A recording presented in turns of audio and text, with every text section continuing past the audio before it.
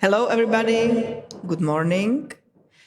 We are here. We are in the conference LGBT plus Roma in Europe, Pathways to Visibility. We are in Prague, but we are also online. And we greet you all who are connected through Zoom and also Facebook. We are very happy to have you here, and we are happy to have our panelists here. The panel you are going to watch and hear now is interface of academia, activism, and politics. So it's very interesting topic, and I'm really looking forward for presentation of Miriam Aurora Hammeren Pedersen, who is online. Hello, good morning. Then a presentation delivered by Dejo Mate. Hello, Dejo. Then a presentation delivered by Demetrio Gomez. Good morning. And we have also the fourth panelist who is not online yet, but he's going to be connected very early. And this is Colin Clark from Great Britain. So really nice to have you here. And let me pass the floor to Miriam Aurora right now, who sits in Norwegian. Are you in Norwegian right now? Right. So the floor is yours. Thank you so much. Great. I'm very glad to hear that. We had some difficulties with the audio, but it seems to be sorted out. Hello, everyone. My name is Miriam Pedersen, and I'm here to speak on behalf of FRI, the Norwegian Organization for Sexual and Gender Diversity. We are Norway's largest and oldest LGBTQ plus organization. Among other things, we focus on various kinds of advocacy work, sensitivity training, advisory work, and different types of social events. We are very honored to be invited to this conference, and I am honored to represent my organization in this very important conversation.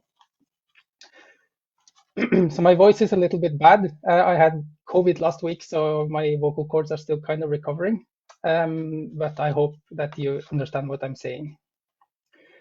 So right now, I'm going to give you a little bit of a summary of the situation of LGBTQ plus Roma in Norway and what is being done.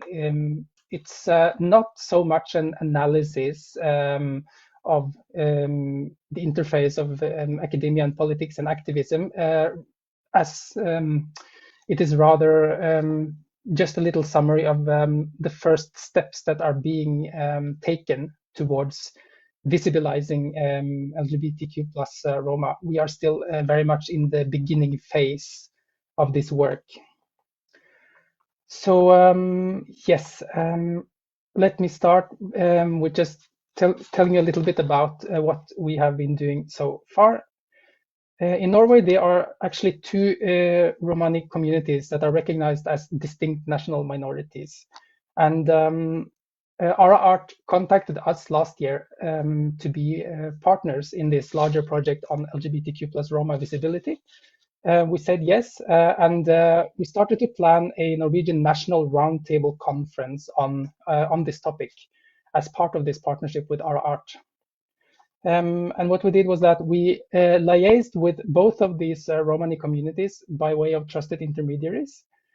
But we were initially told that nobody from either community wished to take part in this conference due to cultural taboos and religious taboos.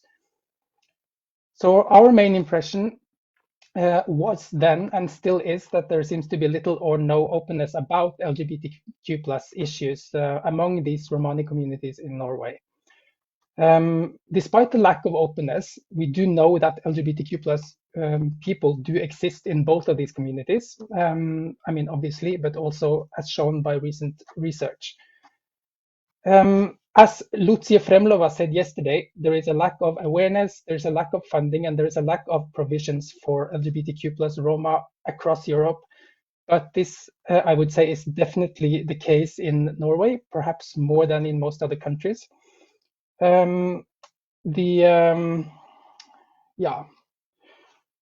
is basically no political discussion about LGBTQ plus Roma in Norway. There is I would say, no public awareness at all about this topic. So we are basically starting from scratch with the work that we are doing in collaboration with Ara Art. And I would say that in Norway in general, we are lagging behind other European countries when it comes to Roma rights work, Roma inclusion work in general. So in FRI, in my organization, we are concerned that the lack of openness within the Romani communities, as well as the lack of visibility of Romani people within the larger LGBTQ plus community, may have negative consequences for the lives of Romani LGBTQ plus people in Norway. So this is, our concerns are similar to what we have heard before in this conference as well. It's difficult to say anything for sure, since there has been basically no in-depth research done on this topic in the Norwegian context whatsoever. But we find it likely that a lot of LGBTQ plus Roma in our country will receive little or no support from their own family networks if they come out as LGBTQ plus. And we also find it likely that they will be met with ignorance and lack of cultural sensitivity and understanding by the majority of non-Romani LGBTQ plus people in Norway.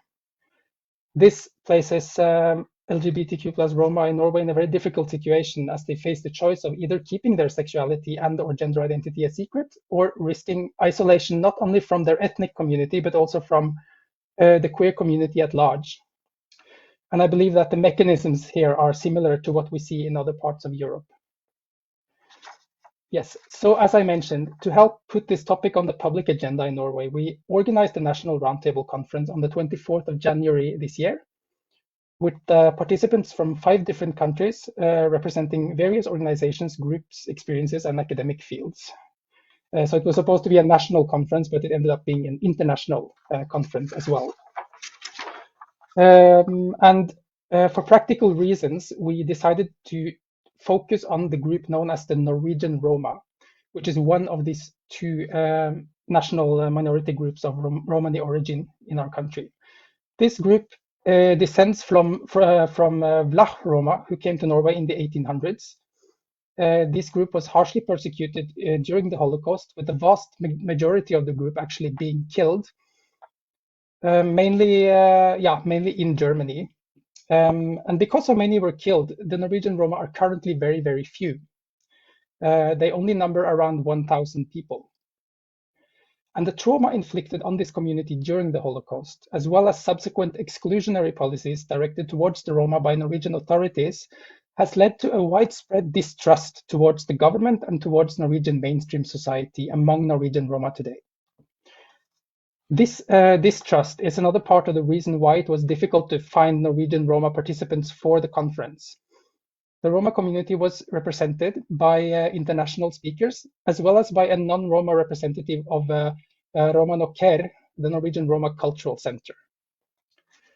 So we drew a few conclusions from the discussions that we had at the conference. First of all, LGBTQ plus Roma are largely invisible in Norway, both within the Roma community and in the larger LGBTQ plus community, and they need to be made visible. Secondly, the LGBTQ plus community in Norway needs to focus on combating internal racism and anti-Gypsyism. Thirdly, FRI and other queer organizations in Norway need to actively reach out to LGBTQ plus Roma so that they know that they too belong in the larger LGBTQ plus community. I would say we also came to the conclusion that the queer community needs to provide adequate social, emotional, and possibly even material support to LGBTQ plus Roma individuals who have been excluded from their ethnic community. And very importantly, FRI needs to connect with the already existing international networks of LGBTQ plus Roma in order to facilitate support for this group in Norway. And that is what we are trying to do right now. we're still in the starting phase. So unfortunately, there hasn't been much done yet, apart from our conference. We do hope that this will be the first step towards a greater focus on LGBTQ plus Roma in Norway. We do, as an organization, intend to continue to work with Roma matters in the future and to continue to actively seek knowledge about this topic. Yes, we do acknowledge that this kind of work needs to be done in a bottom-up fashion in direct cooperation with the Romani communities themselves and with members of the Romani communities taking an active lead. This kind of work is not something that we in FRI can do on our own, and we're therefore very, very happy to be part of this project with Ara Art and to be present here today for these discussions. We also call for greater collaboration between the LGBTQ plus and Romani communities in Norway, as well as between organizations and networks in other countries that focus specifically on LGBTQ plus issues among Romani people, including obviously our art. And also we are in touch with organizations and institutions in Sweden, where the Romani population is significantly larger than in Norway, and where there is also much more openness about queer issues. So we have already started to make these connections, and going forward, we do want to build on this and to put LGBTQ plus Roma on the agenda in Norway even more than before. To sum it up, we are taking the first baby steps towards creating awareness of LGBTQ plus Roma in our country. We are honored to be present here in this panel and in this conference. And we're glad to be part of the conversation, but most of all, we are here to learn. So I think that was all I wanted to say for now. Thank you so much. I give the floor back to you in the studio. Thank you very much, Miriam. The last sentence was really, really nice. Like, you are here to learn. It's really nice. We are all here to learn, because the topic of Roma LGBT is still something very invisible, and we all are more or less at the beginning of the whole process of awareness raising and the fight for rights. So thank you very much for this time. I would like to invite our audience, if there is any question from your side or some comment, feel free to speak up right now. You can also write down your questions through the Facebook page and Facebook broadcast. So if there is no question for now, I would like to pass the floor to another panelist, to Dejo Mate, representing Hungary, I hope, but also German organization Kulturwissenschaftliches Institut Essen. Yes. So the floor is yours. Thank you so much for the invitation. I'm really honored to be here. And yes, you are right. So I'm from Hungary, but currently I'm living in Germany, and I'm working at the Kulturwissenschaftliches Institut, which means like Institute for Advanced Studies in the Humanities. So it's an academic institution, and so I'm working there. So in the next let's say 10 minutes, I will talk about Romani LGBTI and feminist movements and scholarships. So the following article, which I will present, actually will be published soon in an upcoming journal. It's called Critical Romani Studies Journal, published by Central Europe University.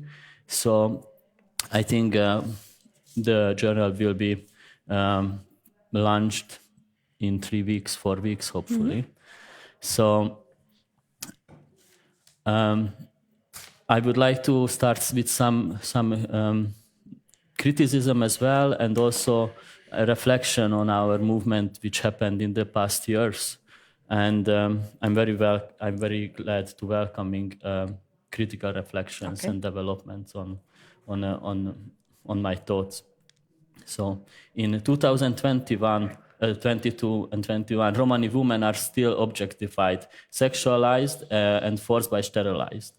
Romani transgender people are raped, abused, and excommunicated. Romani people who live with disabilities are dehumanized and victimized.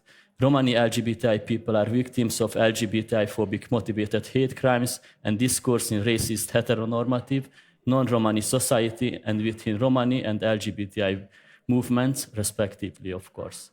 Romani LGBTI people face and resist intersectional oppressions, internalization, normalized public shaming, and scapegoating. They are violated and excluded intersectionally because of their identities and, or of course, characteristics as people with disabilities, social class statuses, intergroup differences, gender identities, sexuality, age characteristics, and any other intersections of this.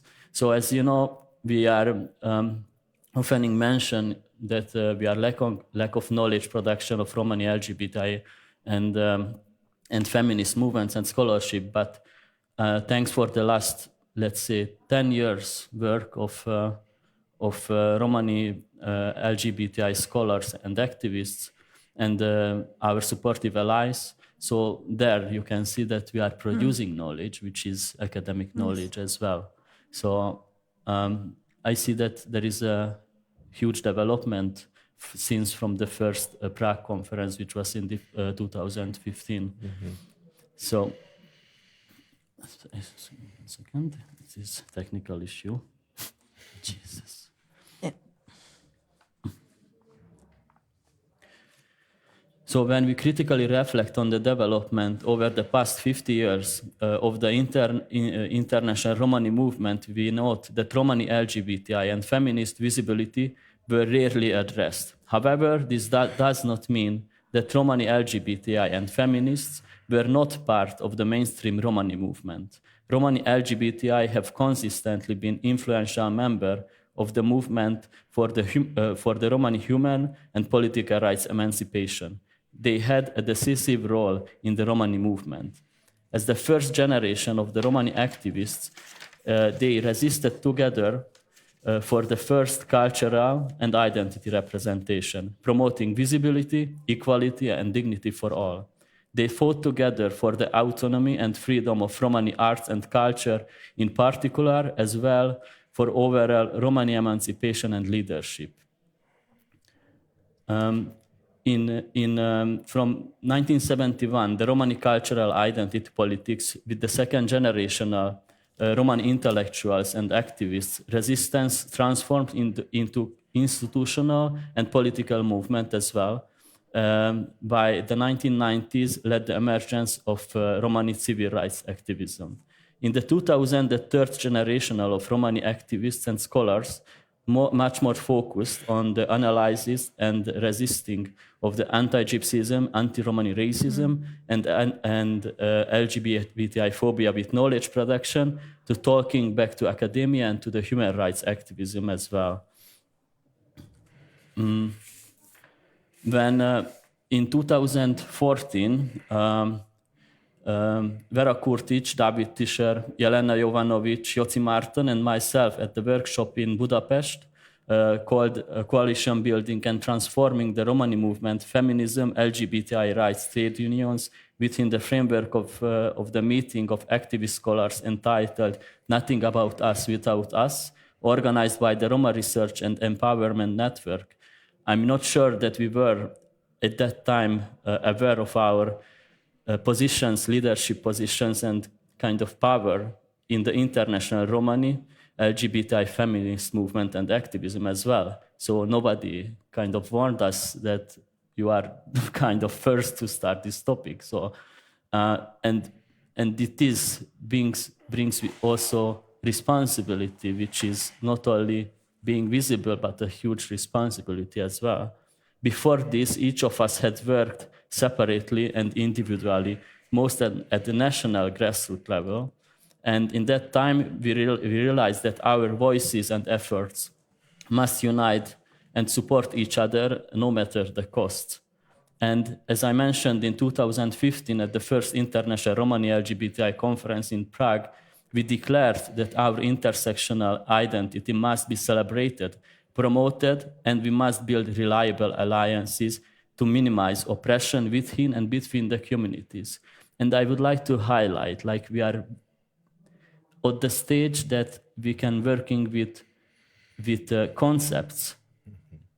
Between 2015, we haven't concept of Romani LGBTI movement. We were really struggling how we have to conceptualize our identities.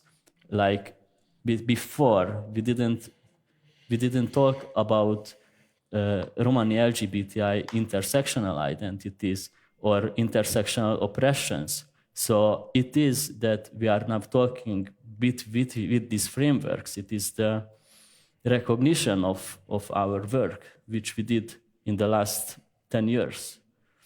And I'm very happy about this, that I'm not sure yet that these are the right concepts, because we lifted this from the Afro-American movements, the intersectionality.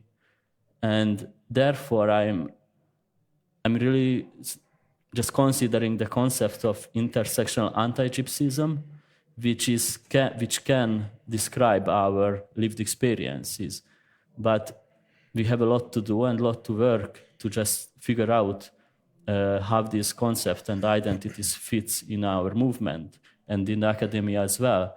Because from academia, we can producing knowledge, we can building concepts, but I'm not sure if the people who does not really understand the concepts, they accept it. Because I really take under consideration like nothing about us without us, which means that now we have titles, we have positions, we're working in institutions, but it also means responsibility for others, and we just cannot oppress them with our visibility and our knowledge, kind of knowledge, whatever is that mean. So knowledge is responsibility also. And if you are so much visible and so much promoting yourself, it's oppressing the others. And that is, I'm aware that to not oppress the others. So that's why I'm sad, like when we met in 2014, we were the kind of very first who were visible. And we didn't know that we became visible, which means that we got some kind of power, but we have to learn to use this power to not to oppress and harm the others who are still invisible and they have no power and any access for visibility. So this is also a huge responsibility for us. So that's therefore, as we as activists, social scientists, artists, curators, political and community leaders are responsible not only for our own statements and actions, but also for the development for the future generations, identity, visibility, and self-esteem as well. So it is our responsibility that they will feel comfortable, that they want to join to our movement, or they just say, no, we don't want to be part of this. Even since in the mid-2000s, the movement had its ups and downs. Its members shared sensitive emotions, debates and arguments and disagreements. Some members got hurt, some members caused harm, some became more visible, others stopped back. Our community is intersectionality vulnerable, so we know that. But we have to also aware that if you are vulnerable, that it means that you are also resilient at the same time. And also in this point, I must state that I have never intended to hurt anyone's feelings, but maybe I did. And therefore, if I did so, then I really apologize for that. because I'm honest, so there are spaces and places where I cannot access, and I don't want to access without the acknowledgement of the movement members.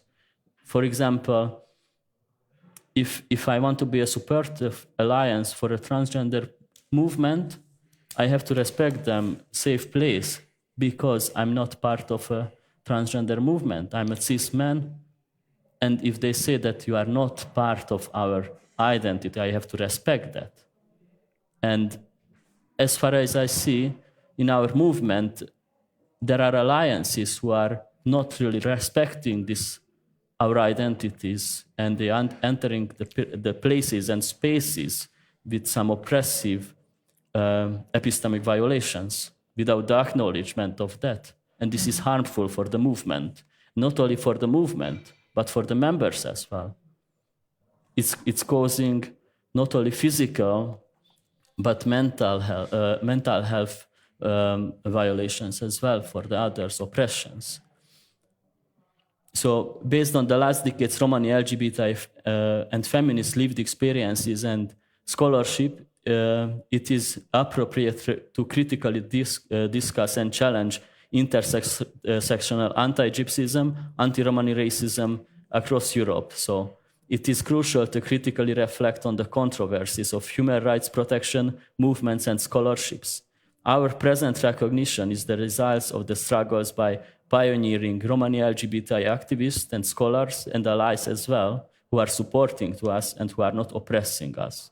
To challenge the status quo, it is a collective aim where Romani LGBTI, people of color, racialized communities, feminist, sex workers, stigmatized communities with AIDS and HIV, people with disabilities, we must stand together and demanding back and actually not asking our fundamental human rights. And this is one of the main fault in my criticism, that we are asking our human rights, and we don't have to ask, we have to demand back because that is our.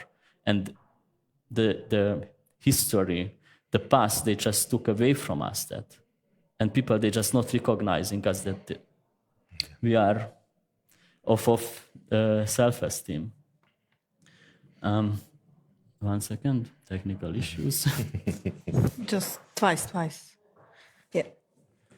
No, one. This one. One. But yeah. not now because he's in Czech. Yeah. Okay. We are back. So, few words about resilience and resistance. How many minutes do I have more? Like 5 minutes? We are okay. Okay. Yes. So, being member of an intersectional Romani LGBTI movement and scholarship is, as I mentioned, challenging both mentally and physically as well. The cost of our work and efforts is our health, personal security, and relationships as well. We are targeted, labeled, dehumanized, stigmatized, and exiled on a daily basis.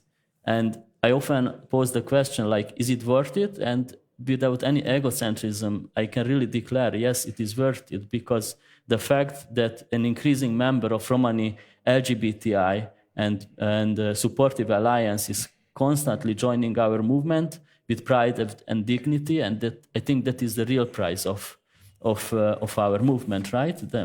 I mean, you will agree or disagree later on, but this is what I see. So, and just one second, that resilience and resistance it's became more popular to use the terms, but I have to say that sometimes it's just misused, because as far as I see, resilience is an inner balance, resistance is much more physical activity, which is of course opposing different oppressions and violations, but I think so resilience and resistance are complement each other, and one cannot exist one of each other. So they are complexed together. So resistance mostly associated with visible places, whereas resilience is an inner flexible ability. Therefore, resilient people are the foundations of the movement, of the resistant movement. And no, first here, yes, and after. we became this. a technician. I don't know. Anyway, I continue. Thanks. So a few words about the politics of misrepresentation and alliances. Yes, it's there already. Yeah, nice. So The ideology of anti-Gypsyism and heteronormative was generated by external, non-Romani cisgender, heterosexual privileged discourses, which often presented a racialized, classicist, sexist, and objectified conceptualization of intersection Romani LGBTI people.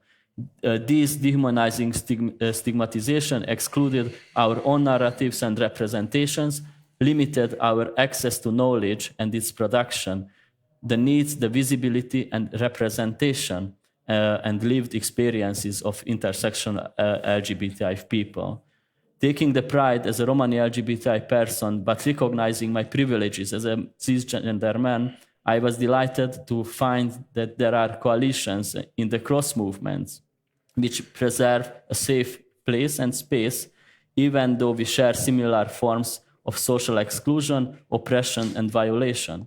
Although there are tensions between academic and activist positionalities in the Romani, and more specifically in the Romani LGBTI movement, our joint aim to promote social change.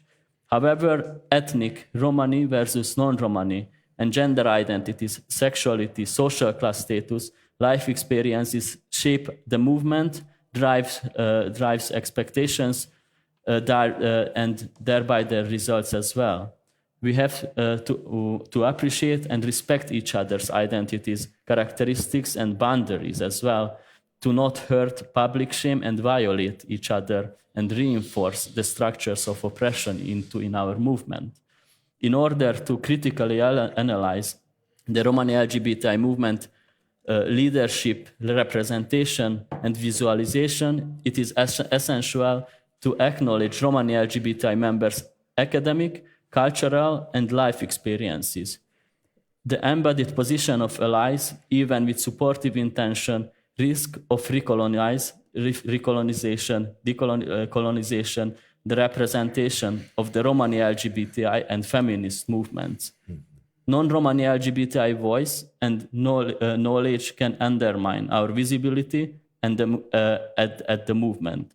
The politics of recognition and epistemic justice requires the privileged not to direct and represent the knowledge and production of the vulnerable one, for the simple reason they have never experienced the reality of Romani LGBTI and or Romani women. So, which I'm telling, at the moment, we have more presentation or Romani LGBTI identity as representation by our movement, which can undermine our movement aim and shape as well. So we also have to have kind of self-evaluation and our movement allies as well, that what are the lines of representation and presentation. And when we are oppressing with the others with our knowledge production or visibility, as I mentioned before.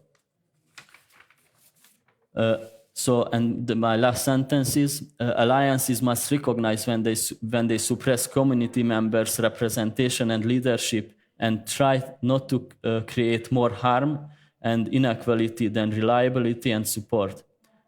On the other hand, person and social privileges must be mobilized to promote and strengthen our communities for collective good.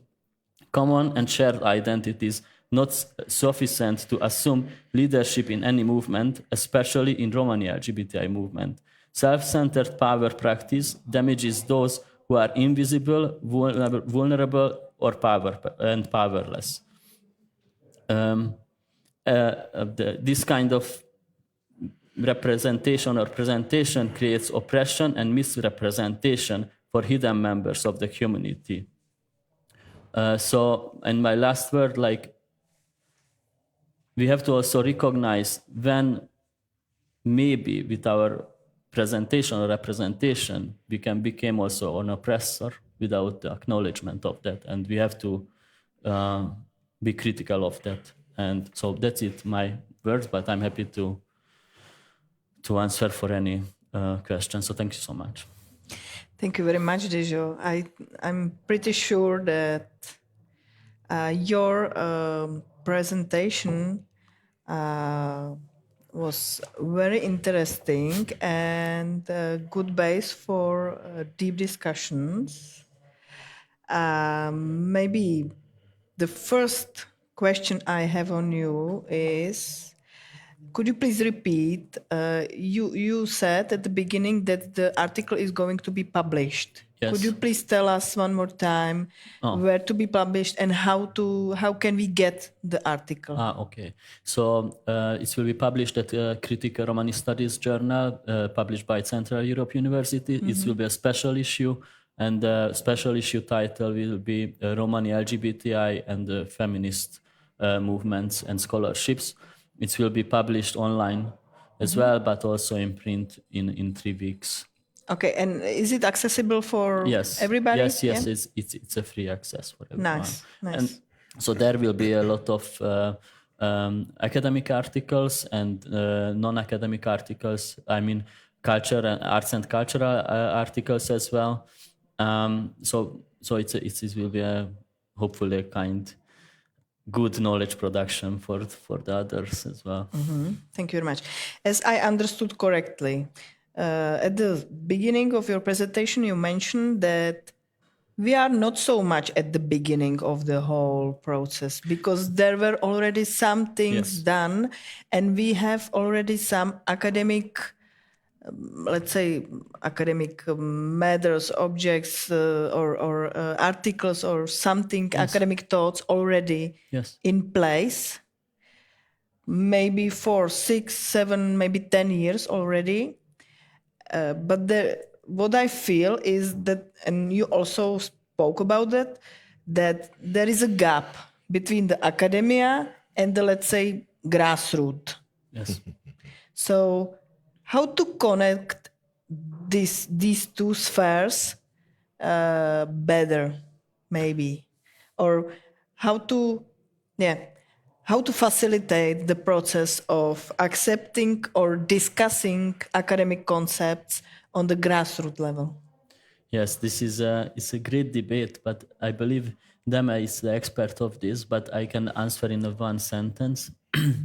So as far as I see, as I mentioned, that this kind of concepts which we are using, our previous Romani feminist scholars, they were addressing and using in early 2000s, like Nicoletta Bitu, Carmen Görge, and Angela Coetzee, and so on. So they acknowledge the concepts from the Black American, Afro-American movements and knowledge production, and we just also adopted in our framework as well, because as I mentioned, the concepts and the structure is the same, but it was very heavy to start the discussion without knowing something, but without talking without concepts, like a common concepts, and it's very difficult to combine grassroots level and academia, because our language, the academic language, it's not very accessible, and being an activist, or actually being an academist, it's a privilege, it's a social privilege, and I'm privileged, and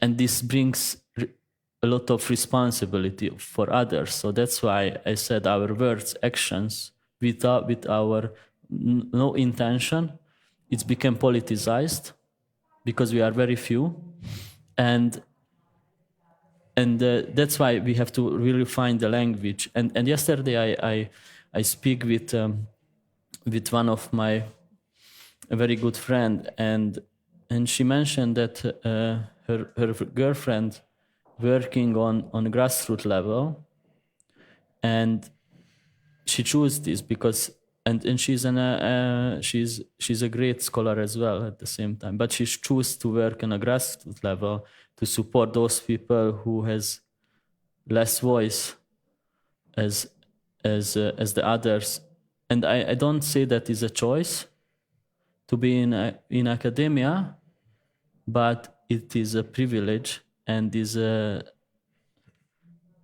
it's needed as well, but it's a privilege. Well, and it is heavy to really positioning myself, because it's a lot of emotions and debates is in my head now, because I could work on a grassroots level, and I worked in grassroots level, and it's totally different, because working with people, having them in daily basis, it's need much more power, I guess, and resistance as well to dealing with daily issues.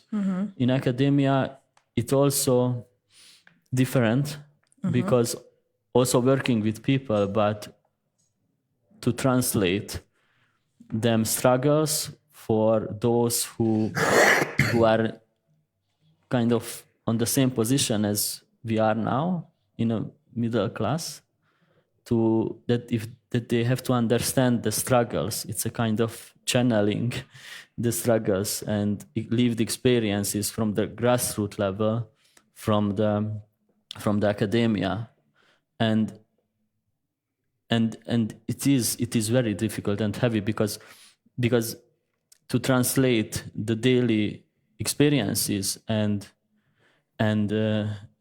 suffers. The privileged scholars, they calling it suffering discourse, and we getting the critics that we are not objective because we have the lived experiences, and some our alliance is also they calling us as a movement member. We are not only a movement member, we are the movement.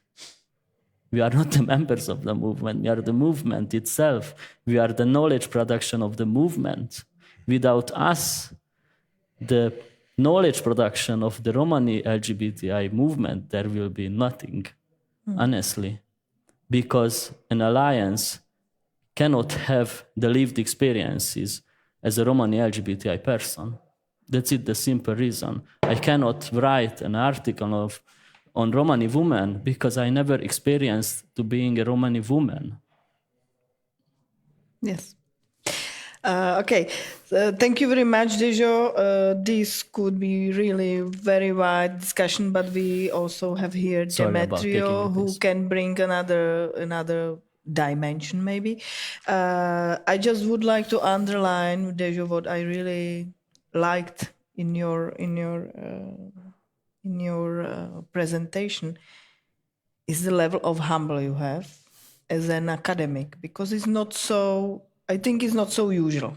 No.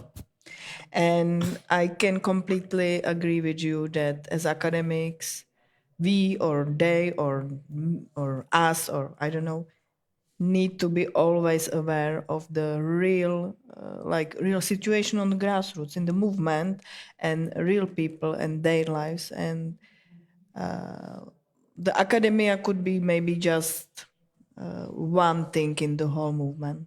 Yeah. Yes. Thing. Thank you very much for this time. And I would like to invite also our audience.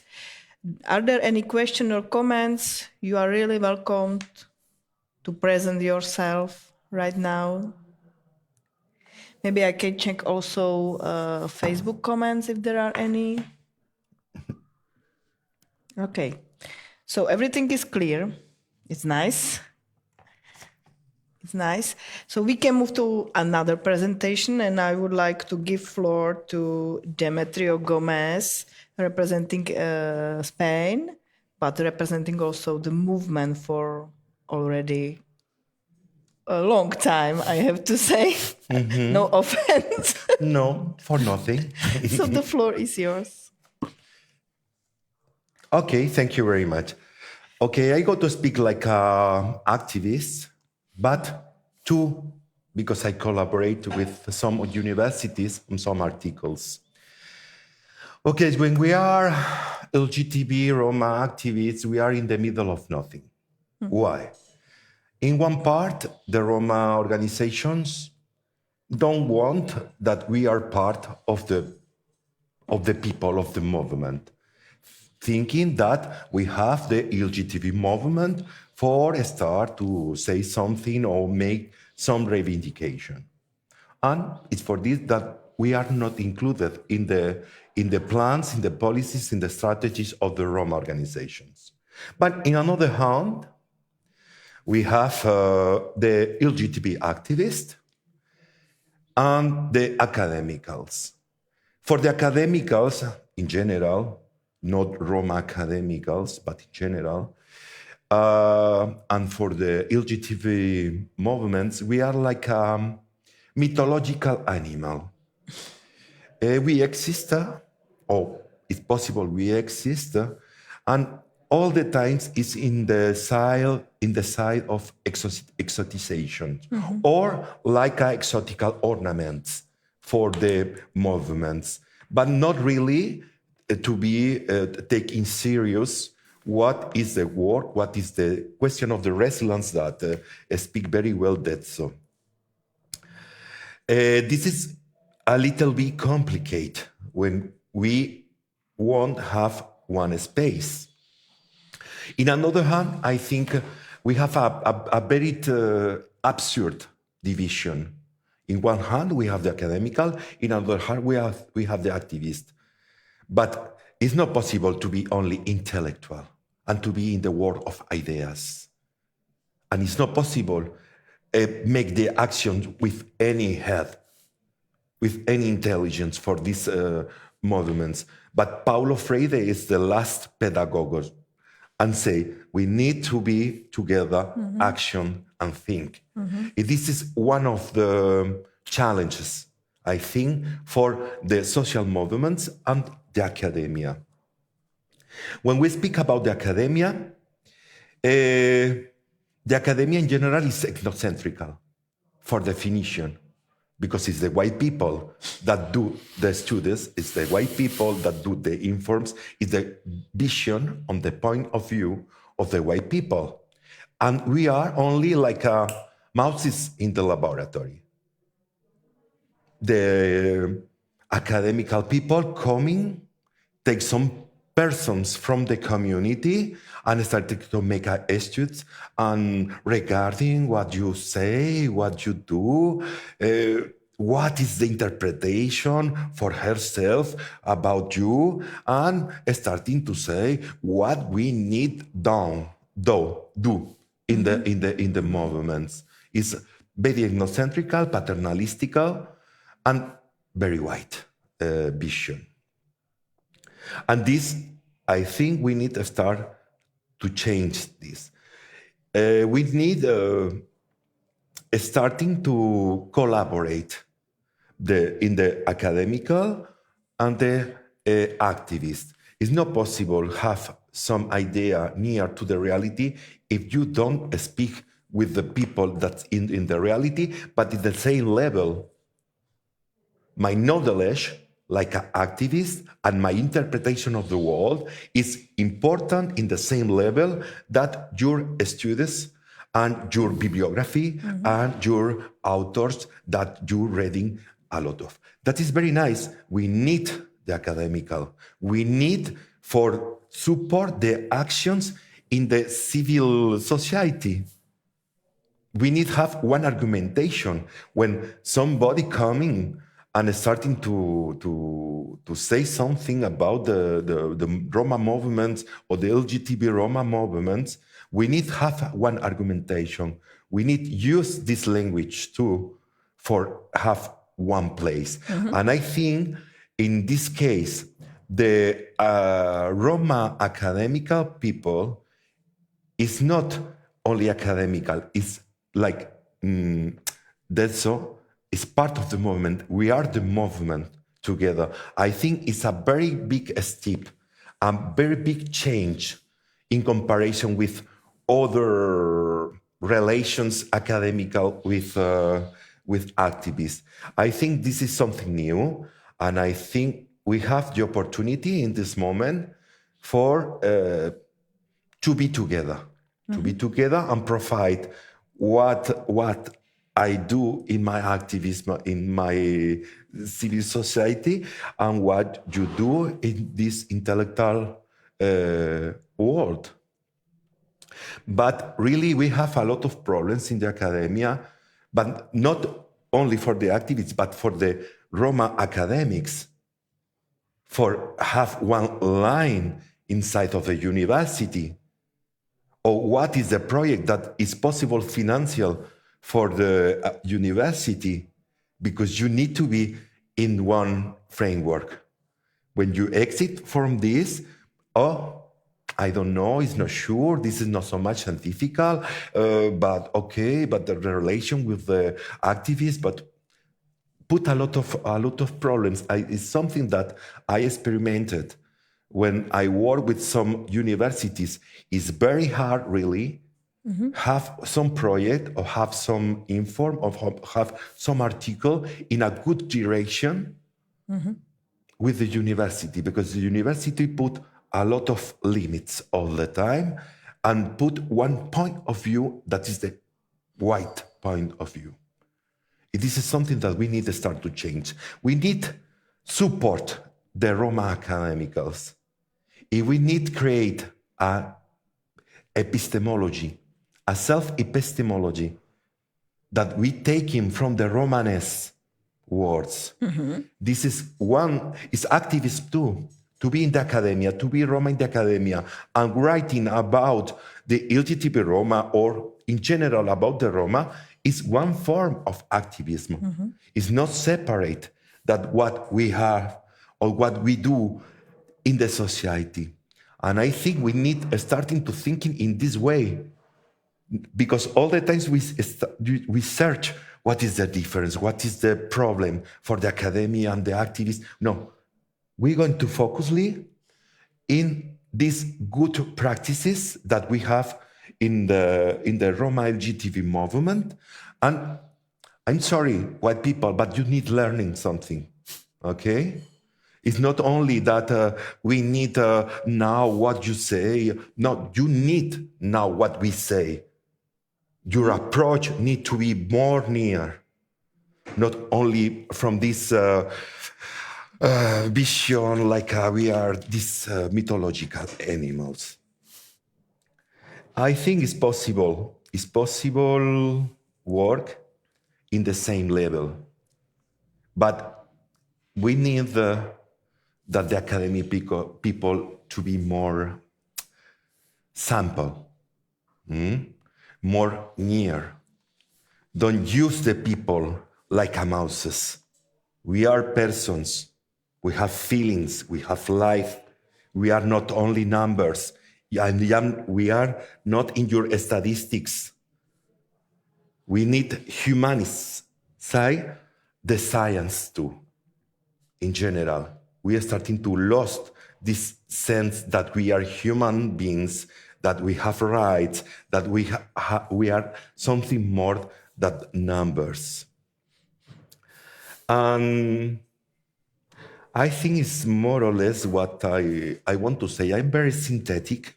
I don't do so much ornamentation. My English is very simple too. And it's for this that I do sentences. But I want that the people that listen or reading, watching this conference start to put some questions about. And I think we have a very good riches in the participation of the people and others. Thank you very much. Thank you very much, Demetrio. I'm pretty sure you are not a mouse. I am a big mouse. Huh? Okay, so we have some questions through Facebook. Okay, and the first one is, I would like to ask about the interconnection between academia and politics. Being in academic position provides a certain status that is useful for advocacy and political purposes. On the other hand, the labeling as activists could lead to derogate the academic status. Like, this is really like tough question. Who would like to start with the? Was it a question or a statement? Oh. I would like to ask, Okay. yeah. So what's your opinion in this? I would be happy if you could repeat the sentence, please. Okay, so you can Okay. read. Yes, I mean the intersection and academics and politics. So basically, our studies are using for advocacy and also for human rights protections.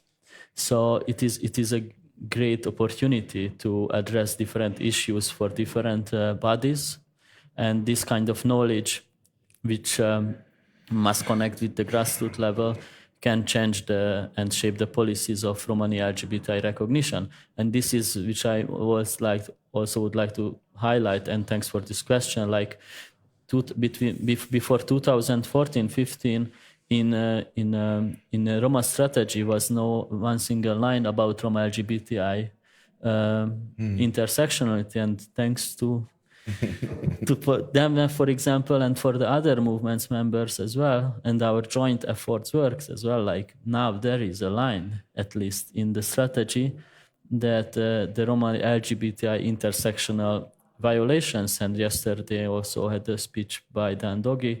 Also, he highlighted the issue that the recognition at European Commission, or Robert Rustam also spoke about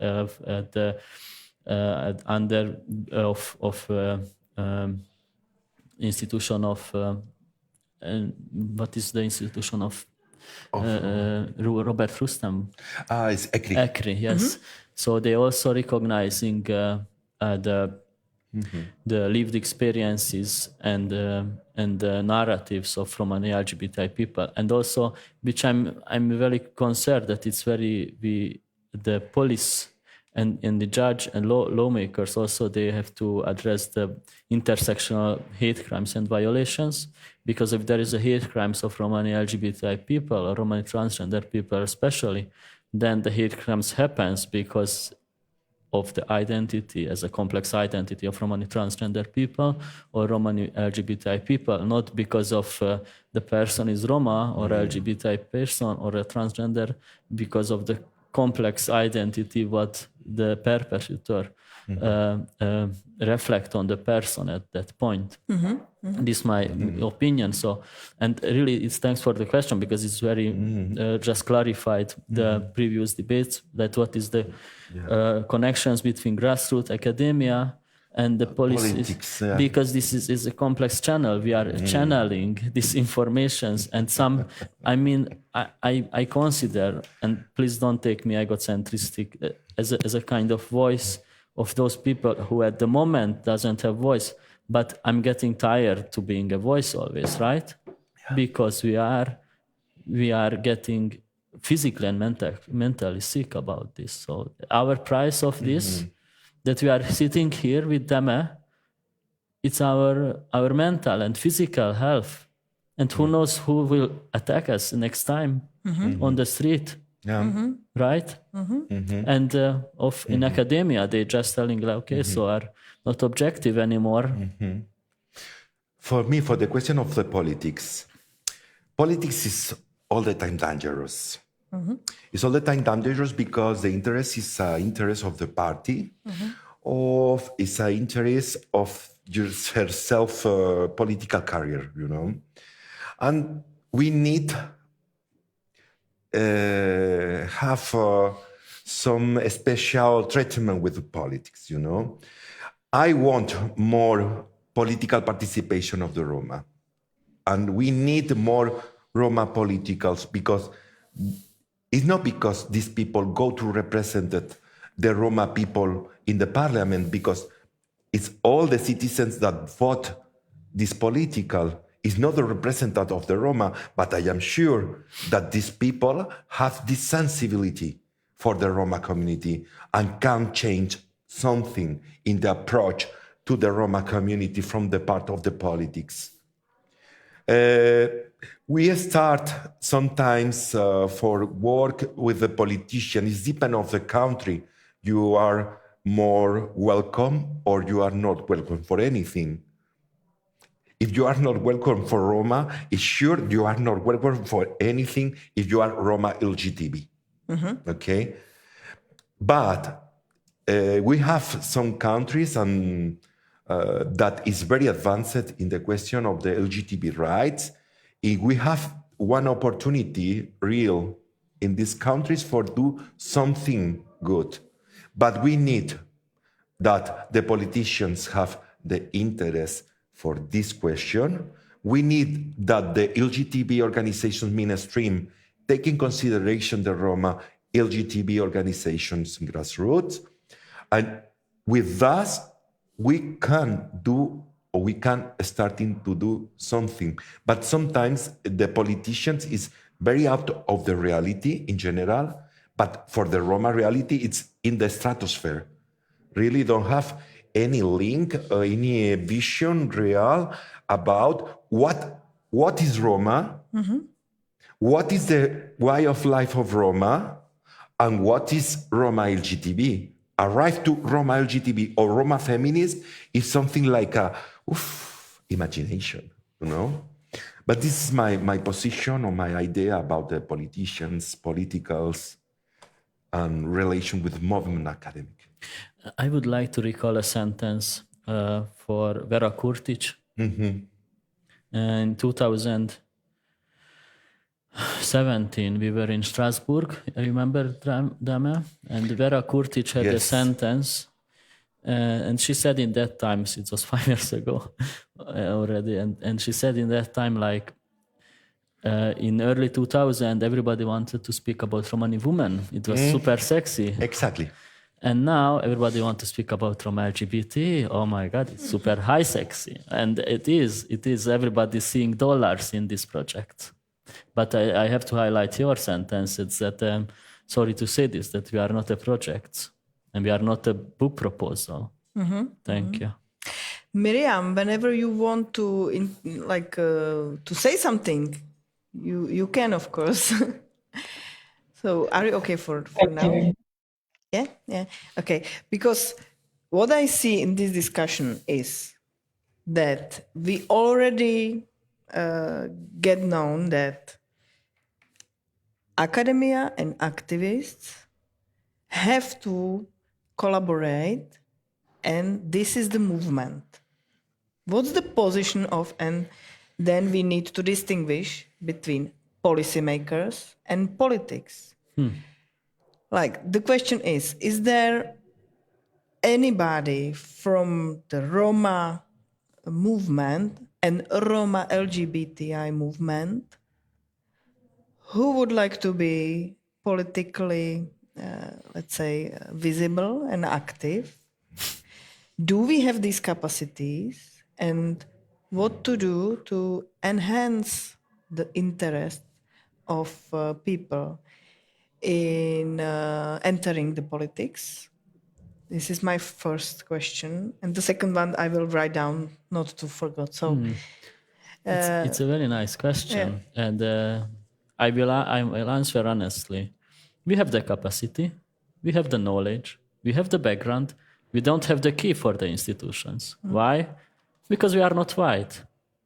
If a white person, I'm sorry about this, who is, for example, LGBT and using the identity as access to different movement and producing knowledge on Romani LGBT and knocking the door on policymakers' door, they will have access to the institutions.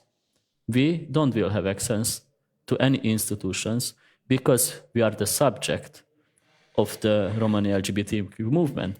And that's why I said our knowledge, our visibility, our representation must be recognized by our alliances because they have, even though if they are our allies, they have access to those places which we should be. And you know what is the ally would do in this case? The ally would say, no, I don't take the place. I offer my place, my seat for those who is underrepresented and who deserve to be the voice of the Romani movement. But our alliance does not do this, never. There are articles which no mentioning our work at all on Romani LGBTI people. And I'm just asking the question, so in this matter, are we vanished from the knowledge production? We are vanished. We are not quoted in the article. Even though we were producing the knowledge of Romani LGBTI movement, we are vanished by non-Romani alliances in the academic articles. This is epistemic violations. That's it. And if I'm nervous, angry, am I nervous and angry? If I'm confronting, I'm an oppressive gypsy. I think the first thing is put out the white saviors. We don't need white saviors, we need allies. This is something different, but all the times the approach is like, we go and save you, but I don't need that you coming to save me. I need only have the instruments, I need only participate, I need only that you invite me for now what happened, you know? This is, I think, is the most big problem in general, because the optical is that, okay, we need all the times learning from the white society. We need to be integrated. We need follow what you seen it, the line that you put. But this is not it's toxic relation. This okay? Is you want that I am dependent of you. Finally. You don't want that I have my voice. This is some problem, you know, because, okay, when the people in general feel that is in more high level than you, it's okay, I invite you. But when you see that it's in the same level, okay, you are so much radical, you are not so much good for to be here because you are not for do something together. No, something together is when you are here and I am here.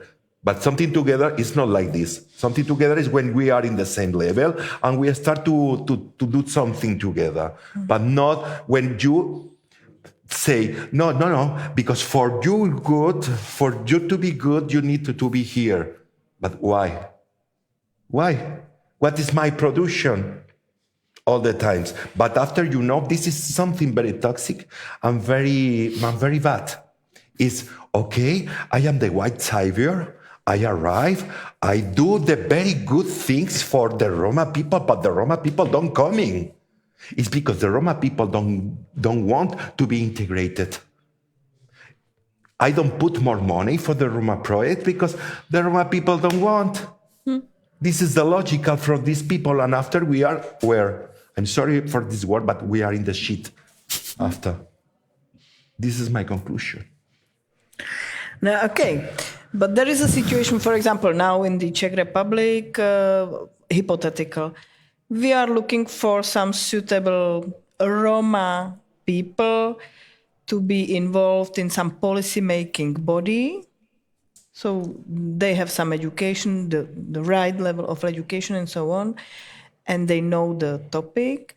And we would like to invite them to become state employees and to work on some policies. And there is no interest from their side. Is this problem, or is this a natural phase of the whole, movement? I want to say something from Spain. It's very particular. But in this moment, I am very proud because we have some Roma in the parliament. This is a big change for the Roma community in general. And for Roma LGTB, I need to say that, for example, in Valencia, we have the Roma Council. We have one area for the diversity. And we speak about LGBT Roma. This is the first Roma Council in Spain that have this area. And after, I am very proud too, because we are invited to participate in the Roma issues for these politicians that we are in the parliament, especially for Beatriz Carrillo and Ismael, that take all the times in consideration these kind of things and have this sensibility. But I know that we are privileged because we have this in Spain. But it's something that I think need to be in all Europe in general. Thank you. Teja? So it just, there is a saying in my head, and it's echoing back, like we cannot be our own advocates always. And this means like we cannot be advocates in our own countries or in our own movement sometimes, because we don't have access, because we are depending on power of others always. And even though if there is a possibility to access these spaces, as you mentioned, I'm not sure that they are enough self-confident to have the positions that, because first time when I accessed the academia, literally I was teaching, they taught me as a small boy, and I'm not a small boy. I have earned degrees. And this is difference, like the recognition of knowledge and accepting the knowledge. So our PhDs, masters, it's not present from Santa Claus, right?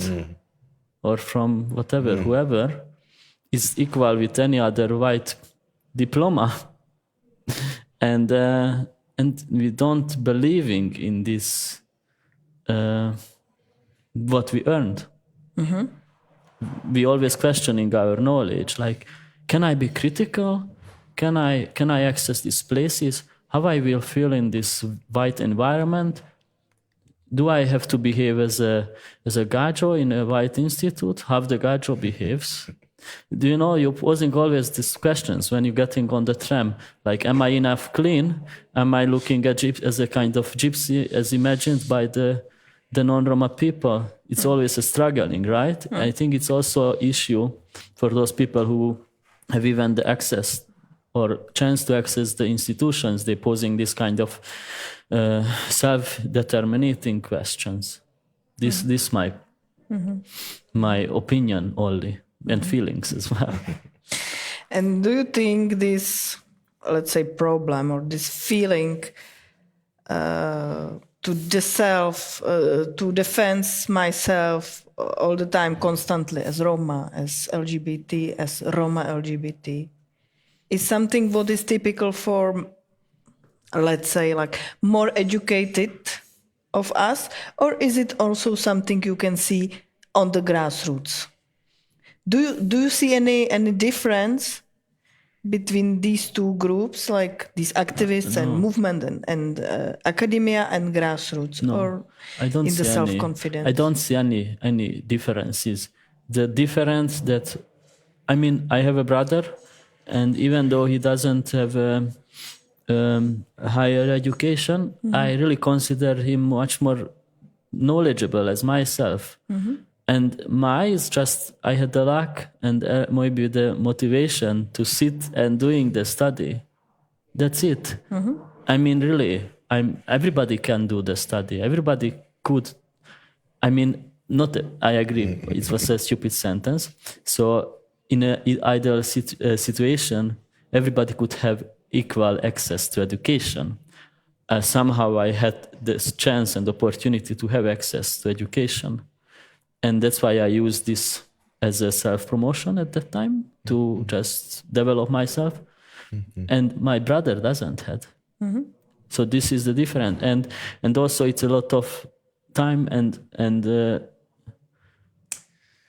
reconciliation, I guess. So I don't really make differences between those people who cannot use these fancy words as Romani, LGBTI, intersectional, anti-Gypsyism, because they know these words.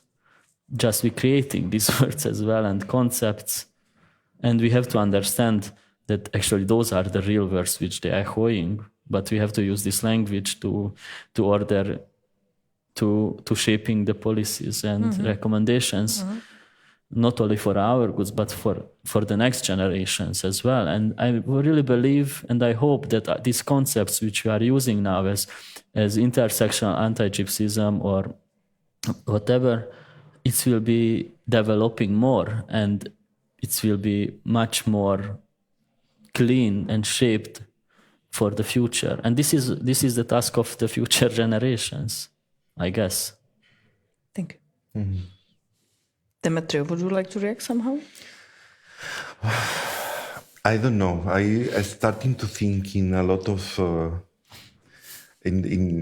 because I see what is the reality sometimes in the neighborhoods, and I see people that have a very big talent and have a very good intelligence and a lot of capacities, but the circumstances is not good for continuous, you know.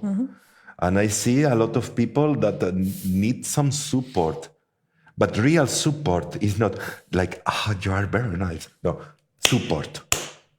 Support because these people don't arrive to the end of the month, because these people don't have the money for the matricula, because these people don't have the money for make a master, because master is 5,000 euros minimal.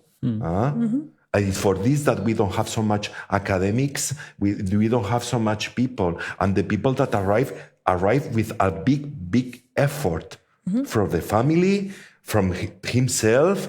Really, it's a people that is a hero when you arrive to this point, you know, because it's not easy.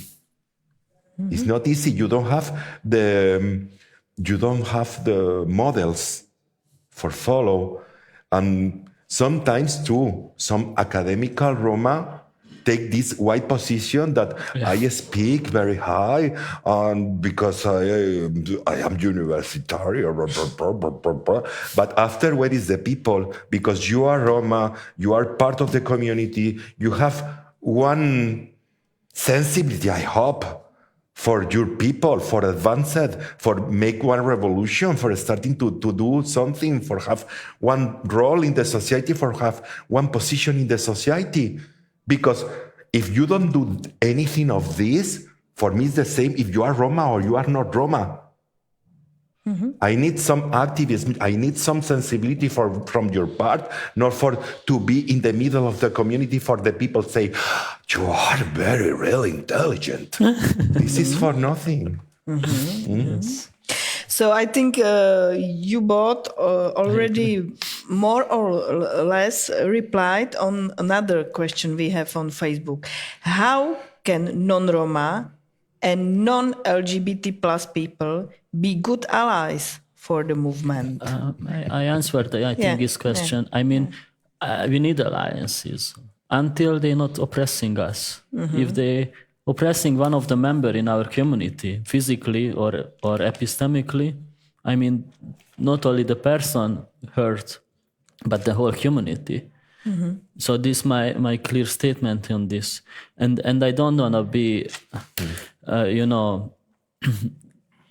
don't want to highlight or lifting up our alliances, because this is undermining my positionality. The alliances, it's a kind of column, can be on our movement, but not the leader of the movement, right? I mean, the leader should be Roma LGBTR people itself, and not white alliances. This is my critical point of view. And my last maybe sentence is that I really don't like that Roma academists and Roma LGBTI activists' words and lived experiences are vanished by non-Romani alliances. Those are not alliances for me. Those are using our identities.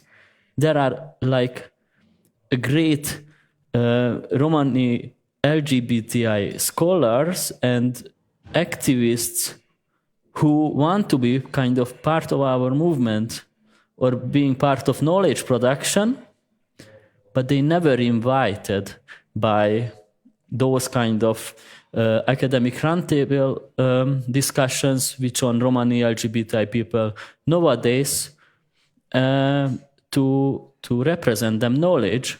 So that's why I'm telling the Romani LGBTI knowledge production now became a presentation, not a representation, because we representing our lived experiences.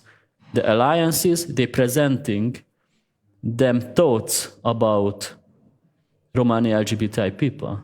That's it.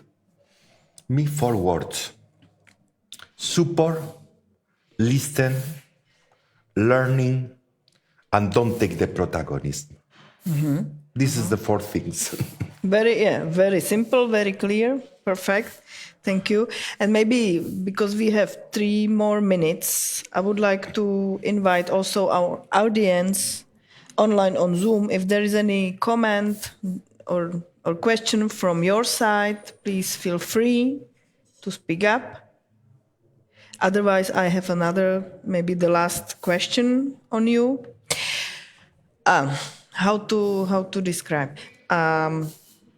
We all know that there is a difference between policy making and politics. This panel is called, where is the paper? Is called Interface of Academia, Activism and Politics. So my question is, do we need allies among politics right now? Or do we need allies among policymakers more? I am more policymaker. And why? Why? Because I am not political. I am not represent any party. I am affiliated in one party, political party. I am from left. This is clear for me. I am anti-fascist. This is something for me that is very important in my life, to be anti-fascist. I do political because all is political. The pigs of the bread, when you go to the school, when you take the bus, we are policymakers because we have one opinion and we want change something in the society. But I am not political exactly because I not represented any political party. I am not for make a campaign and gain the votes or to be more popular or something like this. For me, this is not important. What is important is that the Roma people is policymakers and to be in the part of the people take the decisions. This is for me the most important. I agree with them. So I also for policy makers much more. But at the same time, I believe, as I mentioned, our words became politicized anyway by politicians. So it is a form of politics.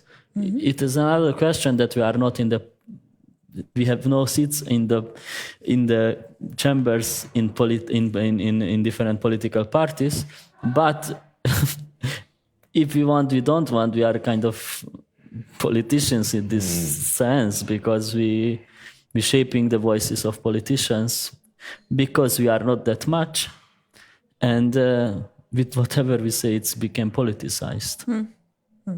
Yeah, I have to agree with you, but that's my personal view.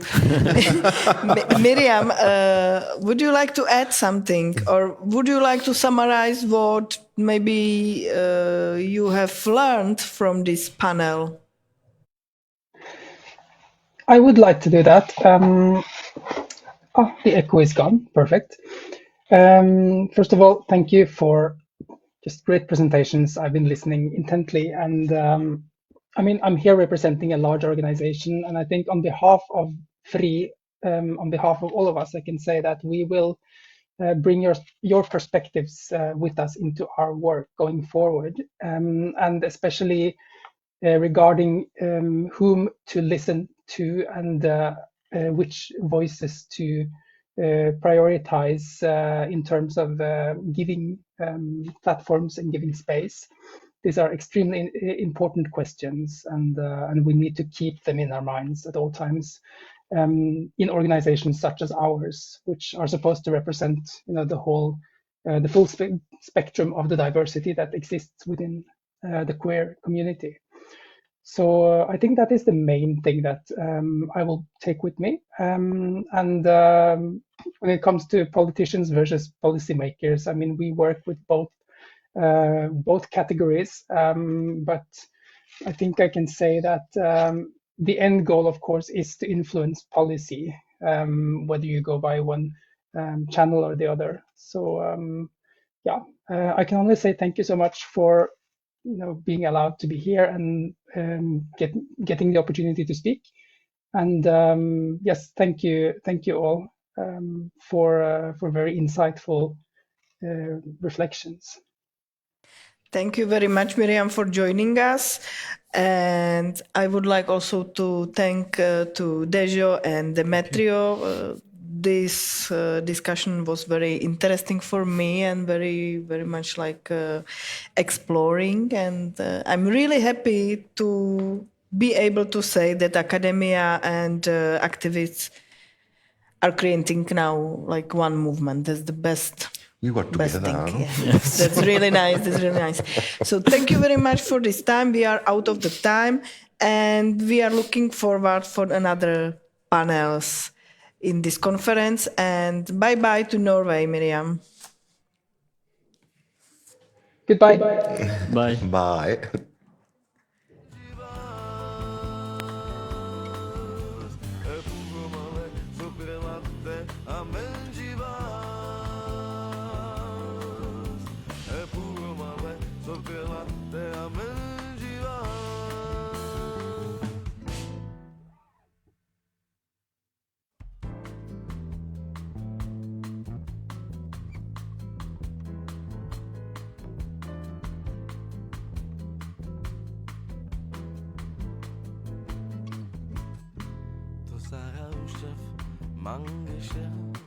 Dacă tarde că avrii Palis protejo moda Ero mi vicino la vuta Jo mange vašo kaštoro Te šeitava nekdela tatoro Because tu vašavea šukares a mange gera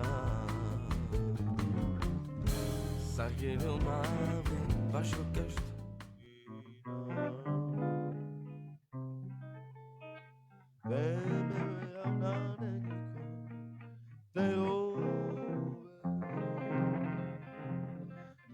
Gružica pevejaka te dove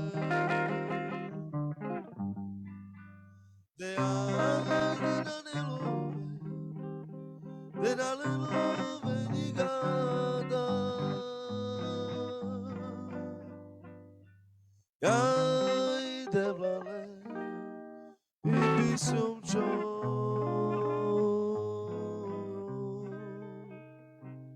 e de corona e na beri e na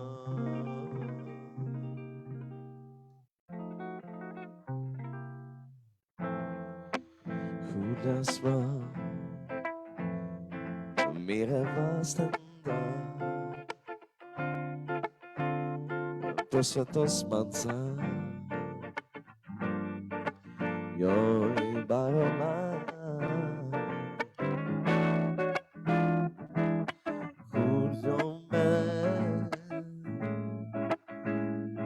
La che le gusta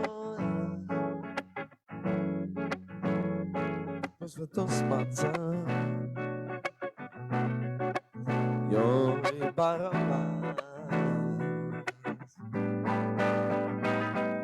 Zalo ci vive Ma non c'è Yeah Baby alla te Bekamav durede Posveto ste žive O naši bistera Naši bistera O naši bistera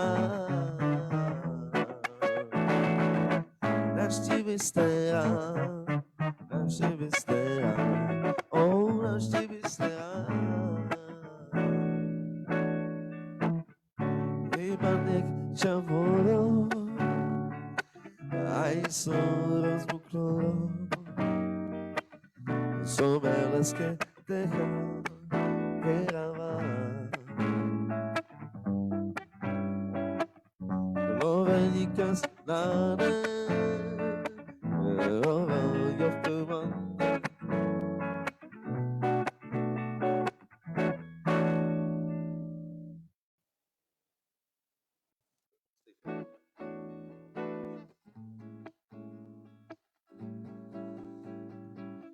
Shunenyo romale Chimela varakля Chimela varakля Abona Shunenyo romale Chimela varakля Chimela varakля Abona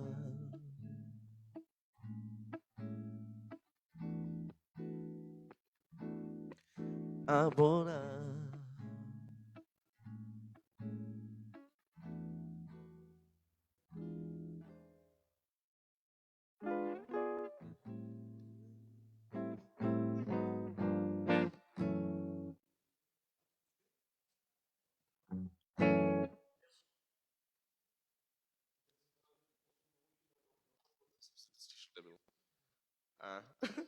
Už to bude teď moc.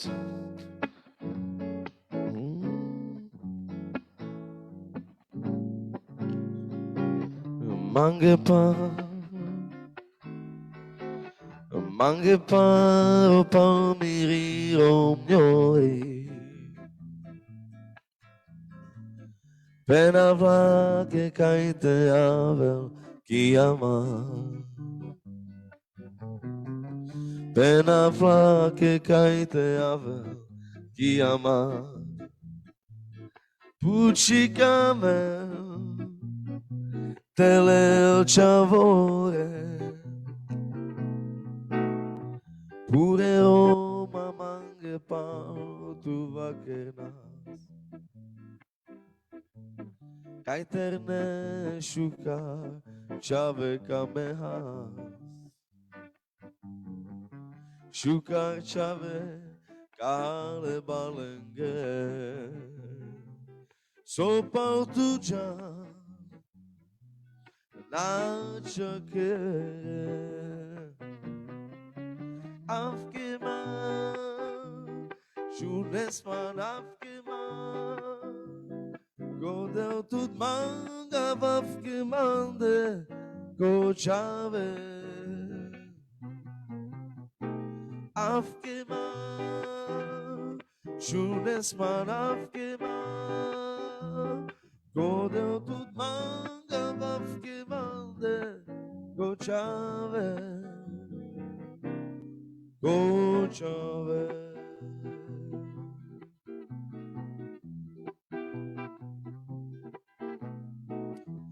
Mange paro palmiri romnori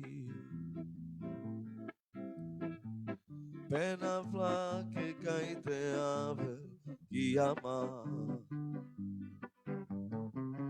Pena vla che caite ave chi ama Pucci camel tele il amore Pure Roma mange partu vaquenas Caiterne shuka chave kameha Shuka chave kale balenge Sopa tuja na chakere Afkima Shunesman afkima Godel tut manga vafkimande Go chave Afkima Shunesman afkima Godel tut manga vafkimande Go chave Go chave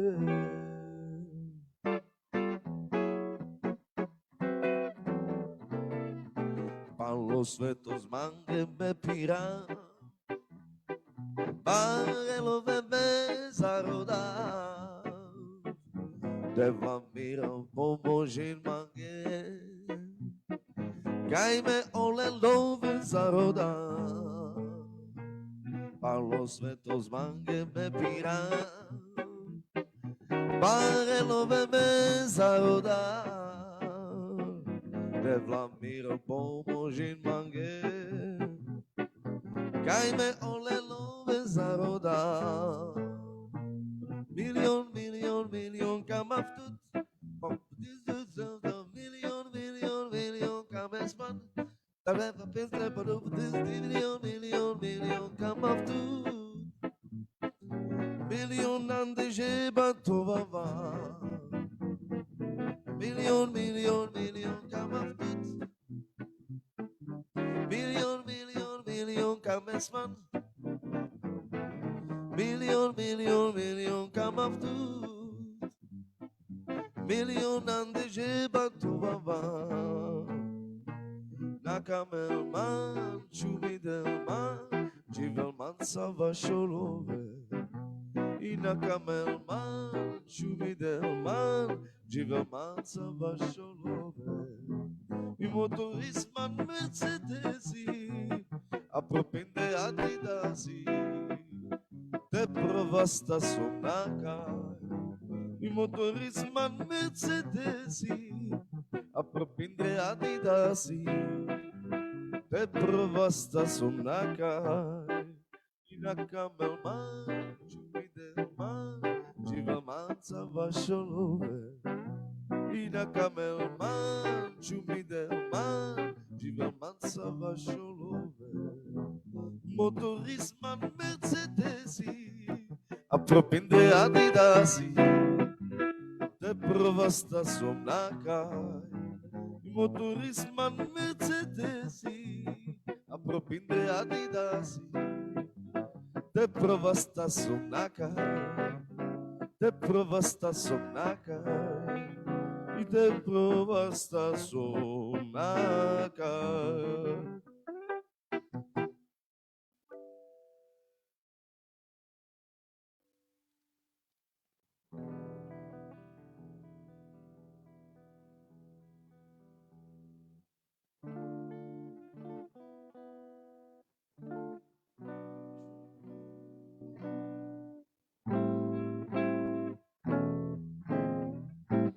Shunendero male, dadadin palamende, guys iskiamende, te delki te araka,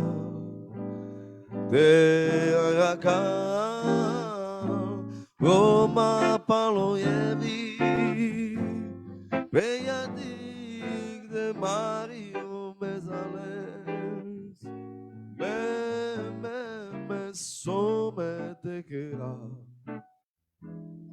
Kaimri part me te roda,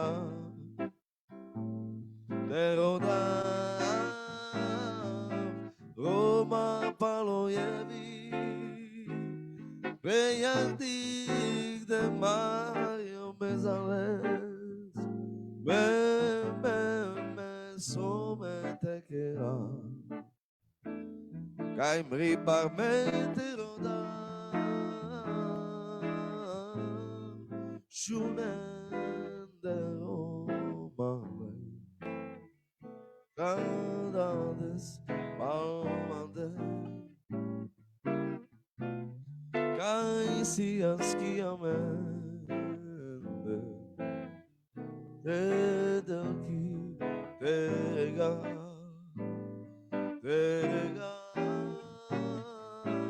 Roma palojevi, Bejadik de Mario Mezales, me, sume te kera,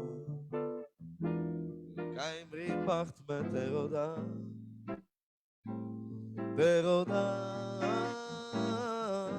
Roma palojevi, Bejadik de Mario Mezales, me, sume te kera, Kaimri part me te roda.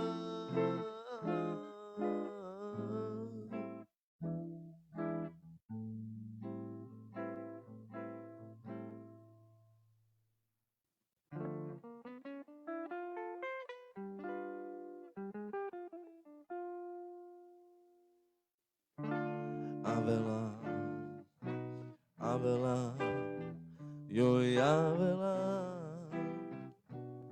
Avela spalma, ik šaj romaní. Avela, joj Avela, Avela spalma, ik šaj romaní. Čajori, terňori, Madaratu delle date sta, Nadaratu la data. Ayoi mancamel, amela camaf, amengeni konashting na saine. Ayoi mancamel, amela camaf, amengeni konashting na saine. Na saine, na saine.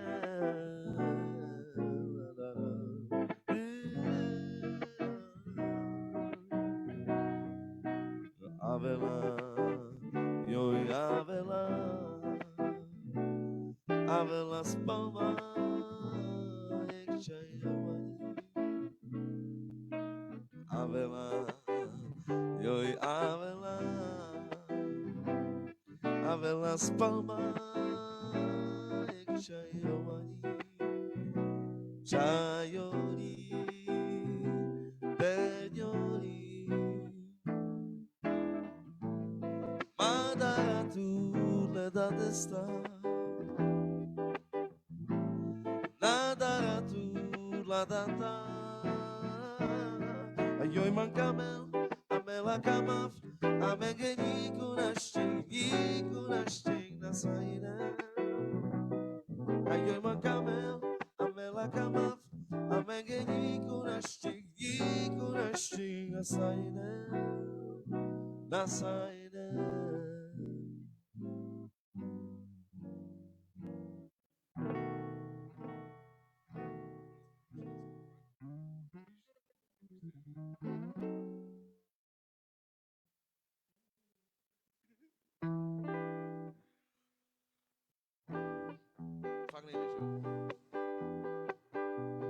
Está jandara vajmavile, soske mamo soske marile, Julium Evangelium lenza, ande kale absenza, Java mange suno suno legendarenza, legendarenza, Julium Evangelium lenza, ande jaliale absenza, Java mange suno suno legendarenza. Sta jandara vajmavile, soske mamo soske marile, Julium Evangelium lenza, ando yakale absenza, Java mange suno suno legendarenza, legendarenza, Julium Evangelium lenza, ande jaliale absenza, Java mange suno suno legendarenza, legendarenza, legendarenza.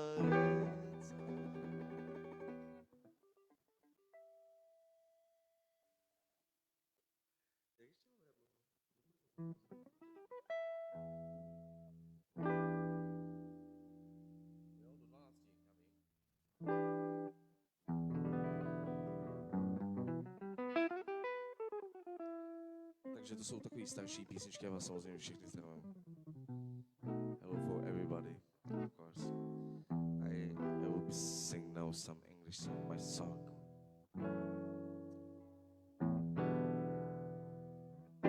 Is it so easy for you? The hide from the things that you do. You made my heart a skip a bit, disappeared for 2 weeks without a trace. Why are you running from love? Tell me, what are you afraid of? It's not the things that you own, from fancy car to your home.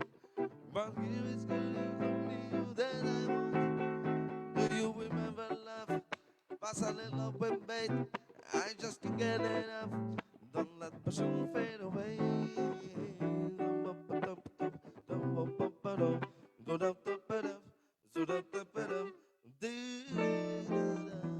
I'm missing you and the things that you do. Look at what you're taking my poor heart to. My days are blue and my mind I'm gonna lose. Do you remember love? Passion in love we made. I just can't get enough. Don't let passion fade away. Run away, Is it so easy for you to hide from the things that you do? You make my heart a skip a bit. Disappeared for 2 weeks without a trace, without a trace.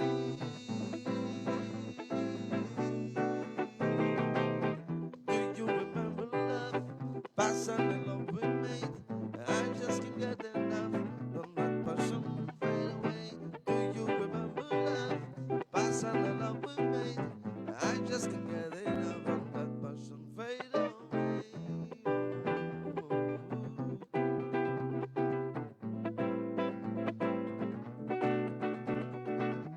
Do you parlerai some?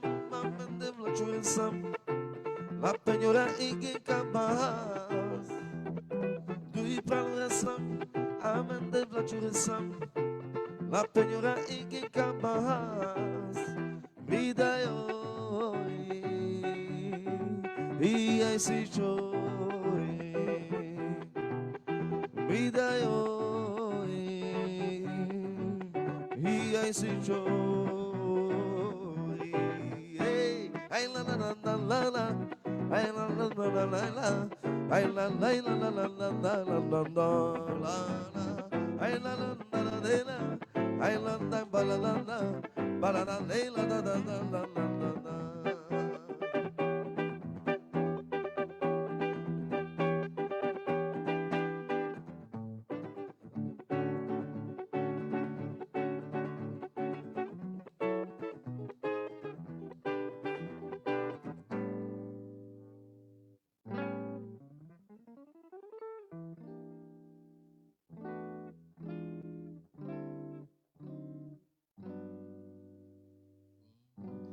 Racha, parce que me pira, ocho no, odom si cave. Racha, parce que me pira, ocho no, odom si cave. Gondole la fe, parle piragni. Some ciò che eravamo, naučava, palate giava, che la me ana.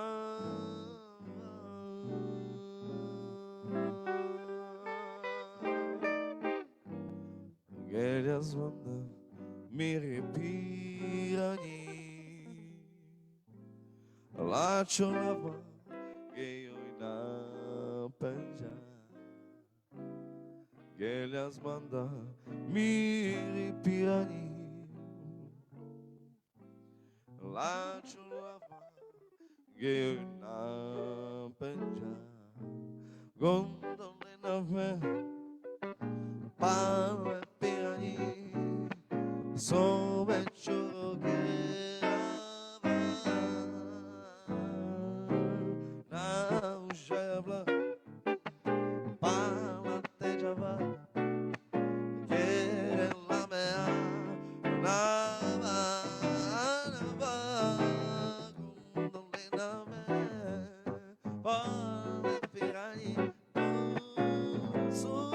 choke ava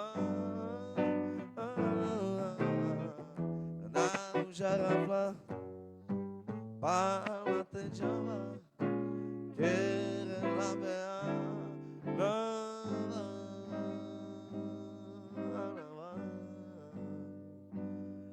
anava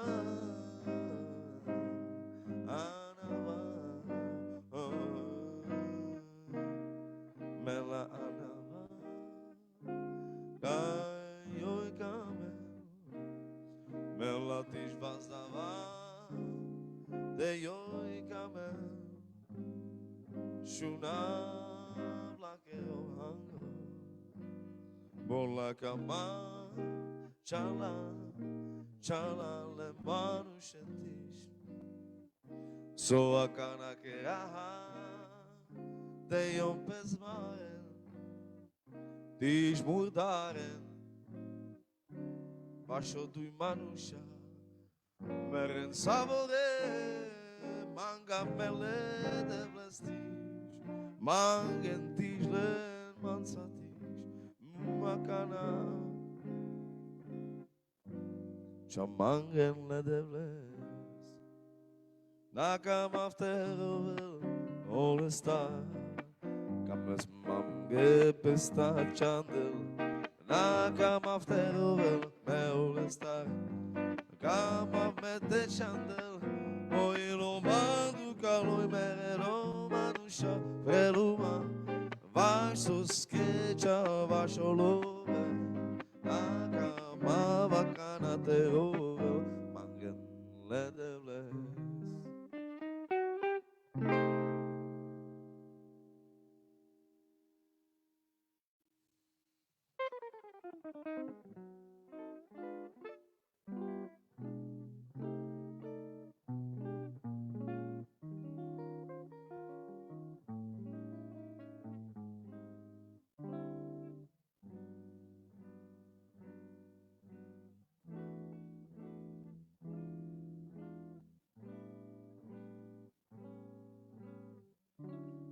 Falling in love with Jesus. Falling in love with Jesus. Falling in love with Jesus was the best thing I ever done. In his arms I seen protected. In his arms never disconnected. In his arms I seen protected.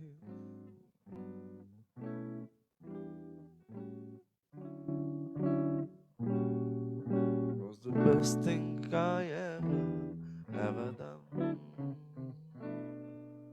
Was the best thing I ever done.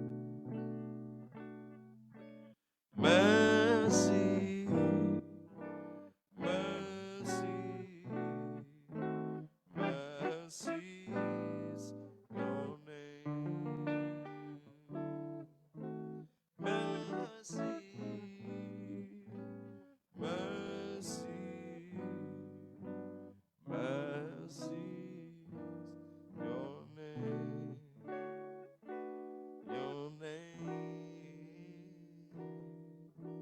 Mercy. Help the Ukraine.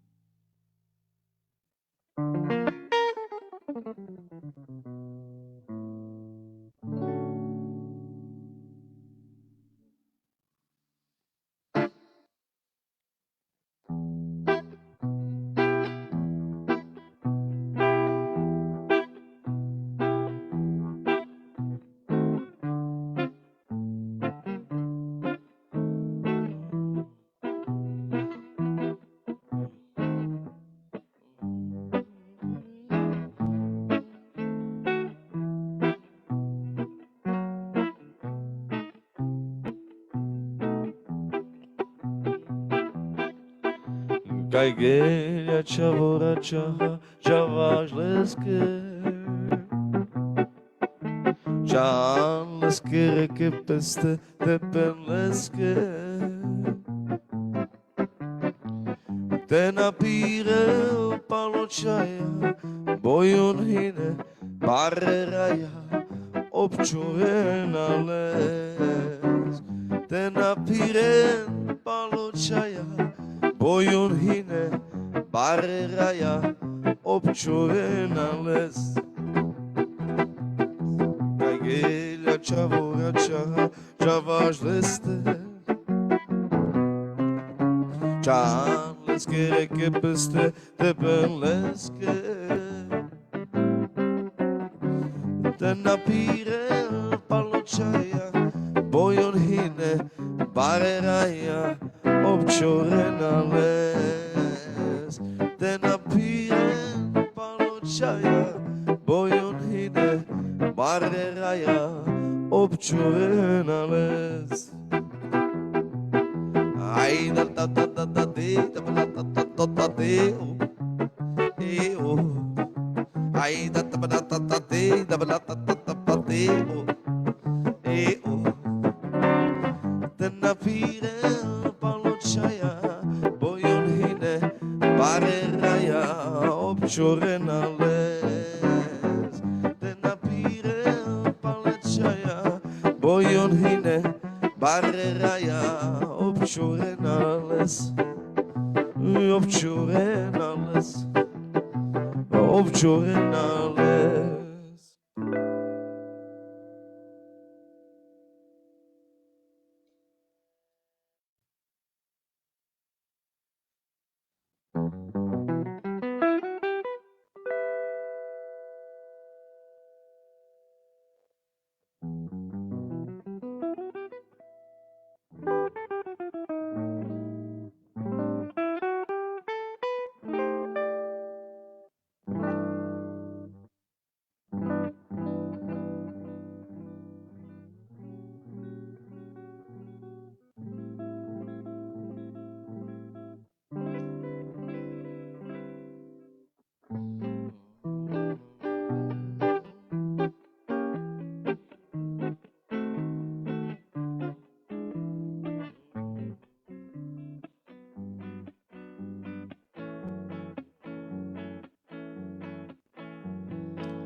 Roma nevedana can Bokte bavende pes zecide Orom giljavelo ilo Andeles tepes vrasara Saro kam džaute sove Ja grostoven Kaj odičirla tu njipov Co sa zamari So skjedla mukljam Ko a mentradnja odari Bari bog me na mene trade nas Balvo bavarvale sa čore nas Zakoneste i preamari Lumarat volo Tena avel njek barvalo Aver jek čoro Avke sfederela Tepe zlikera Sarprala tepenja Zakoneste i preamari Lumarat volo Tena avel njek barvalo Aver jek čoro Avke sfederela Tepe zlikera Sarprala tepenja Tepe zlikera Sarprala tepenja Tepe zlikera Sarprala tepenja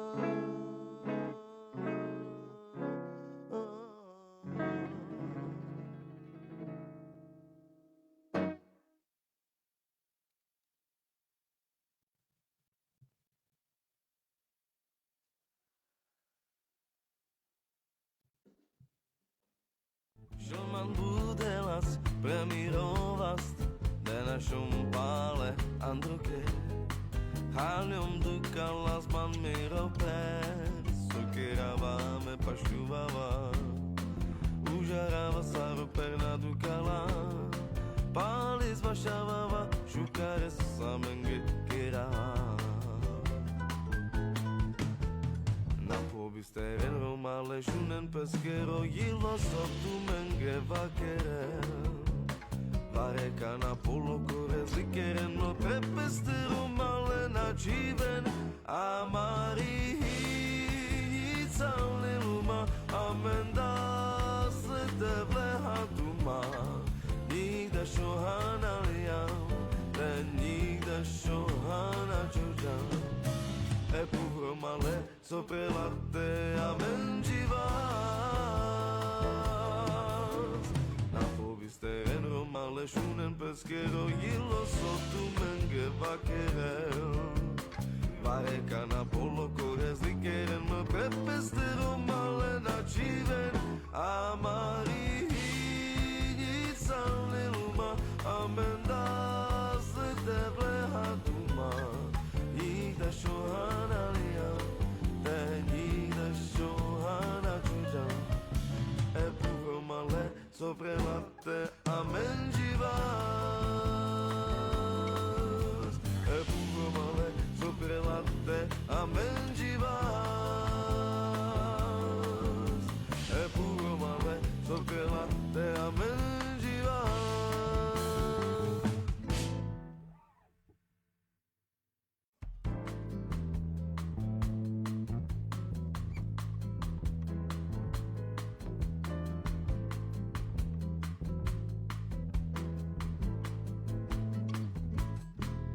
Saraushef, mangesher, blakatardikav, avriv, palis puter jomovuda, eromnivishinen lavuta, jomange vasho kastoro, te shaitavav megela tatoro, tu bashavea shukares amenge kera.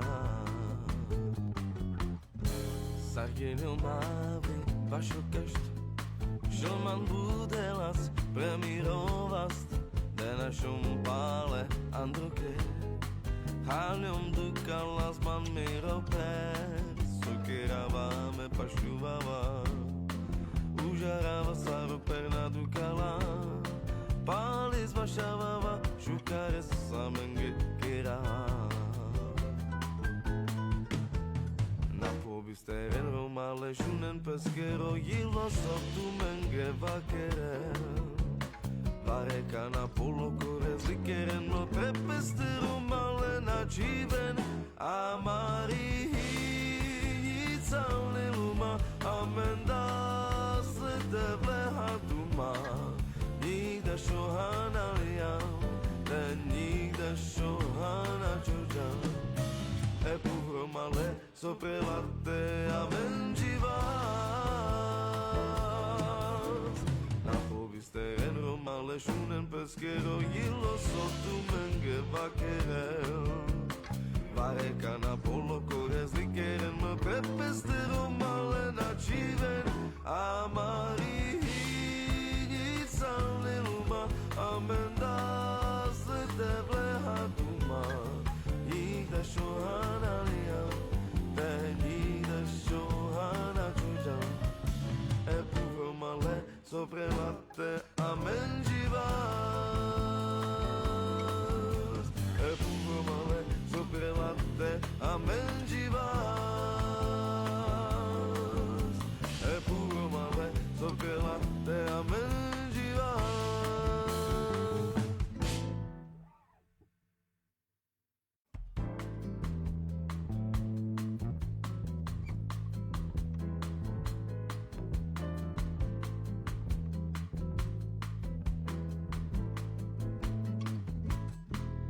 Saraushef, mangesher, blakatardikav, avriv, palis puter jomovuda, eromnivishinen lavuta, jomange vasho kastoro, te shaitavav megela tatoro, tu bashavea shukares amenge kera. Sargenil mavri vašo kašt, želman budelas premirovast, de našom pále androke, haljom dukalas man miroper, sukiravame pašťuvava, užarava saroper na dukala, zbašavava, šukare samenge kera. Na pobisteren romale shunen peskero yilo sotu menge vakere. Vareka na polokore zlikeren no prepeste romale na čiven.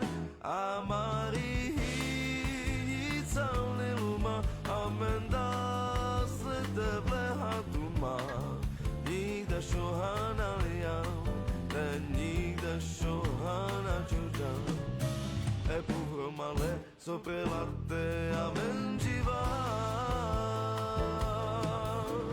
Na pobisteren romale shunen peskero yilo sotu menge vakerel. Vareka na polokore zlikeren me prepeste romale na čiven. Amari hinicalne luma, amenda slete vleha duma. Nigda šohana lijam, te nigda šohana čuđam. Epuhromale sopre latte amengivas. Epuhromale sopre latte amengivas. Epuhromale sopre latte amengivas.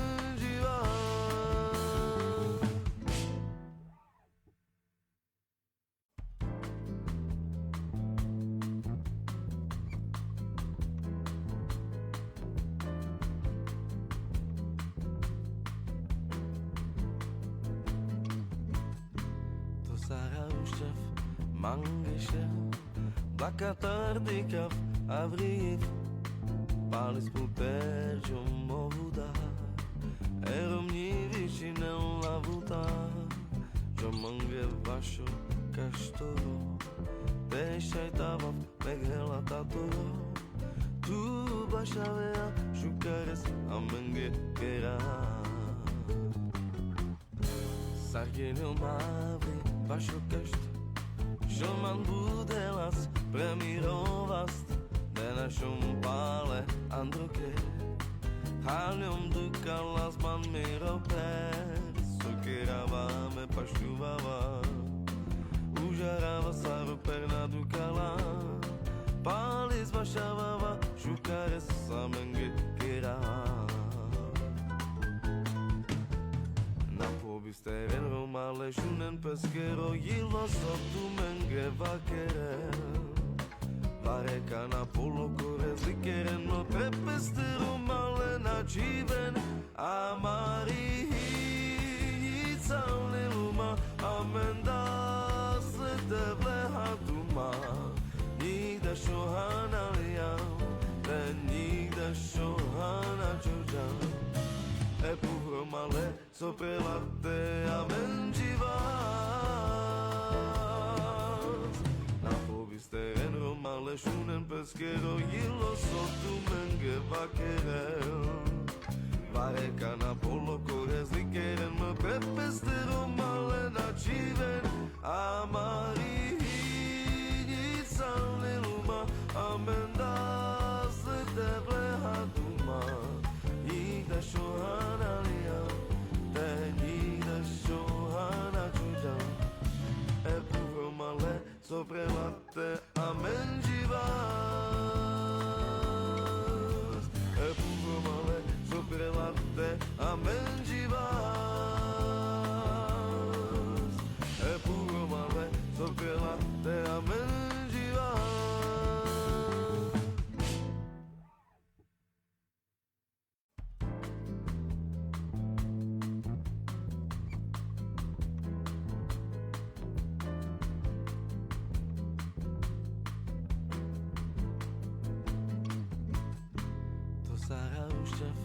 Mangeshe, Blakatardikav, Avriv, Palis puterjum movuda, Eromni višinem lavuta, Jomange vašo kaštoro, Tešajtavav meghela tatoro, Tu bašavea šukares amenge kera. Sargenil mavri vašo kašt, Žoman budelas premirovast, našum pále androke Halium dukalas man mirope Sukiravame pašťuvava Užarava saru perna dukala Palis vašavava Šukare samenge kira Na pobisteren romale Šunen peskero Jilo sotu menge vakere Vareka na polokore Zlikeren no prepesteru male načiven Amari Nicalni luma Amenda se tevle hatuma Nigda šohana lijam Te nigda šohana čuđam Epuhro male soprelate amen živas Na pobisteren romale šunen peskero Jilo sotu menge vakerel Vareka na polokore zlikeren mă prepesteru male načiven Amari Nicalni luma Amenda se tevle hatuma Nigda šohana lijam Te nigda šohana čuđam Epuhro male soprelate amen živas Epuhro male soprelate amen živas Epuhro male soprelate amen živas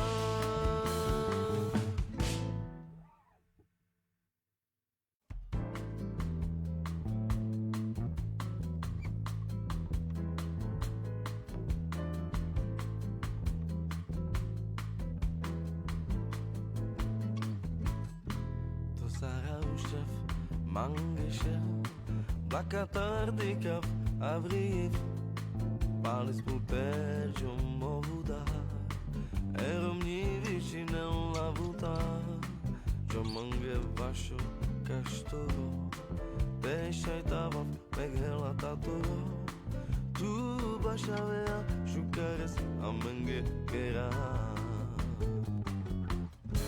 Sargenil mavri vašo kašt Želman budelas premirovast De našum pále androke Halium dukalas man mirope Sukiravame pašťuvava Užarava saru perna dukala Palis vašavava Šukare samenge kira Na pobisteren romale Šunen peskero Jilo sotu menge vakerel Vareka na polokore zlikeren no prepesteru male načiven Amari Nicalni luma Amenda se tevle hatuma Nigda šohana lijam Te nigda šohana čuđam Epuhro male soprelate amen živas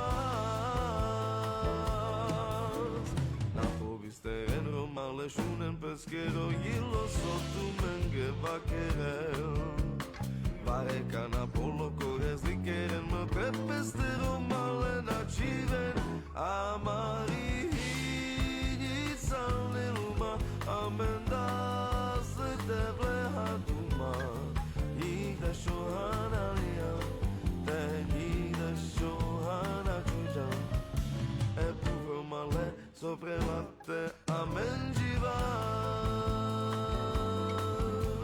Epuhro male soprelate amen živas Epuhro male soprelate amen živas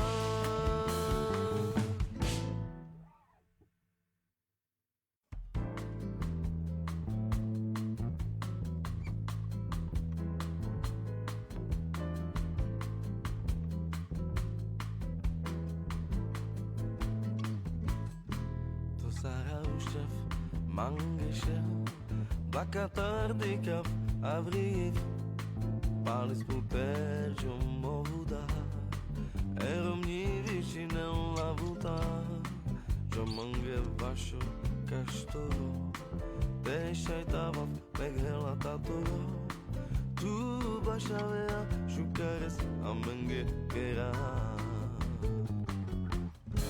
Sargenil mavi vašokašt Žilman budelas premirovast De našom pále androke Haljom dukalas man miroper Sokeravame pašťuvava Užarava saroperna dukala Palis vašavava Šukares samenge kera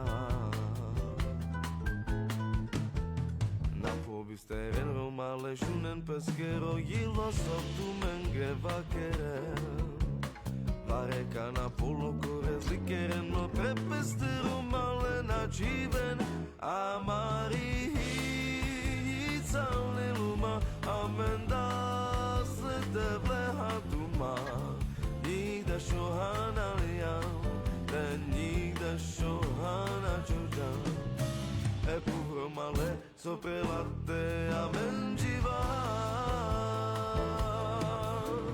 Na povisteren romale shunen pesquero yilo sotu menge vaquerel Varekana polo kores likeren me prepeste romale na chiven Amari yitzalne luma amendas te vlehatuma Nigda shohana liam De nigda shohana chujan Epuvромale soprelate amengivas Epuvромale soprelate amengivas Epuvромale soprelate amengivas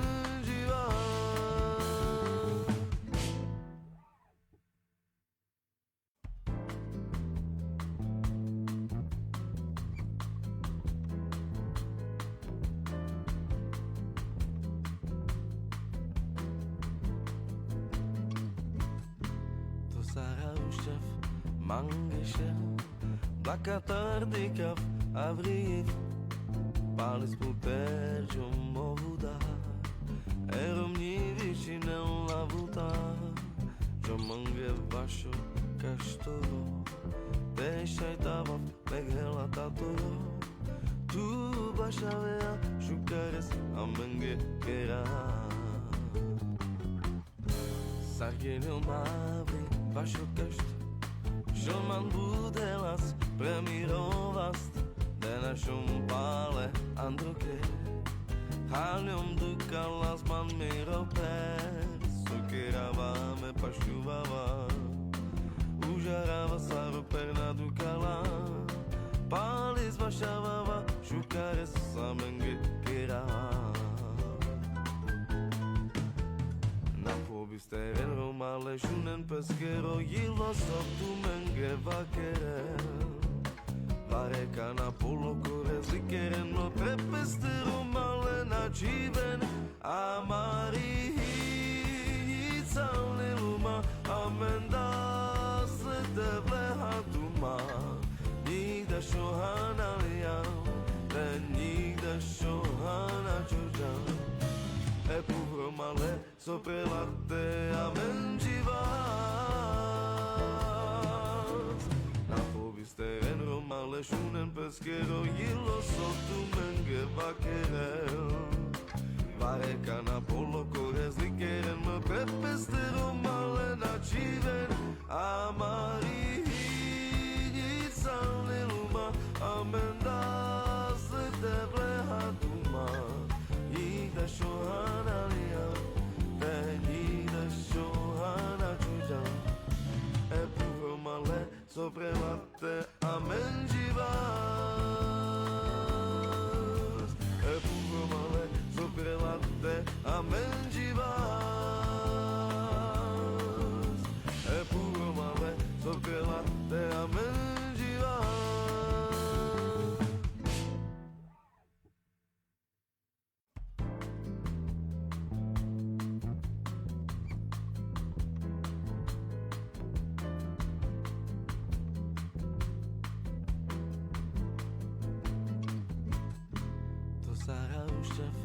Mangeshem, Blakatardikav, Avriv, Palis puter ce-o movuda Eromni vicine la vuta Ce-o mânghe vașo caștoro Te-și-ai tavav meghela tatoro Tu bașavea șucares am mânghe kera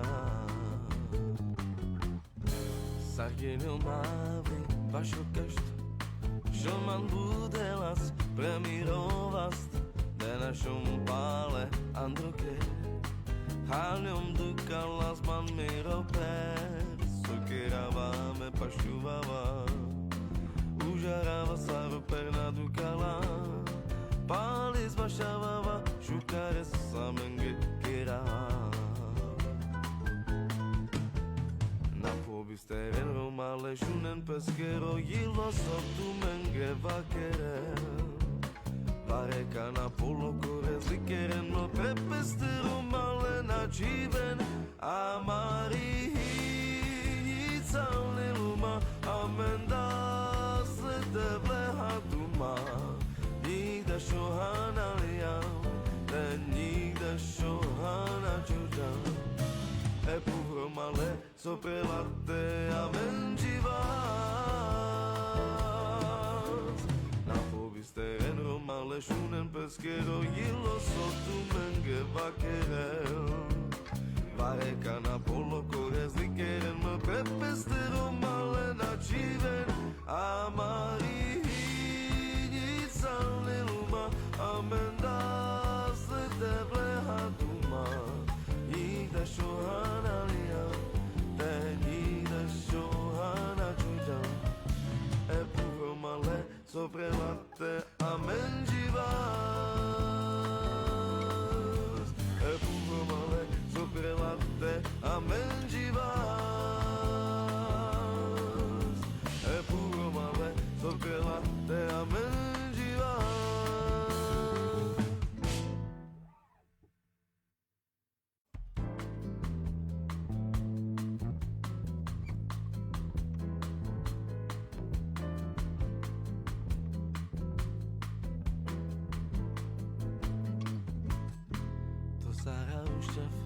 Mangeshev, Blakatardikav, Avriv, Palis puter ce-o movuda Eromni vicine la vuta Ce-o mânghe vașo caștoro Te-și-ai tavav meghela tatoro Tu bașavea șucares am mânghe kera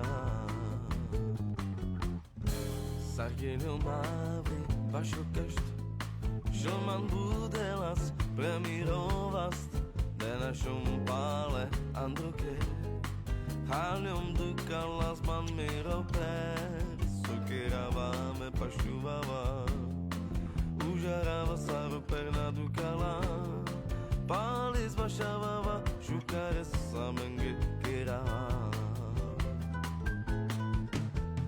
Na pobisteren romale Šunen peskero Jilo sotu menge vakerel Vareka na polokore zlikeren no prepesteru malena čiven Amari hinica liluma Amenda slete vlehatuma Nigda šohana lijam Te nigda šohana čuđam Epuvro male soprelate amenđivas Na pobisteren romale šunen peskero Jilo sotu menge vakerel Vareka na polokore zlikeren mă prepestero male načiven Amari hinica liluma Amenda slete vlehatuma Nigda šohana lijam Te nigda šohana čuđam Epuvro male soprelate amenđivas Epuvro male soprelate amenđivas Epuvro male soprelate amenđivas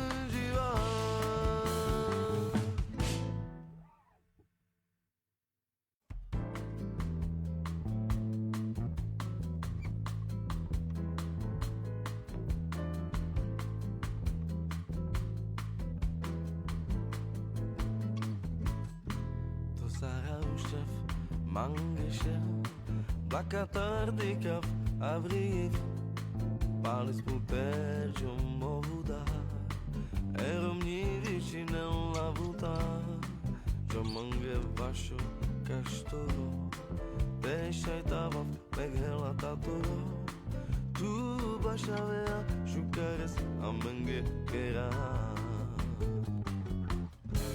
Sargenil mavri vašo kašt, žolman budelas premirovast, de našom pále androke, haljom dukalas man miroper, sokeravame pašťuvava, užarava saroper na dukala, pális vašavava, šukares samenge kera. Steren romale shunen pesquero yilo soptu menge vaquere Varekana polo cores likeren no trepeste romale na chiven amari hitzale luma amenda slete vlehatuma nigda shohana liam ten nigda shohana chujan Epuromale sopra latte amengivas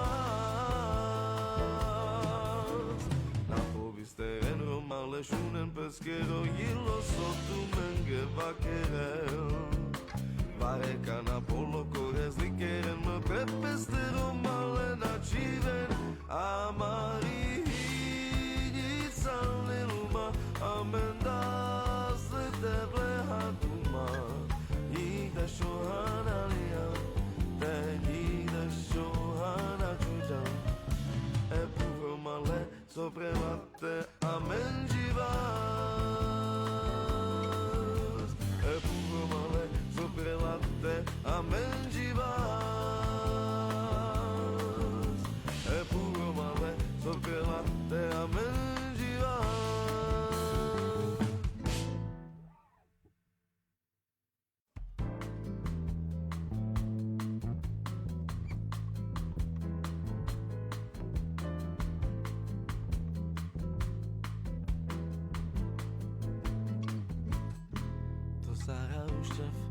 mangeše, blakatardi kav avriv, palis puter jo mohu dar, eromni višine lavutar, jo mange vašo kaštoro, deixai tava meghela tatoro, tu bașavea šukares amenge kera.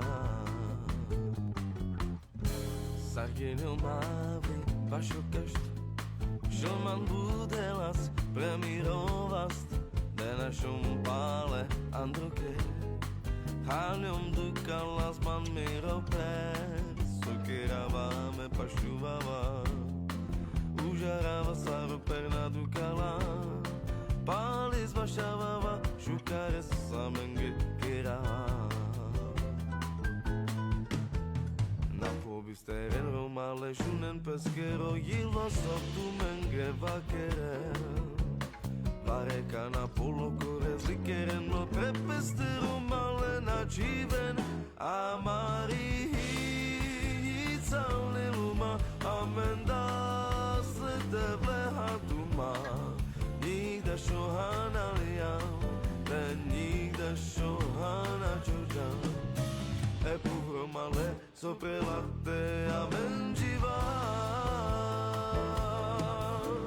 Na povisteren romale shunen pesquero yilo sotu menge vaquerel Varekana polo cores likeren me prepeste romale na chiven amari hitzale luma amendas te vlehatuma Nigda shohana liam, te nigda shohana chujan Epuromale sopra latte amengivas Epuromale sopra latte amengivas Epuromale sopra latte amengivas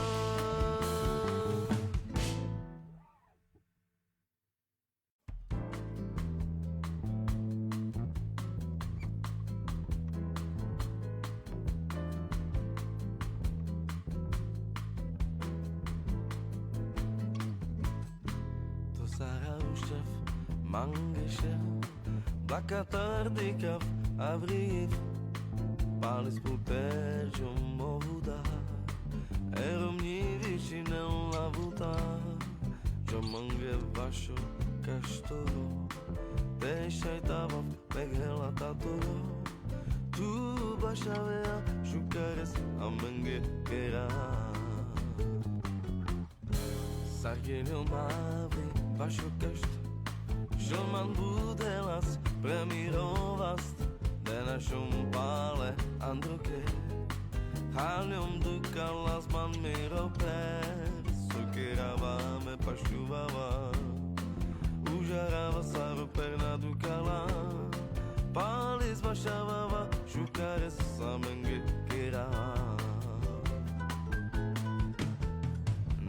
Steren Roma ležunen peskero jilo sotu menge vakere Vareka na polokore zlikeren no prepesteru male načiven Amari hinica liluma amenda slete vleha duma Nigda šohana lijam te nigda šohana čuđam Epuhro male sopra latte a mengivas Na povisteren romale shunen peskero Jilo sotu menge vakerel Vareka na polokore zlikeren Me prepestero male načiven Amari hinica liluma Amenda slete vleha duma Nigda šohana lijam te nigda šohana čuđam Epuhro male sopra latte a mengivas Epuhro male sopra latte a mengivas Epuhro male sopra latte a mengivas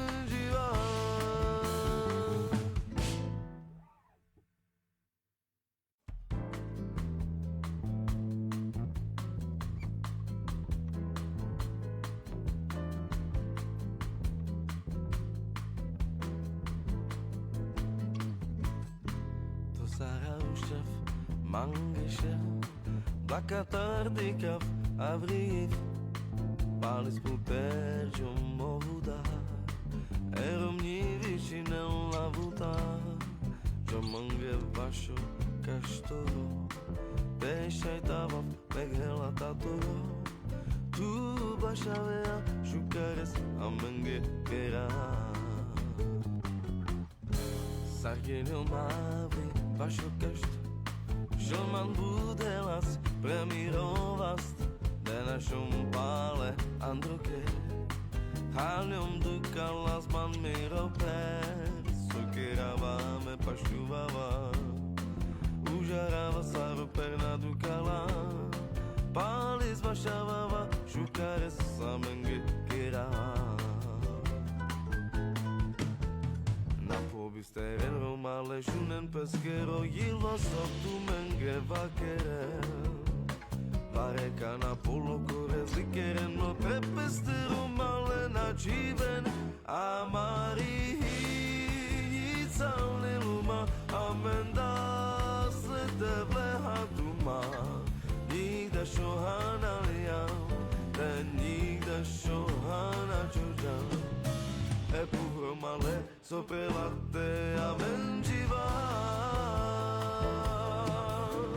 Na povisteren Roma ležunen peskero Jilo sotu menge vakerel Vareka na polokore zlikeren Me prepesteru male načiven Amari hinica liluma Amenda slete vleha duma Nigda šohana lijam te nigda šohana čuđam Epuhro male sopra latte a mengivas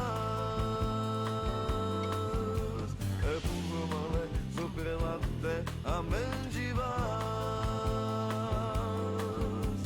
Epuhro male sopra latte a mengivas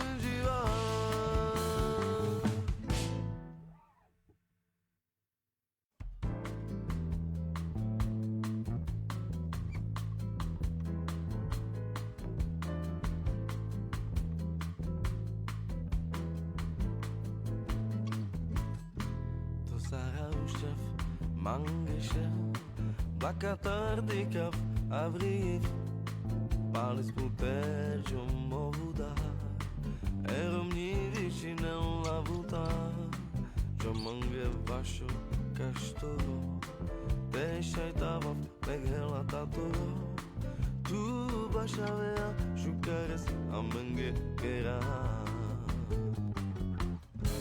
Sargenil mavi, vašo kašt, Želman budelas, premirovast, De našom pále androke, Haljom dukalas man miroper, Sokeravame pašťuvava, Užarava saroperna dukala, Palis vašavava, Šukare samenge kera.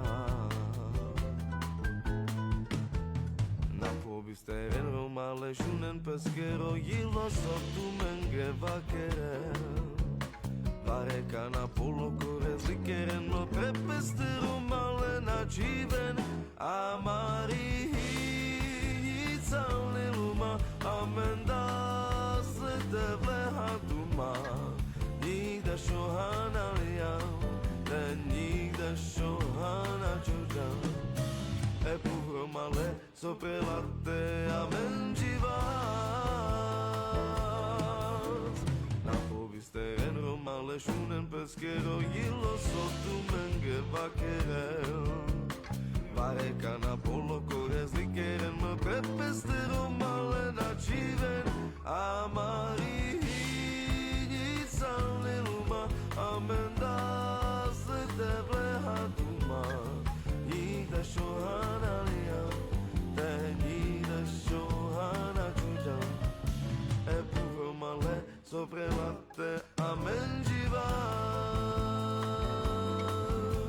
E puhromale soprelate amenjivas E puhromale soprelate amenjivas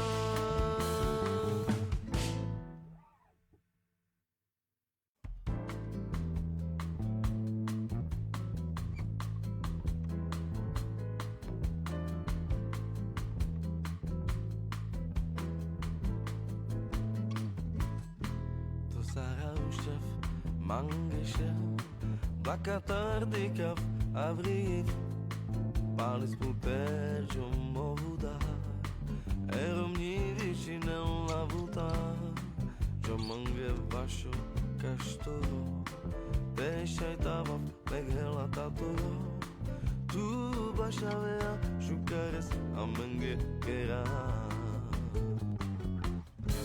Sargenil mavi, vašo kašt, Želman budelas, premirovast, De našom pále androke, Haljom dukalas man miroper, Sokeravame pašťuvava, Užarava saroperna dukala, Palis vašavava, Šukare samenge kera.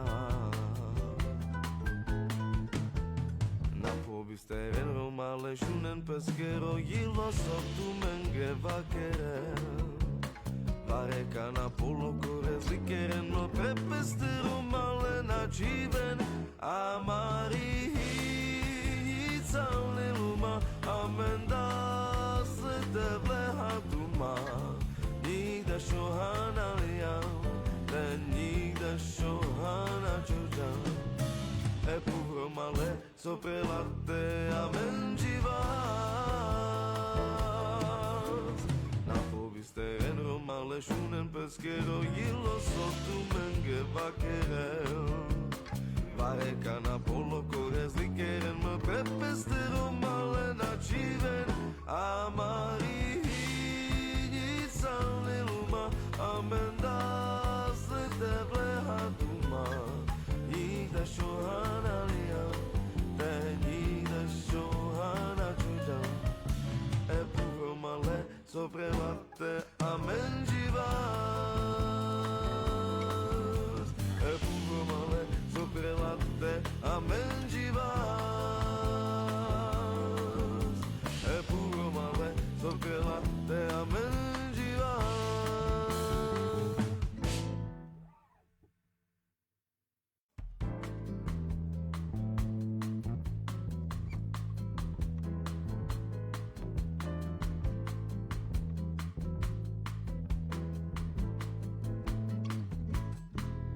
Saraușef, Mangeșel, Blacatardicav, Avriv, Palis putergium movuda, Eromnivi și la vuta, Jomange vașo caștoro, Deșai tavav, Meghela tatoro, Tu bașavea șucares amenge kera. Sargenil mavi, vașo cașt, Joman budelas, premirovast, de našom pále androke. Halium dukalas man miroper, sokeraváme pašuvava. Užarava saroper na dukala, pális vašavava, šukare samenge kera. Na pobisteren romale šunen peskero, jilo soptu menge vakerel. Vareka na polokore zlikeren no prepesteru malena čiven amari hinicalni luma amenda se tevle hatuma nigda šohana lijam te nigda šohana čuđam e puhro male soprelate amen Steren romale šunen peskero, jilo sotu menge vakerel. Vareka na polokore zlikeren, mă prepestero male na čiven. Amari hinicalni luma, amenda se tevle hatuma. Nigda šohana lija, te nigda šohana čuđam. E puhro male soprelate amen živas. E puhro male soprelate amen živas. E puhro male soprelate amen živas.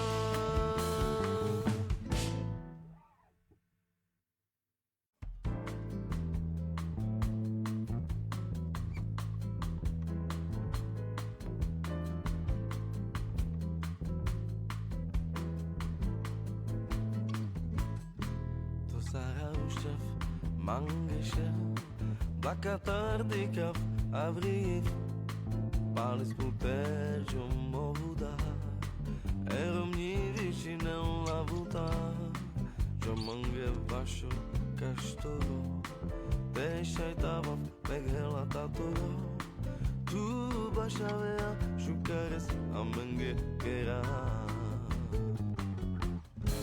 Sargenil mavi, vašo kašt, Joman budelas, premirovast, de našom pále androke. Halium dukalas man miroper, sokeraváme pašuvava. Užarava saroper na dukala, pális vašavava, šukare samenge kera. Steren romale šunen peskero, jilo soptu menge vakerel. Vareka na polokore zlikeren, no prepesteru malena čiven. Amari hinicalni luma, amenda se tevle hatuma. Nigda šohana lijam, te nigda šohana čuđam. E puhro male soprelate amen živas. Na pobisteren romale šunen peskero, jilo sotu menge vakerel. Vareka na polokore zlikeren, mă prepesteru malena čiven. Amari hinicalni luma, amenda se tevle hatuma. Nigda šohana lijam, te nigda šohana čuđam. E puhro male soprelate amen živas. E puhro male soprelate amen živas. E puhro male soprelate amen živas.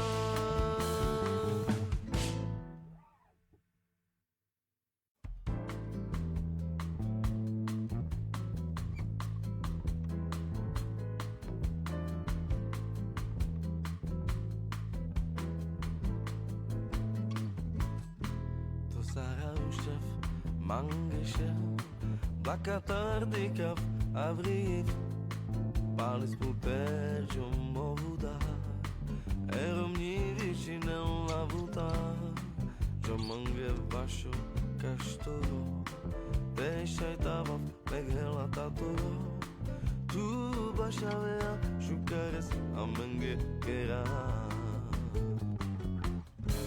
Sargenil Mavri, Vasho Cast, Joman Budelas, Premirovast, Denashum Pale, Androke, Halium Dukalas Man Miroper, Sukirava me Pashuvava, Ujarava Saru Perna Dukala, Palis Vashavava, Shukares Samenge Kera.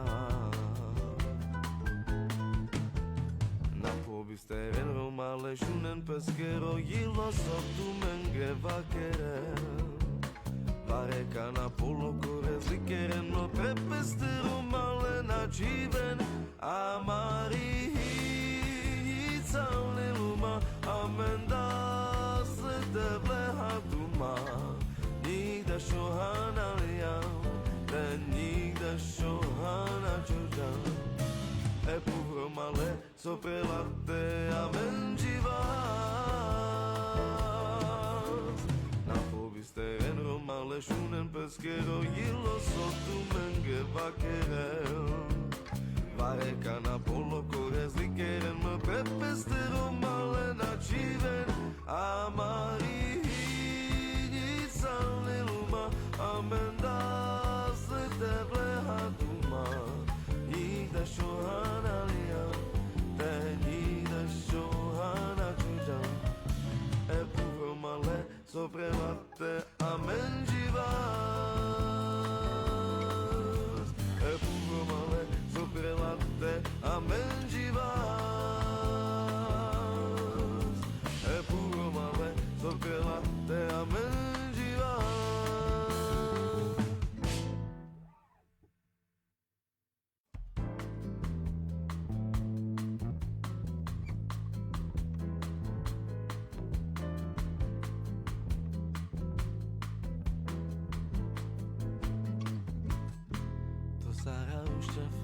Mangeșef, Blakatardikaf, Avriv, Palis Puperjum Movuda, Erum Nivicinel Lavuta, Jomange Vasho Castoro, Deixaitava Megrela Tatoro, Tu Bashavea, Shukares, Amenge Gera.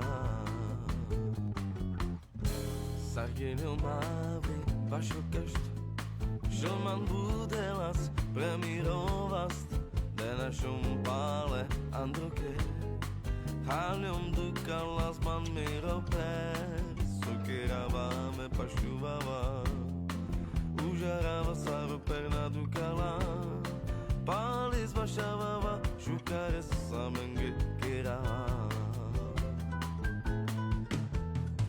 Povisteren romale shunen pesquero Yilo soptu menge vaquerel Varekana polo kores likeren No prepeste romale na chiven Amari hitzale luma Amendas le devle hatuma Nigda shohana liam Nigda shohana chujan E puvro male sopra latte amengivas Na povisteren romale shunen pesquero Yilo sotu menge vaquerel Varekana polo kores likeren Me prepeste romale na chiven Amari hitzale luma Amendas le devle hatuma Nigda shohana liam Nigda shohana chujan E puvro male sopra latte amengivas E puvro male sopra latte amengivas E puvro male sopra latte amengivas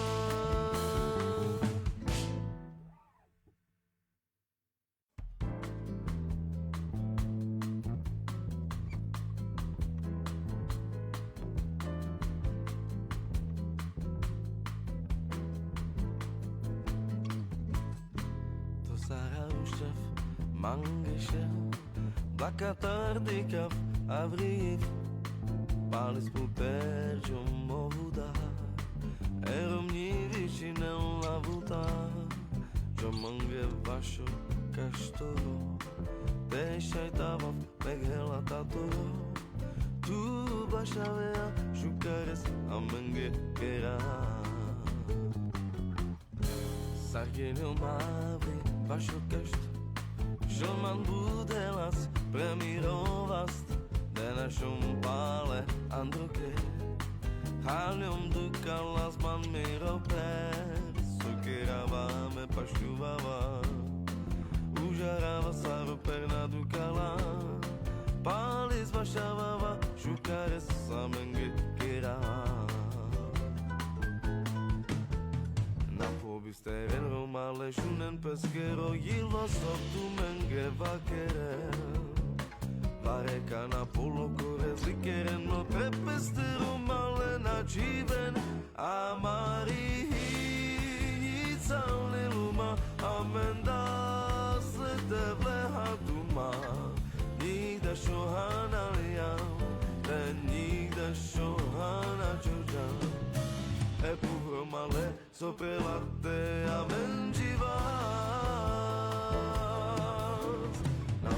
Teren romale šunen peskero, Jilo sotu menge vakerel, Vareka na polokore zlikeren, Me prepesteru malena čiven, a Mari hinica liluma, amenda slete vleha duma, nikda šohana lijam, te nikda šohana čuđam, e puhromale soprelate a menživas, e puhromale soprelate a menživas, e puhromale soprelate a menživas.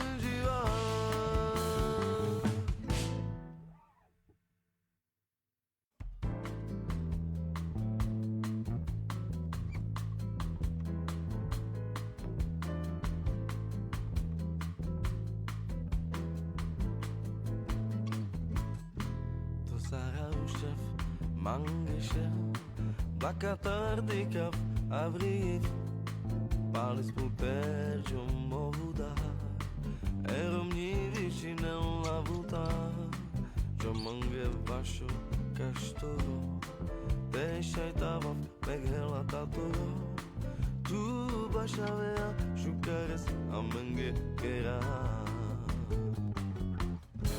Sargenil mavri vašo kašt, Joman budelas premirovast, De našom pále androke, Halium dukalas man miroper, Sukeravame pašťuvava, Užarava. So, good afternoon, everybody.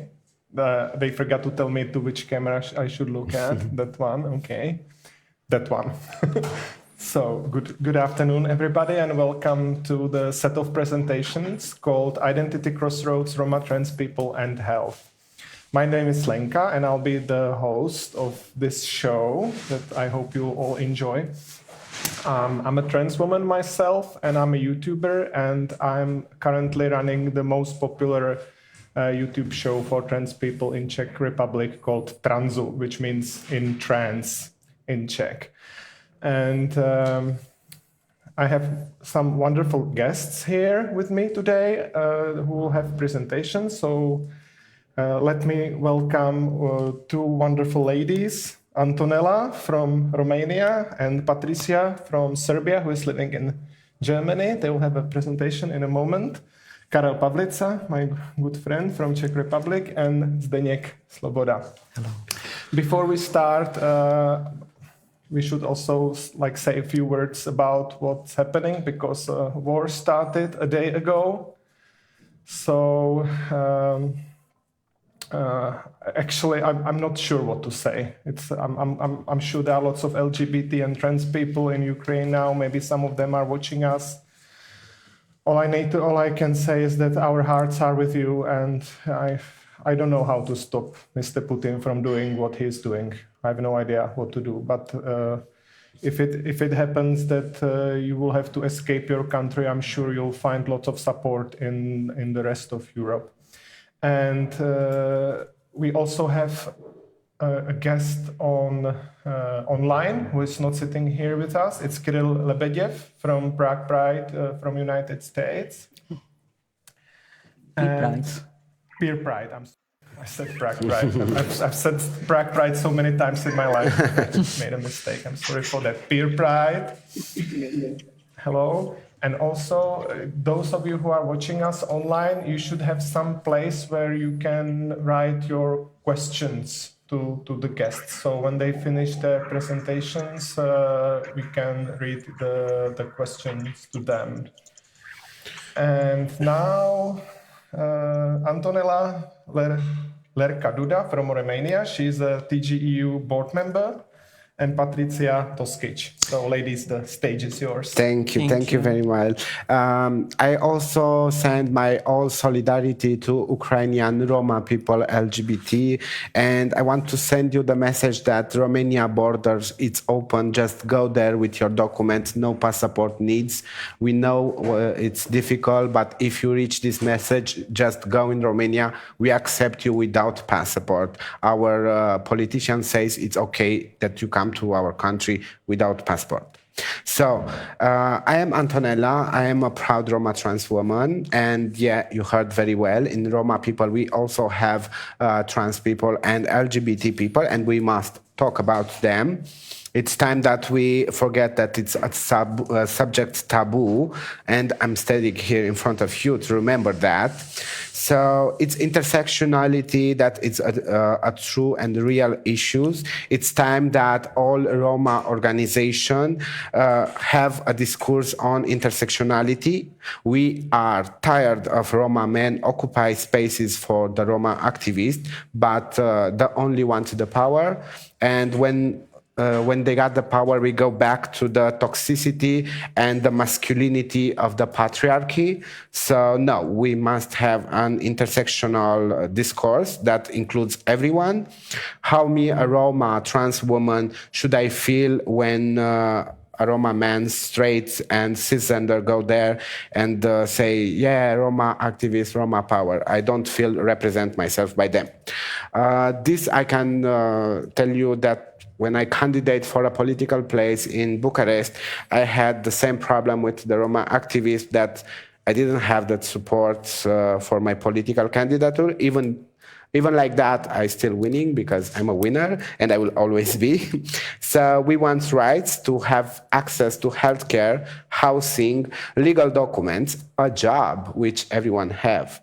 Our problem intersects in so many ways, from access to healthcare, where we find even more hate. When we go for a regular checkup that people whites do it. For us, it's difficult. Medical staff which do not know nothing about us and judge us using the religion.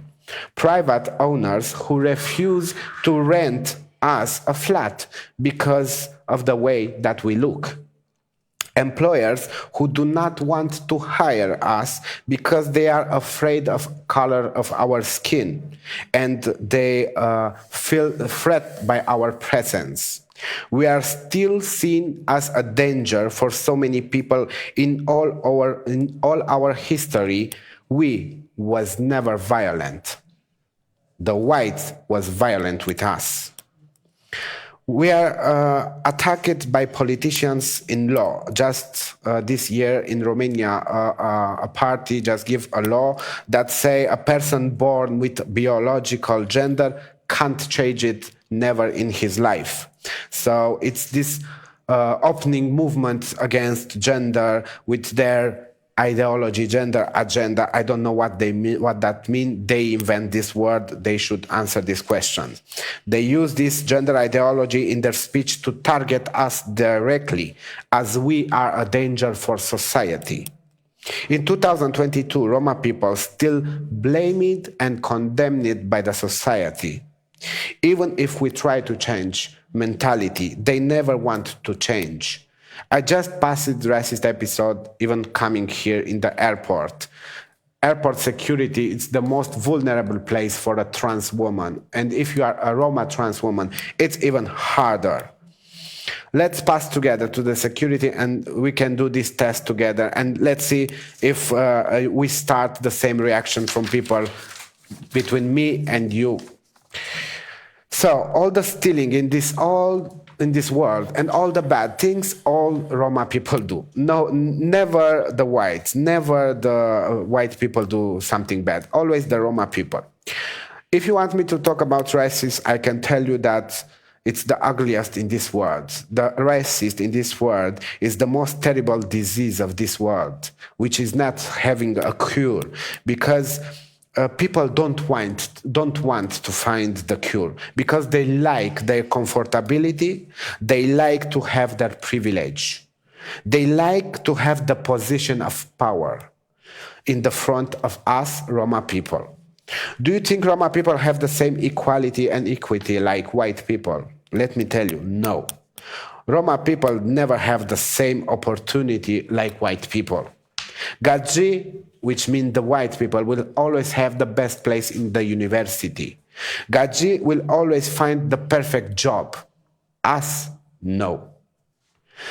Please question your privilege.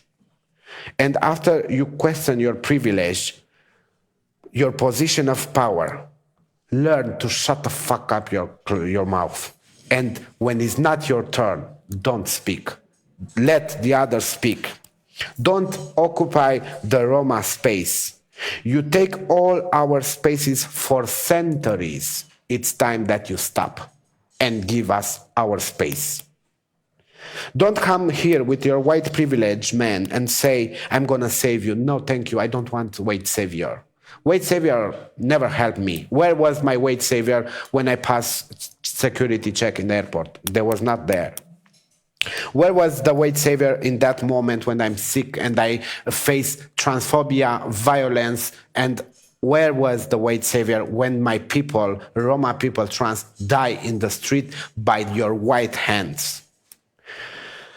Our Roma people die every day. Even here in Czech Republic, that was Stanislav killed by police in the same way that in America police killed the black people of color. When this hate will stop? When this all this racism and discrimination will stop ever? I don't need white savior. I fight for myself. I fight it my entire life. I'm still fighting even now in this life. I always fight and speak for myself. I don't need white savior. Very rarely you will see a Roma transgender and a Roma lesbian to change things in conference topics and people to invite. I think it's time to change this. We should not do the same in our space like Gadzi do with us Roma people. I think it's time to leave more room and more spaces for LGBT Roma people. Because I show you learn from each other, one from each other. But I know one thing, I know that my community is strong and it's growing every day by day. And this is very encouragement and very giving hope to the people. And for this, I have by my side a Serbian first trans woman, Serbia, who is first time here and first time in Activism, and I welcome to her. And she is just starting transition as last year, and I want her to come and speak for herself in these spaces where Roma people should talk. And I want to ask her a few questions before of you, because it's the first time that she speaks and she don't know how to have the fluent discourse. So I will be the next moderator after you. Only 3 questions, and then we'll left you. So I know you last year start your first transition, and tell me about that. Tell me the difference, what you notice before being trans and starting the transition and now. So first, hello to everyone. My name is Patricia. I am from Serbia, a trans Roma woman. I live in Berlin, in Germany, in Berlin since 5 years. I'm 25-year-old and I'm a hairdresser. So first, in the start, I have to say I live in Berlin, where is LGBT plus community very open. And there is no so much problems as in other cities in Germany or other countries, but there is still problems. Me, before finding myself as a trans woman, I was living as a non-binary person, and that was very hard actually, because there's so much people in this world that they don't understand what that is, and there's so many like questions that they was asking me, are you man or woman? And in this moment, I didn't want to decide what I really am. I was needing like 2 years time to find myself what I really am. So last year in August, I started my transition, and actually also having mask in your face like the whole day, it's helping. So, you know, it's just like finding yourself makes you happier, makes you being more comfortable in the street, outside, with talking. And I think I have never been happier in my life just because of this thing that I found myself. I know you are a Roma, traditional from Serbia, and Roma people, when we talk about LGBT trans, is difficult. How your family took this information that you want to transition in? So my father died when I was 16. So I know my father as a person who was giving me always love and support.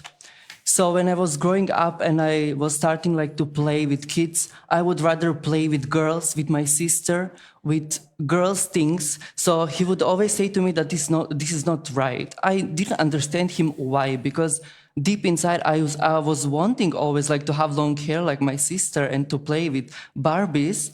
So when I started to grow up, he saw that I'm starting to be more and more feminine. So he said to me one day, if you're gay, I'm gonna kill you.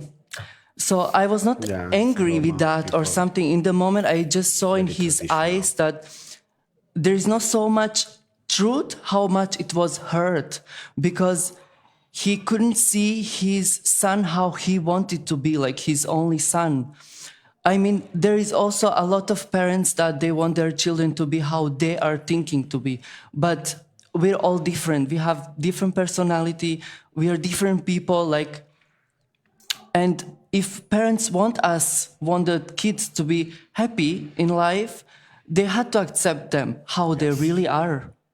This is the important. With my mother, it was that thing that my mother, like, she loves me so much, and she lives in Serbia, I live here. So being gay for her, it was not so much, because like people, they don't see me so much, you know, as a gay. I was like having beer and acting to be masculine in Serbia. So coming here and then coming out as a trans, she said to me, don't do that. So I said that this is my decision. I feel happy like this and I'm gonna do it. So we never talked about that. She was last month in Berlin, she visited me.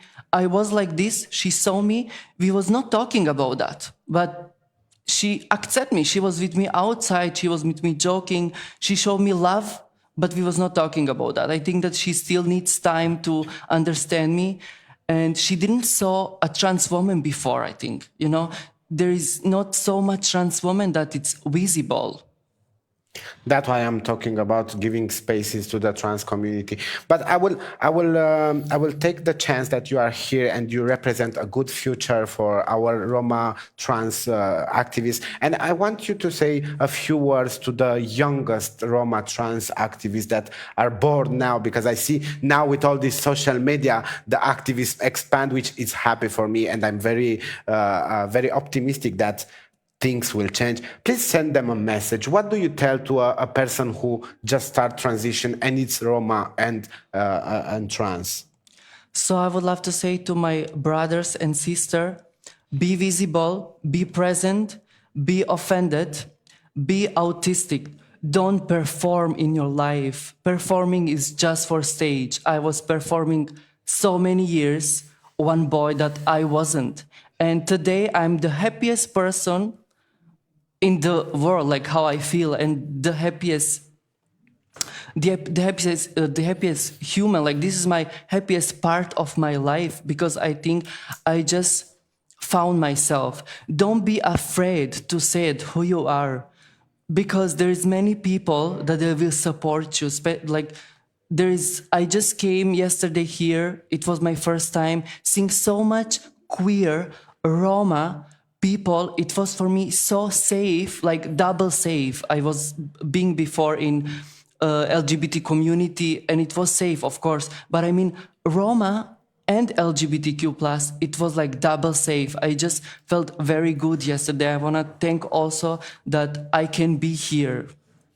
Yeah, I also thank Arad for thinking this and creating these safe spaces for Roma community, because we don't have too many safe spaces and we must search them, and actually sometimes we must be radical and just go there and take it because we are sick of diplomatic way. We always waiting for the politician to do something. They will promise, they will never do something. Politicians go, politicians come, they always change places, but we are still here. We are still in needs.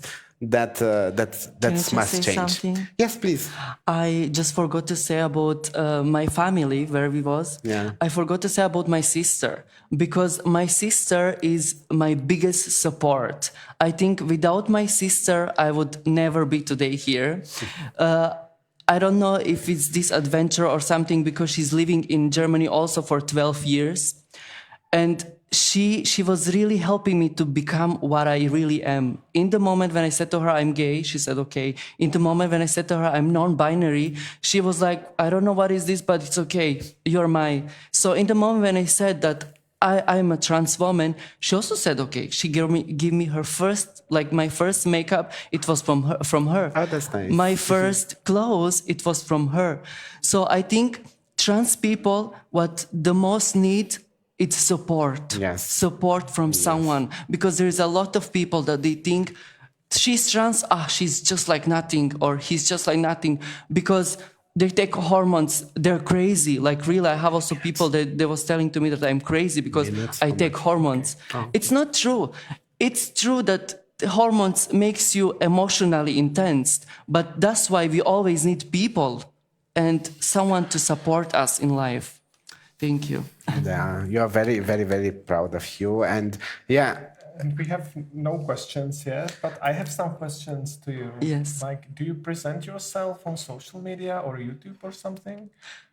No, this is actually my first time. First time? Yes. Because I think young people who are thinking about transition, they need role models. Yes. And this is what I do with my YouTube show. I invite people and we talk, like we talk here today. So we talk for about 1 hour. Mm-hmm. And I had about 30 trans people talk about their life stories, and it's visible, it's on YouTube, and people can watch it and can see stories of other people. And I think it's very important if you are beautiful and you can talk about it. It's perfect if you start something yourself. I think the social media is the perfect way nowadays that give the message forward. And I think the people are changing because the youngest generation have more access to information that they have before. The TV stations, radio stations, they are not important anymore. The social media is where people get information, and go TikTok. And of course, course you'll get haters there, but you can block them, delete them. But it will be information will get through to the right people, and you can be a big inspiration for others. This is true. I had actually TikTok, and I was doing videos on TikToks. So I was doing also like romanestic TikToks, like songs. So I really have to say that I was really having so much hate comment from Roma people, like really so much from Serbian, but also from Roma, that I was shocked. I was like, okay, there are so many, but also like so many hate.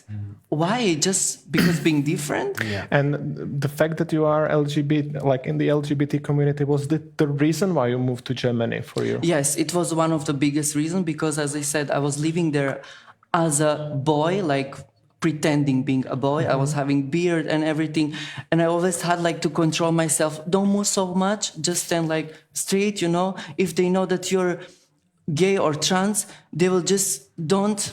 It's not that they will tell you something bad or something, just they will not see you as a person who can hear you, you know? They will not just hear you, they will not take you Sorry, serious. I must intervene quick. Don't think that if you live in Germany, it's perfect. Huh? Even there are problems. Like my next question is: you have a Serbian passport and you live in Germany. Yes. And you have access to the healthcare in there. You get hormones and Yes, I stuff do. like that. Yeah. You do. Yes, I do. So at least this is better, because you told me Yeah, before in Romania, that in Romania the trans community don't have access to healthcare At all. We buy it from the black market, and the last year the government give another law against therapy hormonal for men that going to sport gym and they take hormones to get bigger. But that hormones for the trans men are the life of them, so they needed very much this. so it became illegal. Yes. So now we must buy it in the black market, and we do it by ourselves, so we can kill each other because we don't have medical studies. We are not going.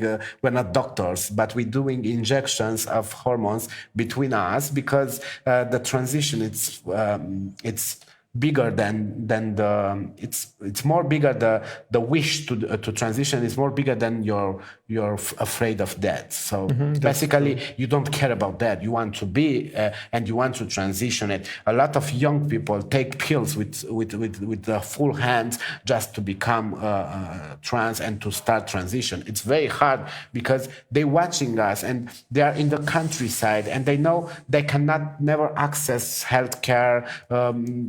And do you go to blood tests from time to time? Yes, just to yes, check, so you know yes, what numbers should be there, and you are checking that everything. Yes, but even here we have a problem because the doctors don't know about dysphoria gender. They don't know what is trans. When you go to a doctor in Romania, they will ask you, don't you think God will be punish you for what are you doing? And I was like that. I remember now a short story. I eating my nails very, very often. So I eat it one time, my nails, and I make blood and infection. So I go to hospital, and in this hospital, it was a doctor who was watching my toe, and she was watching me and say, are you not afraid of God being transgender? I said, no, I'm not afraid because that exists. But don't you want to be a boy, having girlfriend, a lot of girlfriend, very misogyny, huh? Have a lot of girlfriends. She didn't tell me just one. She said, you can try, have a venture. I was like, listen, doctor, I come here for my hand, not for my identity gender. Oh no, I'm not homophobic, I'm not transphobic. I just answer you that one day God will punish you. Oh, okay, don't be his lawyer. I will be there. And what if God is transgender? God is a woman, bitch. So what will they do then? Yes. I still see no questions from the audience. So please, people who are watching us, if you have questions to the ladies, I think this is the right time now. And if there is no question in the next 5 seconds, we can pass to the next guests. Yes. So thank you very much, ladies. Thank you. Wonderful. I hope you are all clapping your hands. And we now pass to Kirill.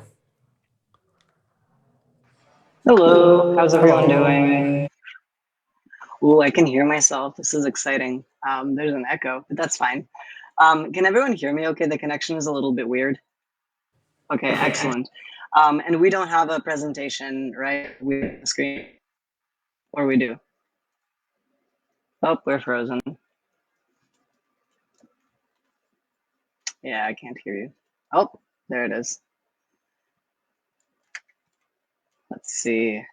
The clicker is not working. That's fine.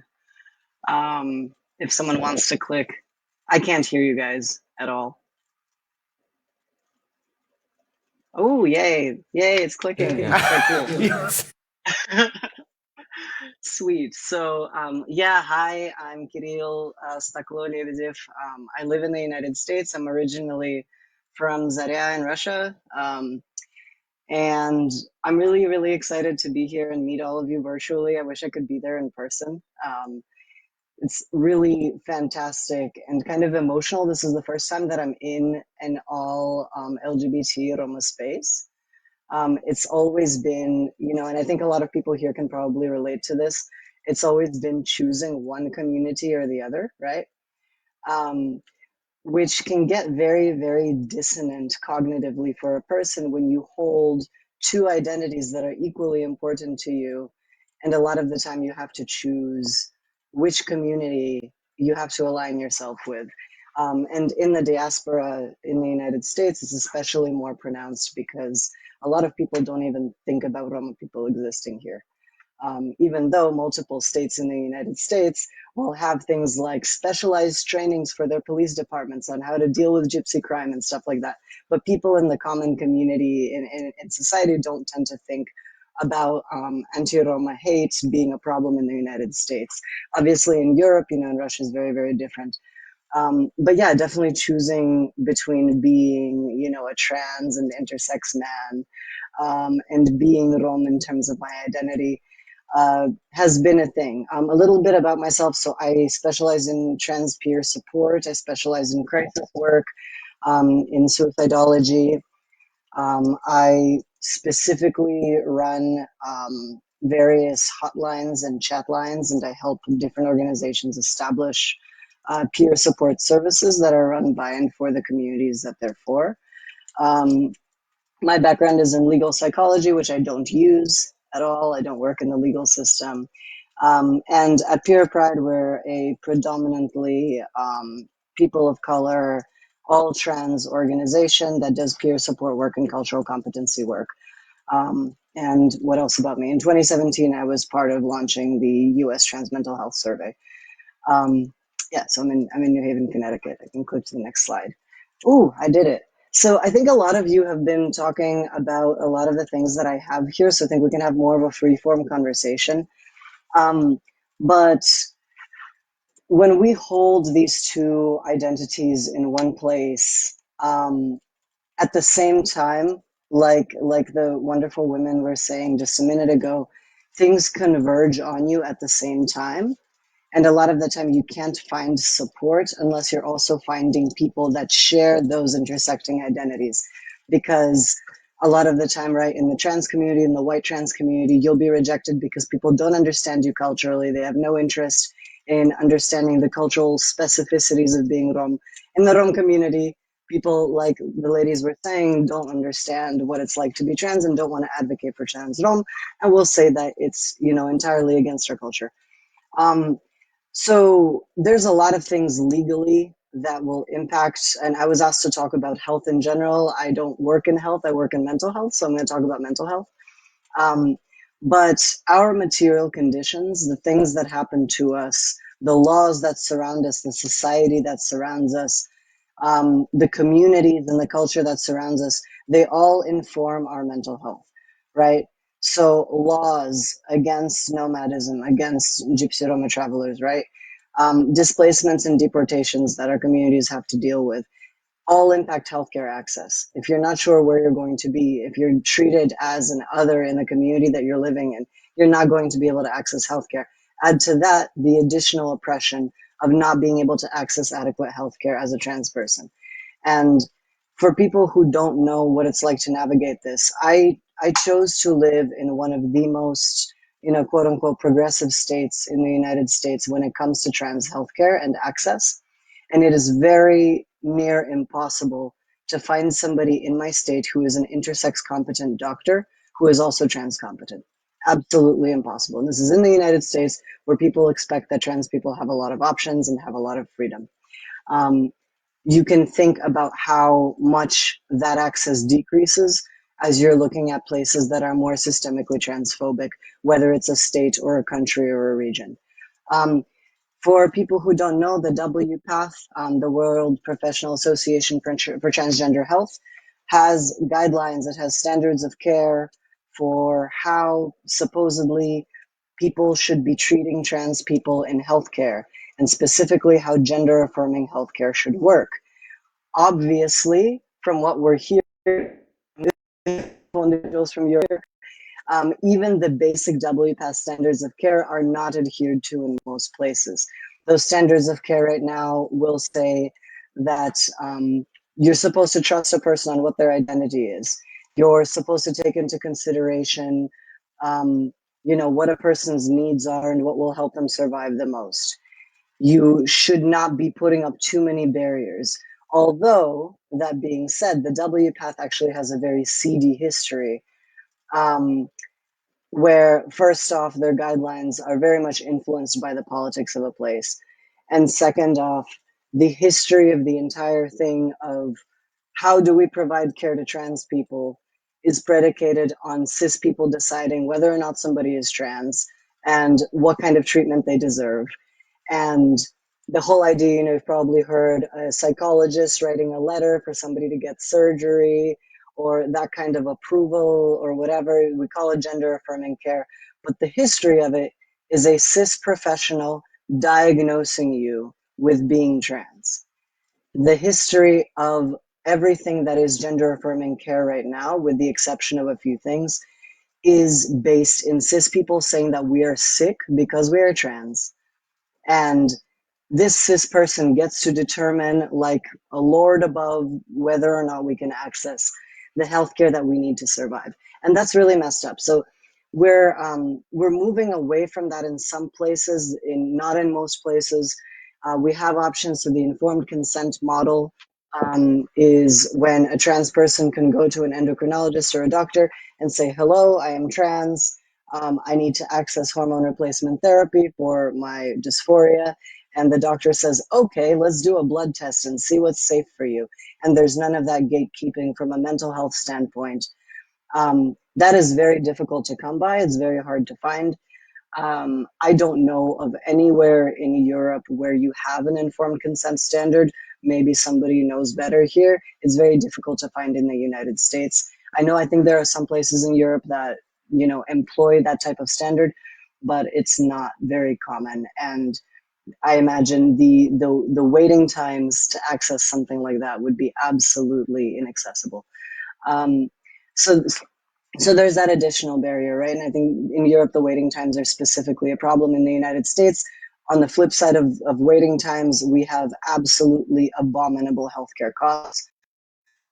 Who's an immigrant just lost her health insurance in the United States. The reasoning that they gave for her losing her health insurance, wait for it, is that she makes below the poverty level, not that she makes above the poverty level, that she makes below the poverty level. That is the United States rationale right now for taking away immigrants' healthcare. So it's very, very difficult to access things if you don't have health insurance in the United States. If you're trans, if you're racialized, it puts you in a very serious predicament financially as well. Yeah, so let's see what else I can talk to you about. I mean, as you all know, right, there's a lot of overlap in poverty level. So when we're talking about costs of healthcare, when we're talking about the dangers financially and materially of accessing gender affirming care, about 90%, I would say at least 90% of Roma in the European Union live below the poverty level right now. Similarly to that, I would say well more than half of trans people in the world, and definitely way more than half of intersex people throughout the world, and definitely in the European Union, experience living below the poverty level. In the United States, I think the statistic was like, for racialized trans people, you're, I think, 4 times more likely to live on less than $12,000 a year, which is like nothing. But don't quote me on that because I'm bad with numbers. But yeah, so when we're talking about things that relate to gatekeeping to gender affirming care, I think the most important things to mention is gatekeeping from healthcare providers and from politicians and from legislators. Community and family rejection. It is very, very difficult to access something that is already hard to access if you don't have a supportive community around you, which is why this space is so crucial, because it's not just a space to learn. It's not just a space to network. It's not just a space to connect. This could be a space where people make their chosen family. This could be a space where people get the support that makes the difference between whether or not they survive or not. So hold on to the friendships that you make in this space. Hold on to the connections that you make, not just to connect professionally, not just to connect as artists and creators and thinkers, but also as Roma trans people. It's so important for us to have Roma trans community. And then lastly, what I was saying is lack of knowledgeable providers. Even if you go see somebody who says that they offer gender affirming care, the likelihood that they actually know what they're doing is very, very low, because nobody is controlling for that and nobody does studies on like the long-term impact of transgender affirming care, because nobody cares about whether trans people live or die, especially racialized trans people, especially Roma trans people. There's the thing. Okay. So when we talk about mental health, right? I was talking about this before in terms of the history of gender affirming care in mental health. It's very much intertwined with trans people being diagnosed as mentally ill because we're trans, which is in and of itself messed up, right? So the ICD, which provides guidelines for how to discuss mental health diagnoses. It was only in 2019 that they got rid of the term transsexualism and gender identity disorder. So that stuff is still very, very, very present, even in what's considered some of the more progressive standards. So when we experience oppression, when we experience racism, when we experience transphobia every single day, one of the things that I really like to drive home when I talk about mental health is white people and cis people will keep telling us that when we're feeling crisis, when we're feeling suicidality, when we're feeling despair, we are being irrational. There is something wrong with us. There's something crazy going on because you are feeling suicidal, you're experiencing crisis. It is normal and it is rational to experience crisis and suicidality in response to a world that doesn't want you to be alive. So if you are ever dealing with mental health struggles, if you are ever dealing with questioning whether you want to be here, questioning what's going on for you, having a hard time getting through the day, there's going to be a voice in your head that's probably cis and white saying that there's something wrong with you because you're feeling that way. A lot of people might say, like, there's nothing wrong with experiencing mental health stuff, we should talk about it. I want to tell you that mental health struggles are to be expected. It is normal and it is rational for us to not want to be around in a world that doesn't want us. So when we approach it from that end, right, what can we do for each other? How can we support each other? We need to create safe communities. We need to be able to have difficult conversations with each other. We need to help each other navigate the healthcare system. We are the only things that we have. We are often the only people that we have. The lived experience, you know, what the ladies were, lived experience of accessing medically necessary care through, you know, the underground economy, accessing that, just like knowing what doctor is safe and what doctor is not safe to go to. That is gold and diamonds of information that is only in our own communities.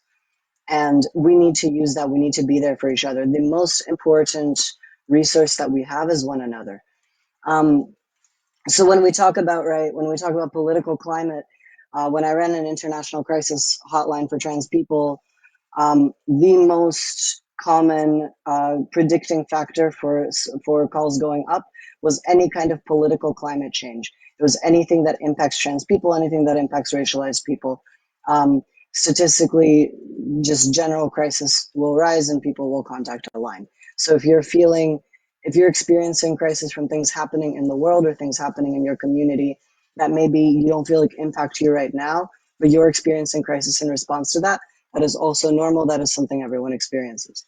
Around 60% of trans people experience mental health struggles. This is from a European study. I would say it's much, much, much, much more.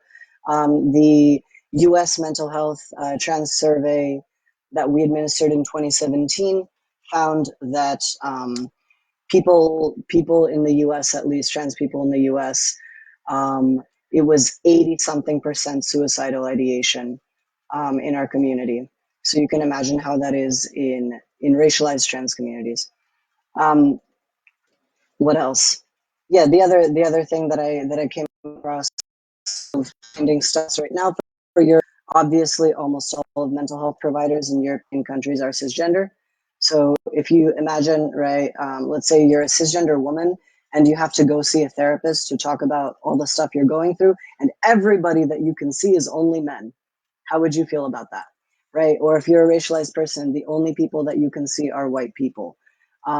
Is the same for trans people having to see cis providers. We lived experience matters so much in our care, especially gender affirming care. Yeah, so let me keep moving. I want to term like using that's very useful. This goes back to what we were talking about with being Rom, being trans, being oppressed as a result of that having an impact on us. Minority stress. Minority stress is the idea that when you are a minority, ethnically, racially, ability-wise, age-wise, gender identity, expression, orientation, you experience societal oppression, you experience stress, you experience marginalization and disenfranchisement, and your mental health is directly impacted by that. And that's something that can and should be considered when measuring mental health. So Dr. Ryland Testa did some really interesting work around specifically gender minority stress and resilience. And he found a lot of really interesting things, right? There's a lot of overlap between the experiences that we have as Roma people and the experiences that we have as trans and intersex people, right? Minority stress comes from employment and education discrimination, not being able to access the same things, hate crimes, negative stereotyping, healthcare access denial. We have a lower life expectancy for both of our communities and our overlapping communities even more, and erasure and isolation. But Dr. Testa also found that we have resilience factors, right? So for trans individuals, and I would say for a Roma trans community as well, our resilience factors are each other. Our resilience factors are having community that we can relate to, regardless of whether we have support elsewhere in our families or anywhere else. If we have trans Roma community, we are more likely to survive. We are less likely to be suicidal. Being able to live authentically decreases our chances of suicidality.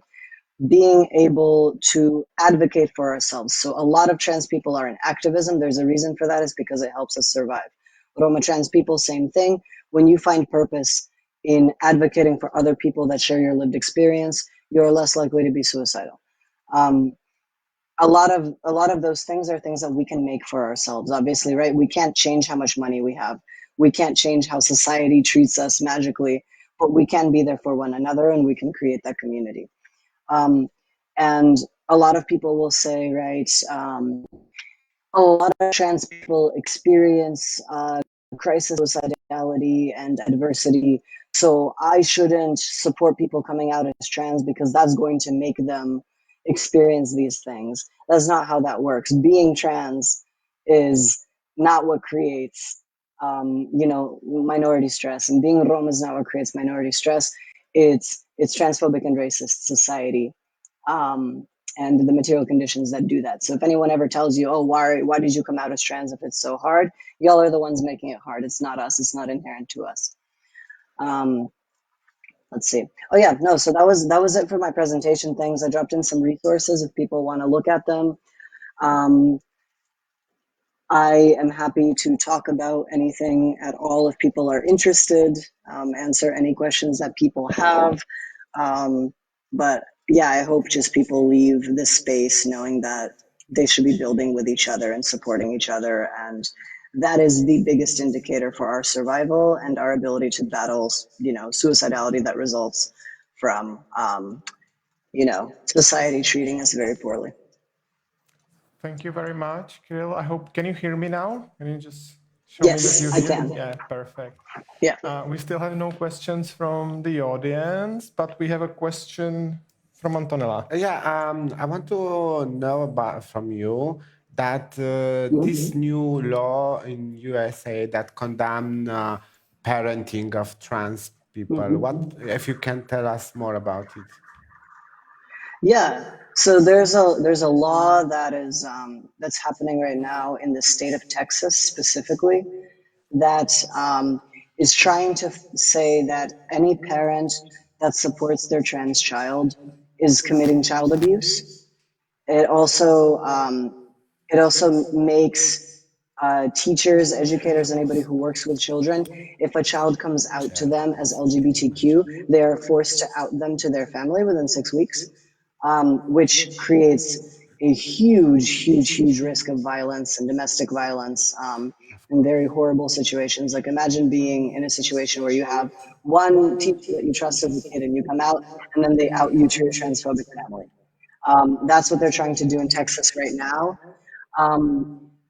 what I hear from trans advocates and legislators right now is that there's not much currently in the laws of the United States as a whole that would support redefining child abuse in that way. That would be a very, very big step. But regardless, what this law is doing and what this movement, this anti-trans movement is doing, which goes hand in hand with movements against, reproductive health care access in the United States and with movements against racial equity, right? This is all happening at once. Is it creates this like big upsurge in anti-trans violence, in people feeling empowered to act out against trans people. Like even in Connecticut, right? My partner who's also a trans man was he was doing a presentation at a school, and there's a lot of attacks right now on people providing services to trans children. He was doing a training at a school, and one of the right-wing media outlets sent in somebody pretending to be a parent and then like wrote a very, very, very far-fetched, crazy article about the training, which is something that happens all the time to people, but it endangers people's safety, and people feel very empowered to attack trans activists, attack trans individuals, profile people if they think they might be trans. So it's definitely a very scary thing, and it goes in line with a lot of legislation that has a similar reactionary tilt. Kirill, I have a very quick questions. We are running out of time now, but my question is the situation improving with the Biden administration? Like, you can say yes or no. I don't think so. I think that, I think... Because that's what many people hoped for. Sorry? That's what many people hoped for when Trump left the White House. Yeah, I mean, I think what happens, right, in the United States and really anywhere, it doesn't really depend on who's in office. It depends on who's in the street. Mm-hmm. And unfortunately, when, somebody lukewarm like Biden or somebody, like a Democrat takes office in the United States, people tend to calm down and people tend to be like, oh, people will do something for us. Obviously, racialized people know that that's not going to happen. Trans people know that that's not going to happen. But a lot of the time, the social movements tend to calm down. And that's why, like, there's even more people being deported under Biden right now than under Trump. There's no laws protecting trans people, like no real laws. There's everything that's happening is happening on a state basis. And I think it's because people need to stay in the streets. People need to stay organizing with their communities. People need to stay advocating, and it doesn't matter who's in office. You have to put pressure on them. And that's what I'm hoping we're going to see now in response to these laws that are happening. Kirill, thank you very much. As I said, we are proud of you. We are proud of you. And now back to the studio with Karel. Karel is a good friend of mine. Karel is a LGBT activist. He's a researcher. I think I can say he's a trans man as well. And Karel has now a presentation for you. Yeah, good afternoon, everyone. I've made a presentation for this event. I just try if it works. Yes. It does. Wow. Yeah, so good afternoon. My presentation, or maybe I will say just a word about me. I'm a former social worker, and now I work in the field of education and science, social research in Prague, Pride, and other institutions. So trans rights, it's one thing, one of many things I focused. My presentation is focuses on the possible conflicts and consequences of minority stress on the physical and mental health of Roma, trans, and or gender diverse people. And in the second part, it offers some possibilities to promote mental and well-being, mental health and well-being of this group of people. So the first part is more theoretical, some words about minority stress. Minority stress is a term that encompasses stressful situations and experiences in the form of prejudice and discrimination due to one's race, ethnicity, sexual orientation, and or gender identity. minority stress is social, unique, and chronic.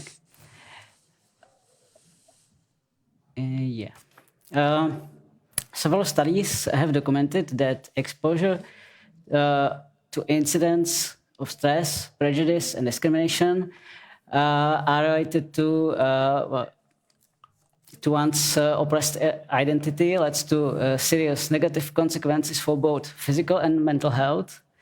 And individuals from oppressed groups experience a lack of political representation, rejection, or discrimination in employment and housing. And this can lead to stress, emotional fatigue, and depression, among others. Other problems. Being part of more than one marginalized population can lead to experience of rejection and avoiding a situation that could prove stressful. The consequences of minority stress can be very serious. For example, each individual victimization experience increase the likelihood of self-harming behavior 2.5 times on average. And it doesn't have to be just an experience of open violence, but also something called microaggressions. I would like to say something about them because I think it's an important topic and it's something that is commonplace, becomes so commonplace that the most people don't even notice them, or most people think that it's okay, but it's not okay, and it's also violence against some oppressed groups. Microaggressions are verbal, behavioral, or environmental slights, intentional or not, that communicate hostile, derogatory, or negative attitudes towards people from oppressed groups. So there are some examples of microaggressions, so you can identify them. Assigning intelligence to a person of color or a woman based on their ethnic group or gender. So to a Roma woman, I would have never guessed that you were a scientist. Color blindness, denying the significance of a Roma person's ethnic experience and history. When I look at you, I don't see color. Assumption of criminal status. Someone clutches their purse or checks wallet as a Roma person approaches. Denial of individual racism, sexism, cis-heterosexism. It's like, you know, maybe from social media. I'm not racist. I have several Roma, gay, transgender friends, but... when it's come that bad? Yeah, like Mrs. Rowling, for instance. Yeah. She has lots of transgender No, but friends. with the bag, it's my favorite because I am very much check it in my bag everywhere. Yes, sexist, cis-heterosexist language, terms that exclude or degrade women and LGBT persons. Use of the pronouns he to refer to all people. So it's not very sensitive. Being forced to choose male or female when completing basic forms, or when someone will tell you, you don't look like a transgender at all. Like How a transgender look like? Yeah. Or they say you look like normal woman. Yeah. Like, Yes. like I'm unnormal then. you look like being born as a woman. Yeah, so it's and silence could be sometimes violence to passive aggression. So now back to the topic of Czech transgender and gender diverse persons. Transgender and gender diverse people experience higher rates of discrimination and victimization than cisgender people. In addition to external stresses, they are more likely to attempt suicide or report a history of suicidal ideation. The research, which was carried out in 2020 within the international project SWITCH, which means supporting well-being and integration of transgender victims in care environments with holistic approach, which was realized by the National Institute of Mental Health and Organization Transparent. And I worked on that research.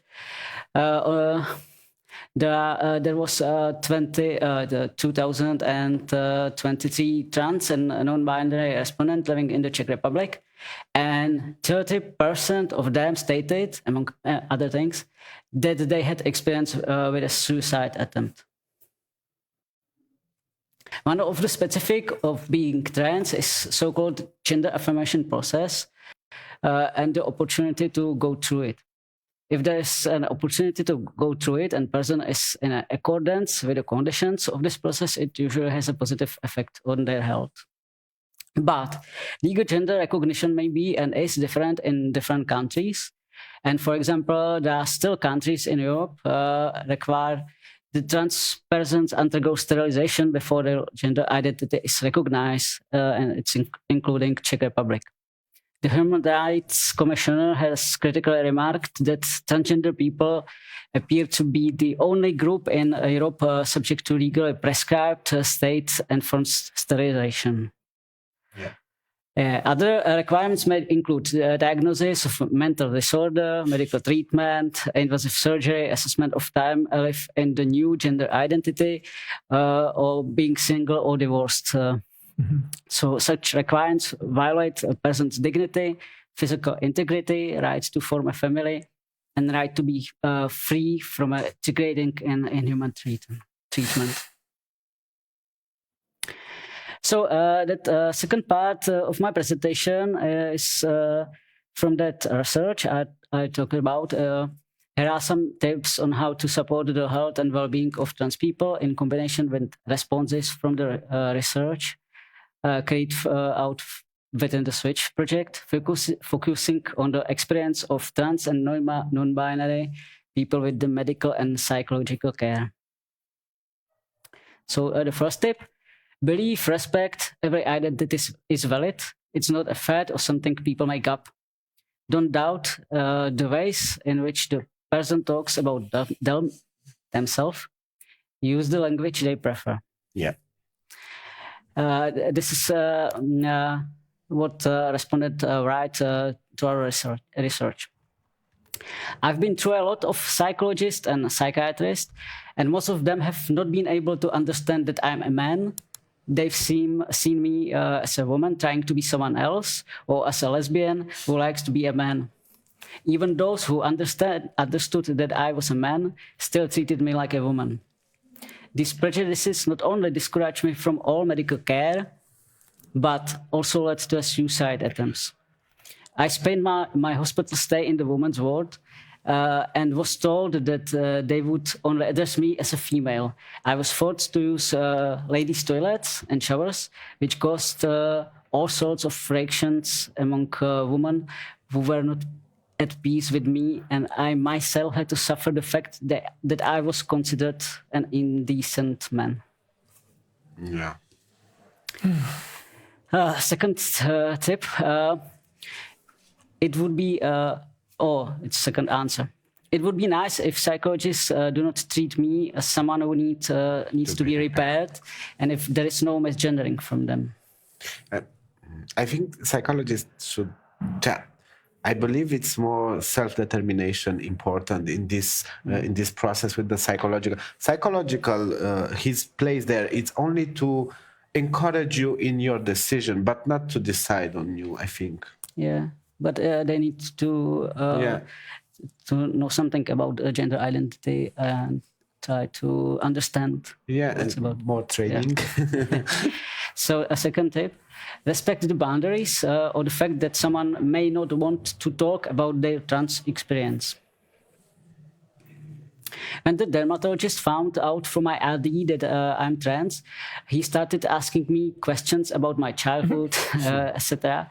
Even though I told him I didn't want to talk to him about it, he kept asking.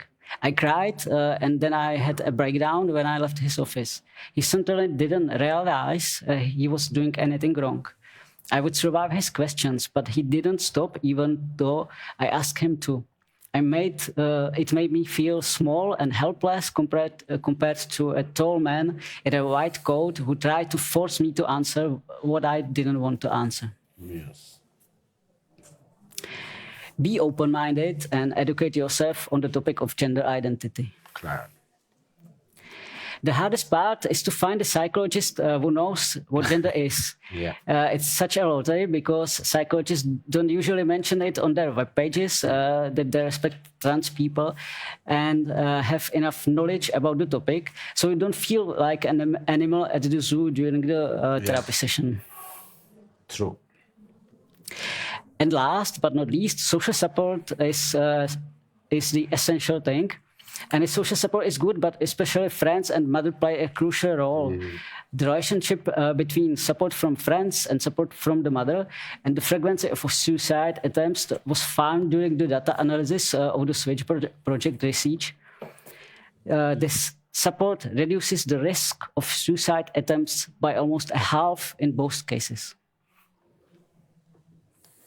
Yeah, so this support is very important. Thank you. Good job.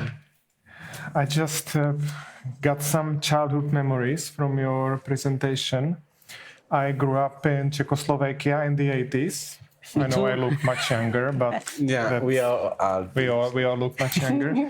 She's the one. And what I remember, the school where I was going, it was like a big building, and then next to it was a smaller building, and they were actually connected. And in the other building, there was the cafeteria where we went for lunch, and also there was a special class, which was like in a separate building. And the class was supposed to be for children with lower IQ or like not so intelligent. And that class, it was only Roma kids, only. There was not a single white kid in that class.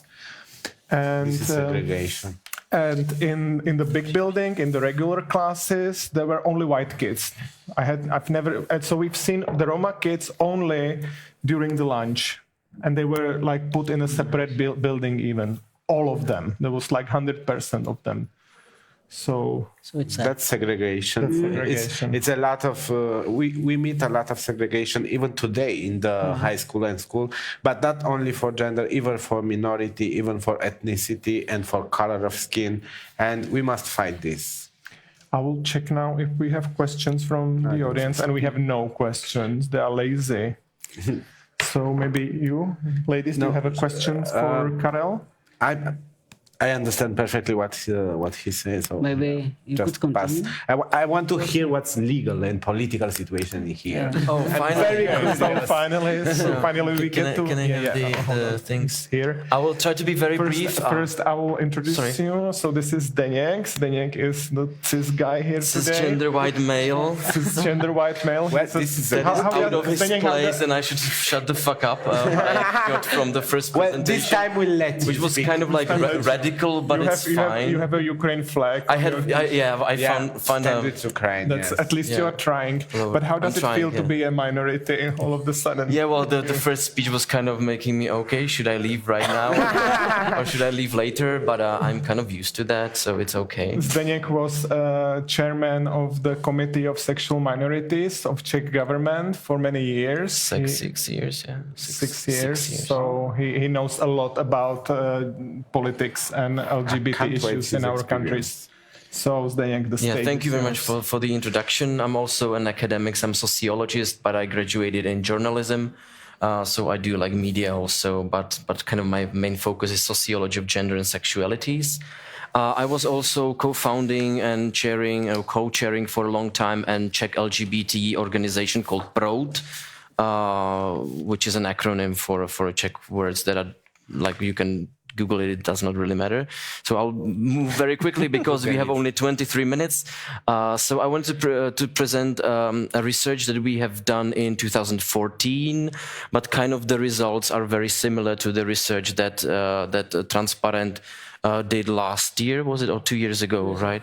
So there are like very similar findings. We had only in-depth interviews. There were 17 of them, and they were with different stakeholders, with the activists, with sexologists, and with trans people. So we kind of went more in depth in the topics, kind of discussing with the people the experience and the possibilities. I will skip the first one. So there were like very expected findings.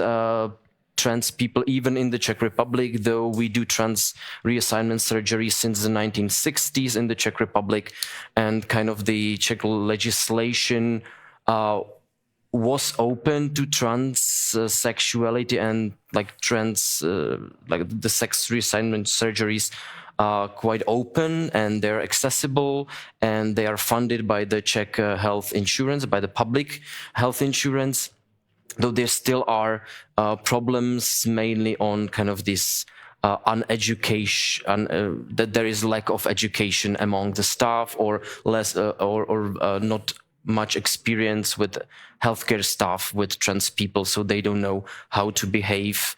And when they meet someone for the first time, which is kind of sociological constant, when you meet someone for the first time, some representative of a group that you haven't met personally before, you kind of start to think about the stereotypes that you kind of got along the way, along the socialization from the youth up to date, which in Czech Republic, because Czech Republic is very white, and the only ethnic minority that is visible for a longer time are the Roma people, and nowadays Vietnamese people. On one hand, with Vietnamese people, there is like kind of like less problems historically, and there are like more problems with the Roma people. Therefore, the stereotypes and the prejudices towards the Roma people are much problematic, much severe. There is physical segregation going on for a long time in the Czech Republic, which is a historical thing that I would not really go much into that. Talking about the trans people, there are the problems with the misgendering, with not accepting the gender that the people want to be talked to by the medical staff, for example, and also what Karel also said about the objectification that trans people, when they go to health facilities, they are kind of perceived as a object to be kind of treated medically as a patient that does not have that many kind of saying in what's going on, because they're not the experts on the topic. The medical staff, mainly the cis male white doctors, are the professionals that know the best.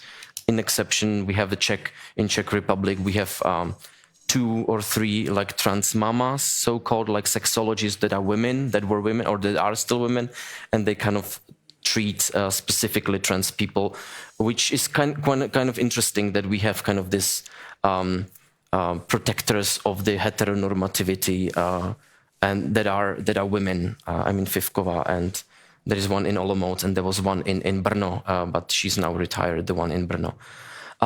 So the source and solution of all of this is low education and low experience of healthcare staff with the trans situation, and also the absence of interdisciplinary approach towards trans issues. The main focus in Czech Republic is always medical and sexological, because in Czech Republic all the sexuality since the 1920s or 30s is handled medically, which is kind of the constant. We don't have very strong church, and belief is not very strong in Czech Republic generally, as kind of something that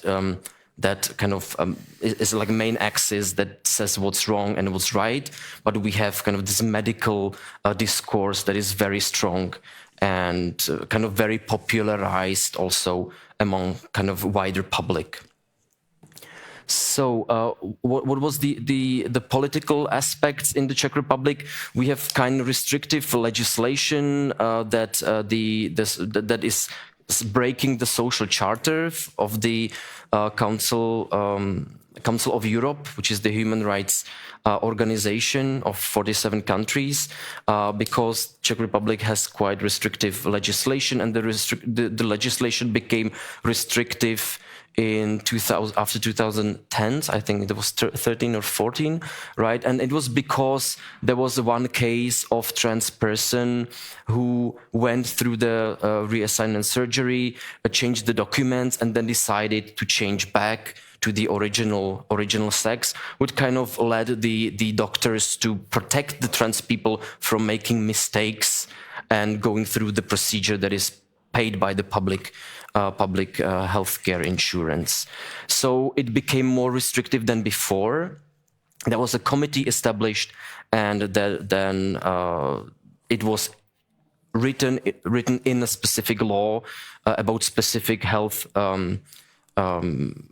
treatments together in other paragraphs. There are like some paragraphs about trans issues, some paragraphs about forced sterilizations, and then there is third part of this specific bill that it's kind of the grouping or where the trans issues were put are kind of weird and not really logical, because they're like by the sterilization of sexual abusers, for example. So they're in the same kind of group of kind of problems that are solved by this bill. And the bill is kind of inspired by Ontario's bill. The funny thing is that a half year after we adopted the Czech bill on trans issues in Ontario, they changed to a bill that is very kind of progressive, that the identity should be decided, or the sex assignment in documents should be based on decision of the person, which is something that the Czech Ministry of Justice tried to do. There was an agreement with Ministry of Health. The Ministry of Health only conditioned that there should be a diagnosis, medical diagnosis, but based on a medical diagnosis, the Czech Ministry of Health would not have problems with trans people going to change their IDs and names. And still, there is a point that it's kind of constant in the whole discourse, is that if someone wants to go through the surgeries and the whole procedure, it should be covered by the public health insurance. Though there are kind of fears from a group of trans people, or maybe all of the trans people, that it will become a paid, and which will make it less accessible. But I don't think this will ever happen in Czech Republic, because from the research from 2014, it was kind of request from the sexologists and medical staff also that it should be covered by the healthcare insurance. The problem with this bill was that with the novelization is that the Czech Ministry of Internal Affairs stopped the procedure, vetoed the procedure, because they had the feeling that if there would be a situation that a person that is can have child and is a male, it would be a legal problem for them. So they could not imagine a situation when they issue an ID to a person that is not that can still have children. So a woman can have like children with her sperm, and a man can have children with his eggs, which will be like fascinating. It is allowed in Poland, for example, because they have different approach to fertility, but generally trans reassignment surgeries and changing of IDs is not happening in Poland because of the religious reasons, but it's not in the legal system inscripted as, for example, in the Czech Republic. So, and the last point that I have is the Czech LGBTI strategy. We were not originally inspired by the European LGBTI strategy. We started to prepare our LGBTI strategy kind of parallel to the European one, but unfortunately the last Czech government never voted on it.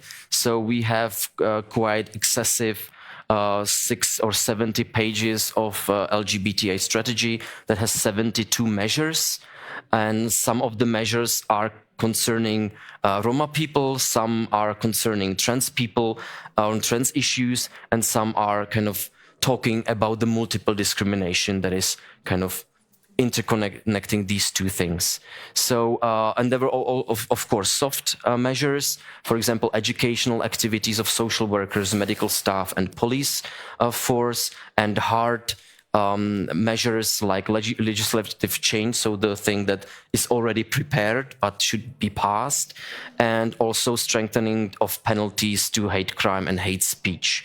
So that's for my presentation, but I have like 3 more points. When I was thinking about the topic Roma LGBT people, we have 12 more minutes. Yeah, well, so I will try to have some place for discussion. So I have like 3 points.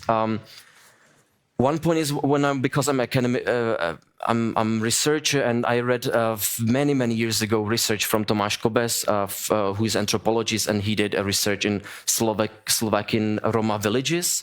There was a very specific thing that I was surprised about, but I'm not surprised anymore nowadays when I know more about like cultures that are not like the kind of European. Kind of progressive culture that are more kind of like traditional, that he found out that there is like quite an interesting intersection between homosexuality and transsexuality in the villages, in the Roma villages in Slovakia. The moment you kind of came out as homosexual, you were kind of relabeled and as gender inverse. So kind of they thought that you are kind of like trans person. So they kind of ordered you to wear women's clothes, to behave as a woman when you came out as a homosexual. So there is kind of aspect and for males, for Roma males that had a lot of like feminine features, they were labeled as homosexual. So there is something that was happening the whole 20th century, also in other parts of Europe, that there is this idea of gender inversion among homosexuality, which kind of intersects or kind of blends together homosexuality and transsexuality, that kind of, or cross-dressing, let's say. So that there is kind of thing that when you are homosexual, you are effeminate as a man, you're effeminate, which means kind of you're trans and you should be a woman and you should behave as a woman. Because in some cultures, being gay is like totally unacceptable. Yes. But being trans is that you are ill. It's just like cancer or something. So you are not, it's not that bad. You just need to be like medically treated and then you'll be fine. Yeah, but also in like kind of cultures that are kind of native, or we would say aboriginal like cultures, the ones that don't have like evolved healthcare or health or medicine generally, there is always like this aspect when mainly and it concerns a lot of men, that they should be kind of effeminate and kind of be in a specific role or in a feminine role, which means they're kind of like lower in the social position. So there is one aspect that I kind of think it's very important for the Roma people. It's kind of because Roma culture, to my knowledge, is kind of machistic culture, and the comparative research that has been done says that the more machistic culture is, the more negative and more stereotyping the culture is towards other gender identities than the male as the dominant one and female as the subordinate one. And there is no room or less room the more patriarchal the culture is for other identities, unless there is a specific things like third gender installed. So there is one point that I want to raise, and I found it very interesting also politically, also for the politics in the Roma community, because you have to navigate the LGBT and trans situation also in the Roma community to understand the topic with kind of different cultural background. And the second topic is that we just had last year a national census. Census is every 10 years, and it counts all the people, all the inhabitants of the Czech Republic. It happens in most of the countries in the world. And we are experiencing less and less amount of people that identifies themselves as Roma. So we now have, I think, like just 1/3 of Roma people in Czech Republic count-wise than we had in the 90s, because there are less and less people kind of identifying as any nationality. And there is definitely a dynamics that Roma people are not kind of proud of who they are when they are filling a survey, a state survey. So they identify either as Czech, Slovak, or not at all, or I don't know, Bulgarian or Romanian, or some other national identity. So there is another point that is very interesting that should be, I think, a point where there should be like more Roma people be proud on the on their identity, and kind of in also this states governed research, kind of to be proud and kind of write that they're Roma. They can write 2 or 3 nationalities, definitely that's possibility. But we kind of visibly have less and less Roma people in Czech Republic based just on this Czech-wide survey, which is problematic then for doing political measures, because when you have like very small minority, there is less probability of politicians doing anything, because the politicians are white and usually male and straight. Yeah. So, thank you very much. And privileged. Thank you, Zdeněk. Thank you. Perfect, welcome. perfect. But I'm sure Antonella has a lot of questions. Yeah, she was stenographing there. I will putting only the most. No questions from the audience. So Okay, it's all so yours. it's my. Sorry, Okay, you have 6 minutes. As I understand, there is this group of minority in public or government now. You're coming from? Yes, there was a committee established several years ago. Yeah, this committee, how approached the trans sex worker subject? Did they ask public decriminalization or they not? I think there was this issue was not really specifically raised. I'm there since 2011, I think, so it's 10 years. The committee works from 2006. And I'm not sure if there was a specific topic on. But what's the position now? Do you ask for the criminalization? We are just counseling body. That's the point. We don't have any we don't have many powers to really do. We can counsel the Czech government to do something, but they don't have to do it at all. So that's kind of problematic position. So we are kind of advisors of the Czech government. But if the government does not want to do anything they want.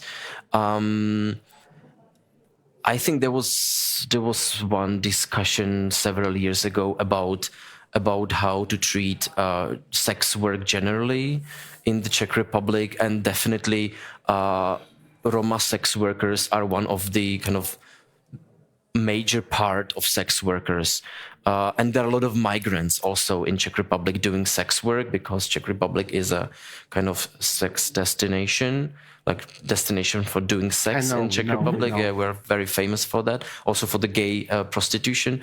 So it's definitely a topic. But we have specific organizations that are dealing with sex work, nice. And they are, I think, Roma sensitive to my knowledge. But I don't know the organizations right now. I remember in the middle of your presentation, you said something that I need my audience to know, that the transition, it's okay. You can transition and you can detransition. There is no problem with that, because I heard that law, blah, blah, I don't know something about the transition. Detransitioning, it's a big issue in our time. So we encourage all the trans community that if they explore and is not for them, it's perfectly okay to come back to the transition. It's your body. It's your body. And you can decide about your body. If you want to detransition, it's perfectly right. We are here to encourage you and we support you, even if you detransition. And nobody else's business what you do with your body. Yes, because the conservative use this subject to attack us. That look, you say I tell you that now he want to come back, and they use the transition to attack us. But the problem is that we don't have sexual education in schools that learn us that we must explore all the spectrum of gender and oriental sexual. So it's not a problem for the transition. Well, the ideal situation is that there won't be a forced, like surgical or like measures that would not be reversible. So the ideal is kind of to go to, we call it matrika, to like office. Like, I don't know what's the English. That's where you change the documents. Okay. So where you change the documents, so you just go there and you ask them to change your documents to the sex you would like to have, and you can change it very easily then. And if you don't have the surgery, they will not change your documents. Not here. Not now, but that's the ideal thing. That when there won't be that much of a problem, kind of to transition and detransition administratively. They just want you not to have kids, so you don't have like the complete surgery done. It's only okay. It's enough if you have your balls cut off, and then they change your documents, and you can keep your penis. Jesus. Okay. You also have to be single.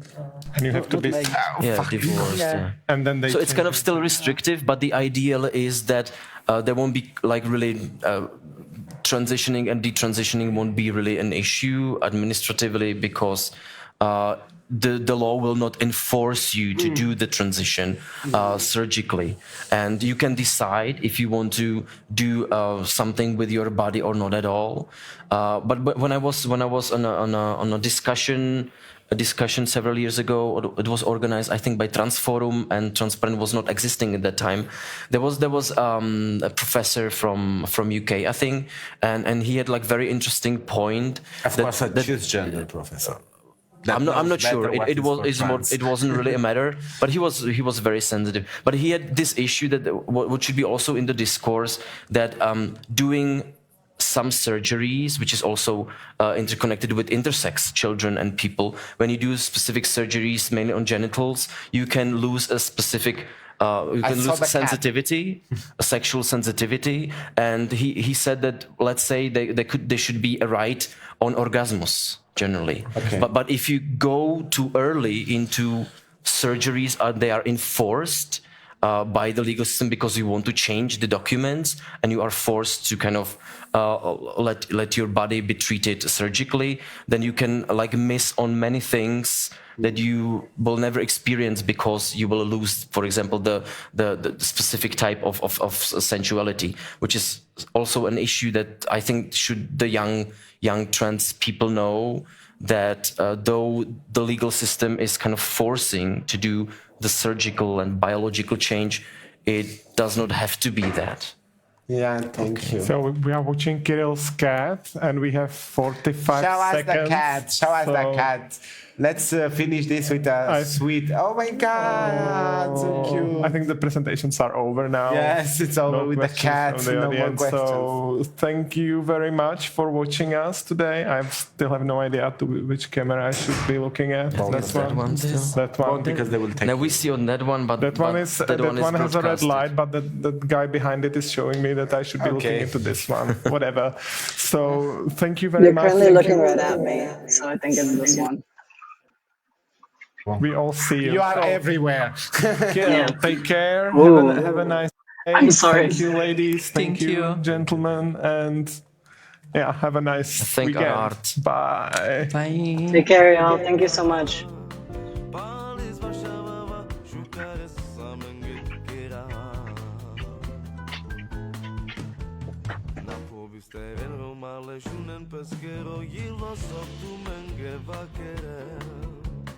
Varekana polokore zlikeren no prepesteru malena jiven amari saluma amenda sedevle hatuma nida shohana liam nida shohana juja epuvro male sopelate amenjiva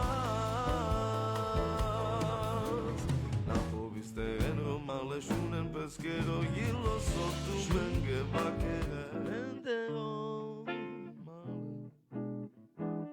acana te anen mante palofa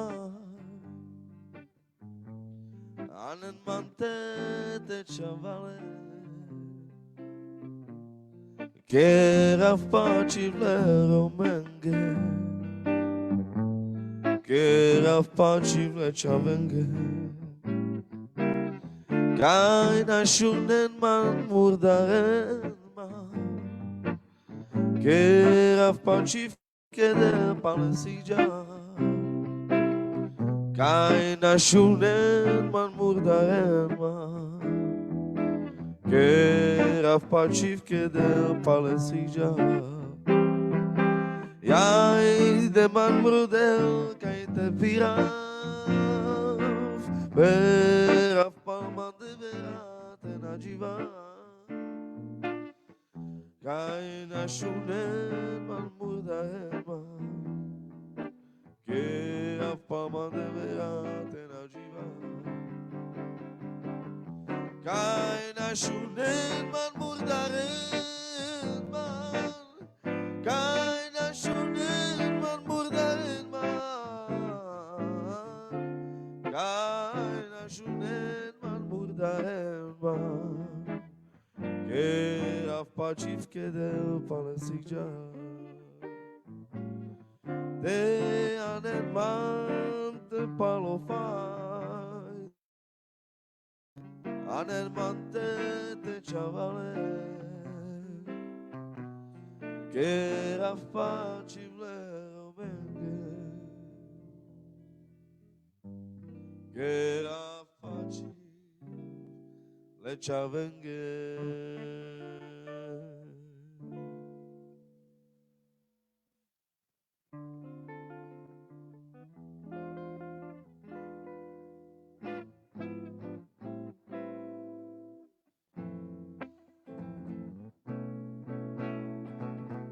Ema na berena Tedy kansamanusha Kerem bengi pepestan nashtik sobav Jito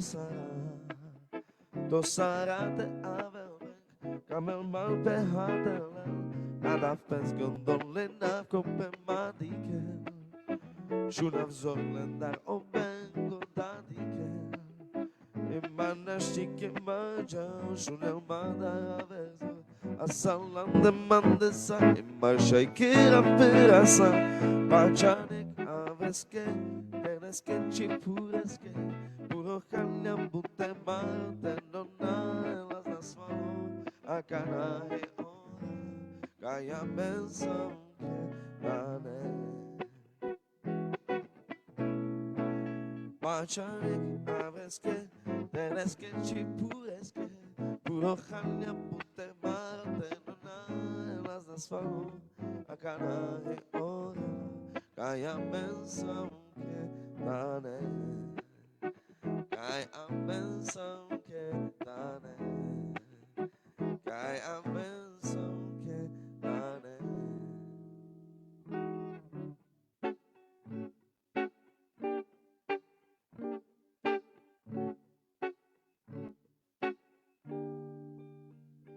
Nevidím problém Klidně se nechat podělat Kvůli tobě Řeknu ti to do očí Pak už to nebudu mít v sobě Bude se mi dýchat méně Až tě pak potkám Tak nebude problém Nevidím důvod Proč teď protestovat mám Když znám původ Problémy už nepočítám Prostě jen věřím I přes to, co se povídá Mám tě rád Na to se nezapomíná Neříkám, že bez tebe jsem teďka šťastný To divadlo, co na mě hrál, je předplatný Ten, kdo z nás pochopí, zasíná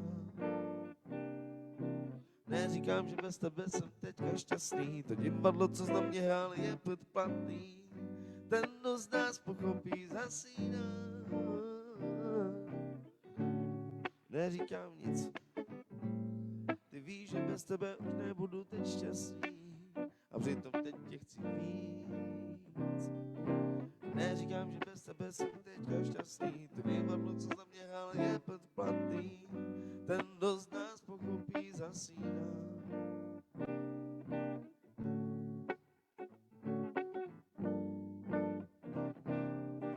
Čatu ke mé pena mé ando jaka Oj paštu teži to sara mé nasovava Dikava pretu tesa tu paštu veha Me dava duma lede vleha te lemu leha Pučava lende aka nasoske oda avkahi Oj mere sako manuš pređungane nasvali Čino barvalo čičoro kada mere benla savoro Akana tu menca nake lava sako manuš hila korkoro Per mange sorge vastu ke najfede Mejana miro ilo ketiro Zaperel mekama v kahino sasto Kahino bartalo amaro drum romano zoralo Se uštěna site ovena zorale Romale metu menge kama v te penel čekada Na pobiste rempe peste Likerem pes jegaves Hej Neříkám, že bez tebe jsem teďka šťastný To divadlo, co na mě je předplatný Ten, kdo z nás pochopí, zasíná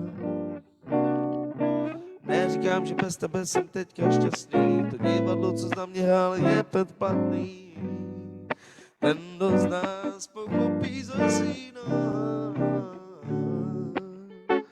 Zasíná Zasíná Zasíná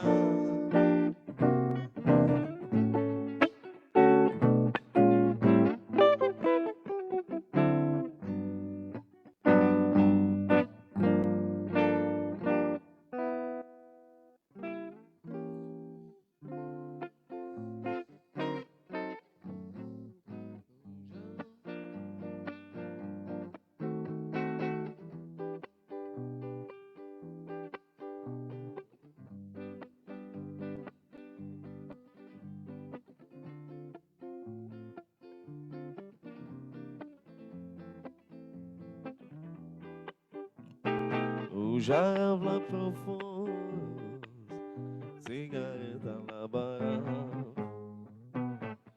chapéu radical, j'y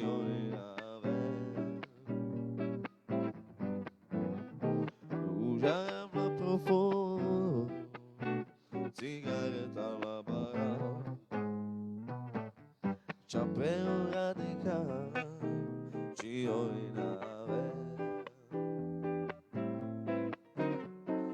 Imajo ja vel, balaros bukel, miri pirani. Ai si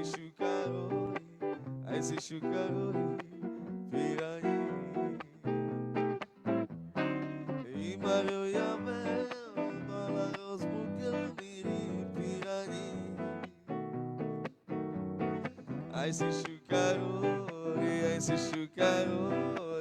pirani. Chairo mani, j'arrive là profond, cigarette à la barra, chapéu radical, tio e nave. J'arrive là profond, cigarette à la barra, chapéu radical, tio e nave. E Mario Abel, balados buquel, miri piani. Ai si shukarori, piani.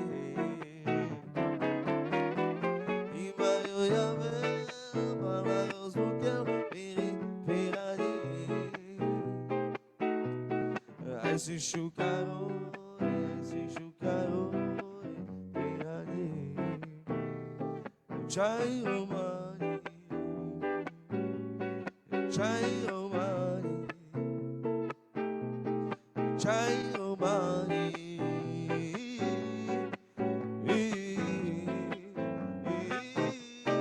Chairo mani, la la la la la la, imakelela. Chairo mani, ema ujarela, la la la la, chapema, chapema, chapema, chapema, yo ujarela.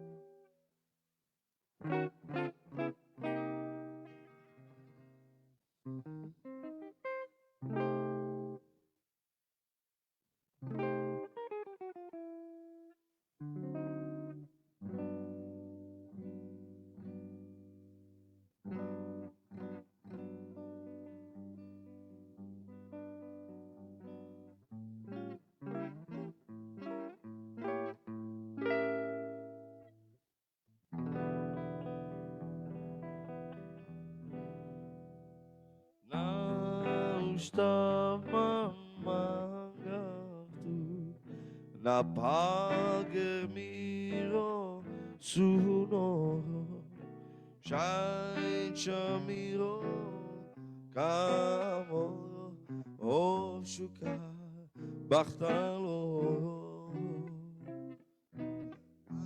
não estava mangato na paga miro suno shai chamiro kamo o shuka bachtalo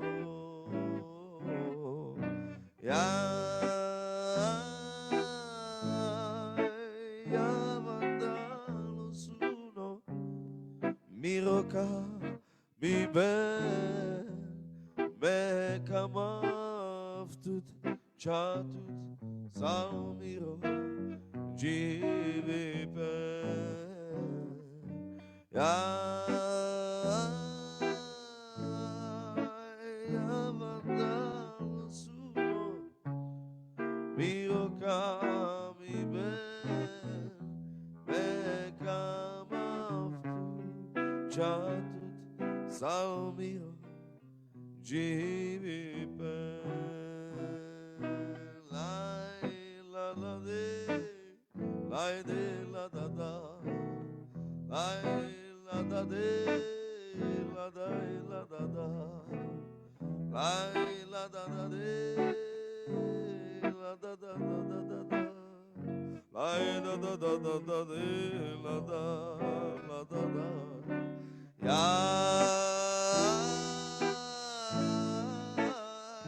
vandalo suno. Miroka, mi be, me kamaftu, chatut samiro, jivi be. Yai,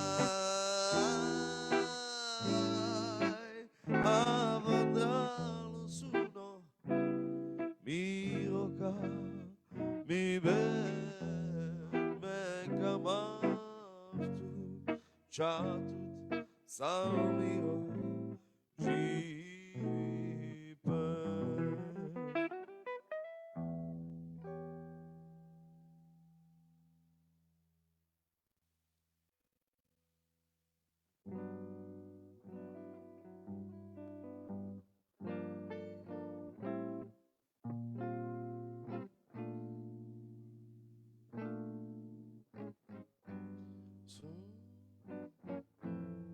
Some we shake it, Sant'Agnoli, che una mujer, tu va che soy, sos que son alaci, zakamaya pesando candaci, yo la mujer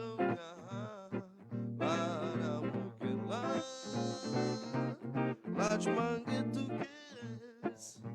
Sos que les namuques, las intenchavo la proviste, sobre cheguei, salteñori, que tu namuque, tu va querer soy, sos que son a la chi, zacamaya pesando candachi.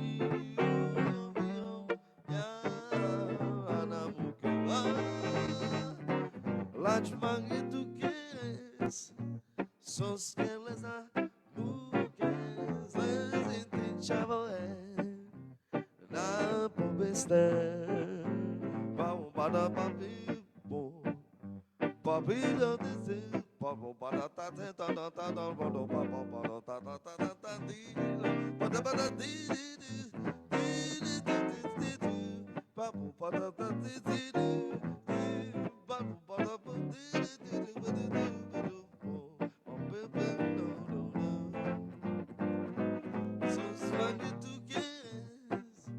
Sos que les namuques, las intenchavo la pobeste,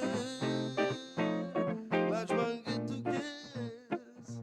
Sos que les namuques, les intenchavo la pobeste,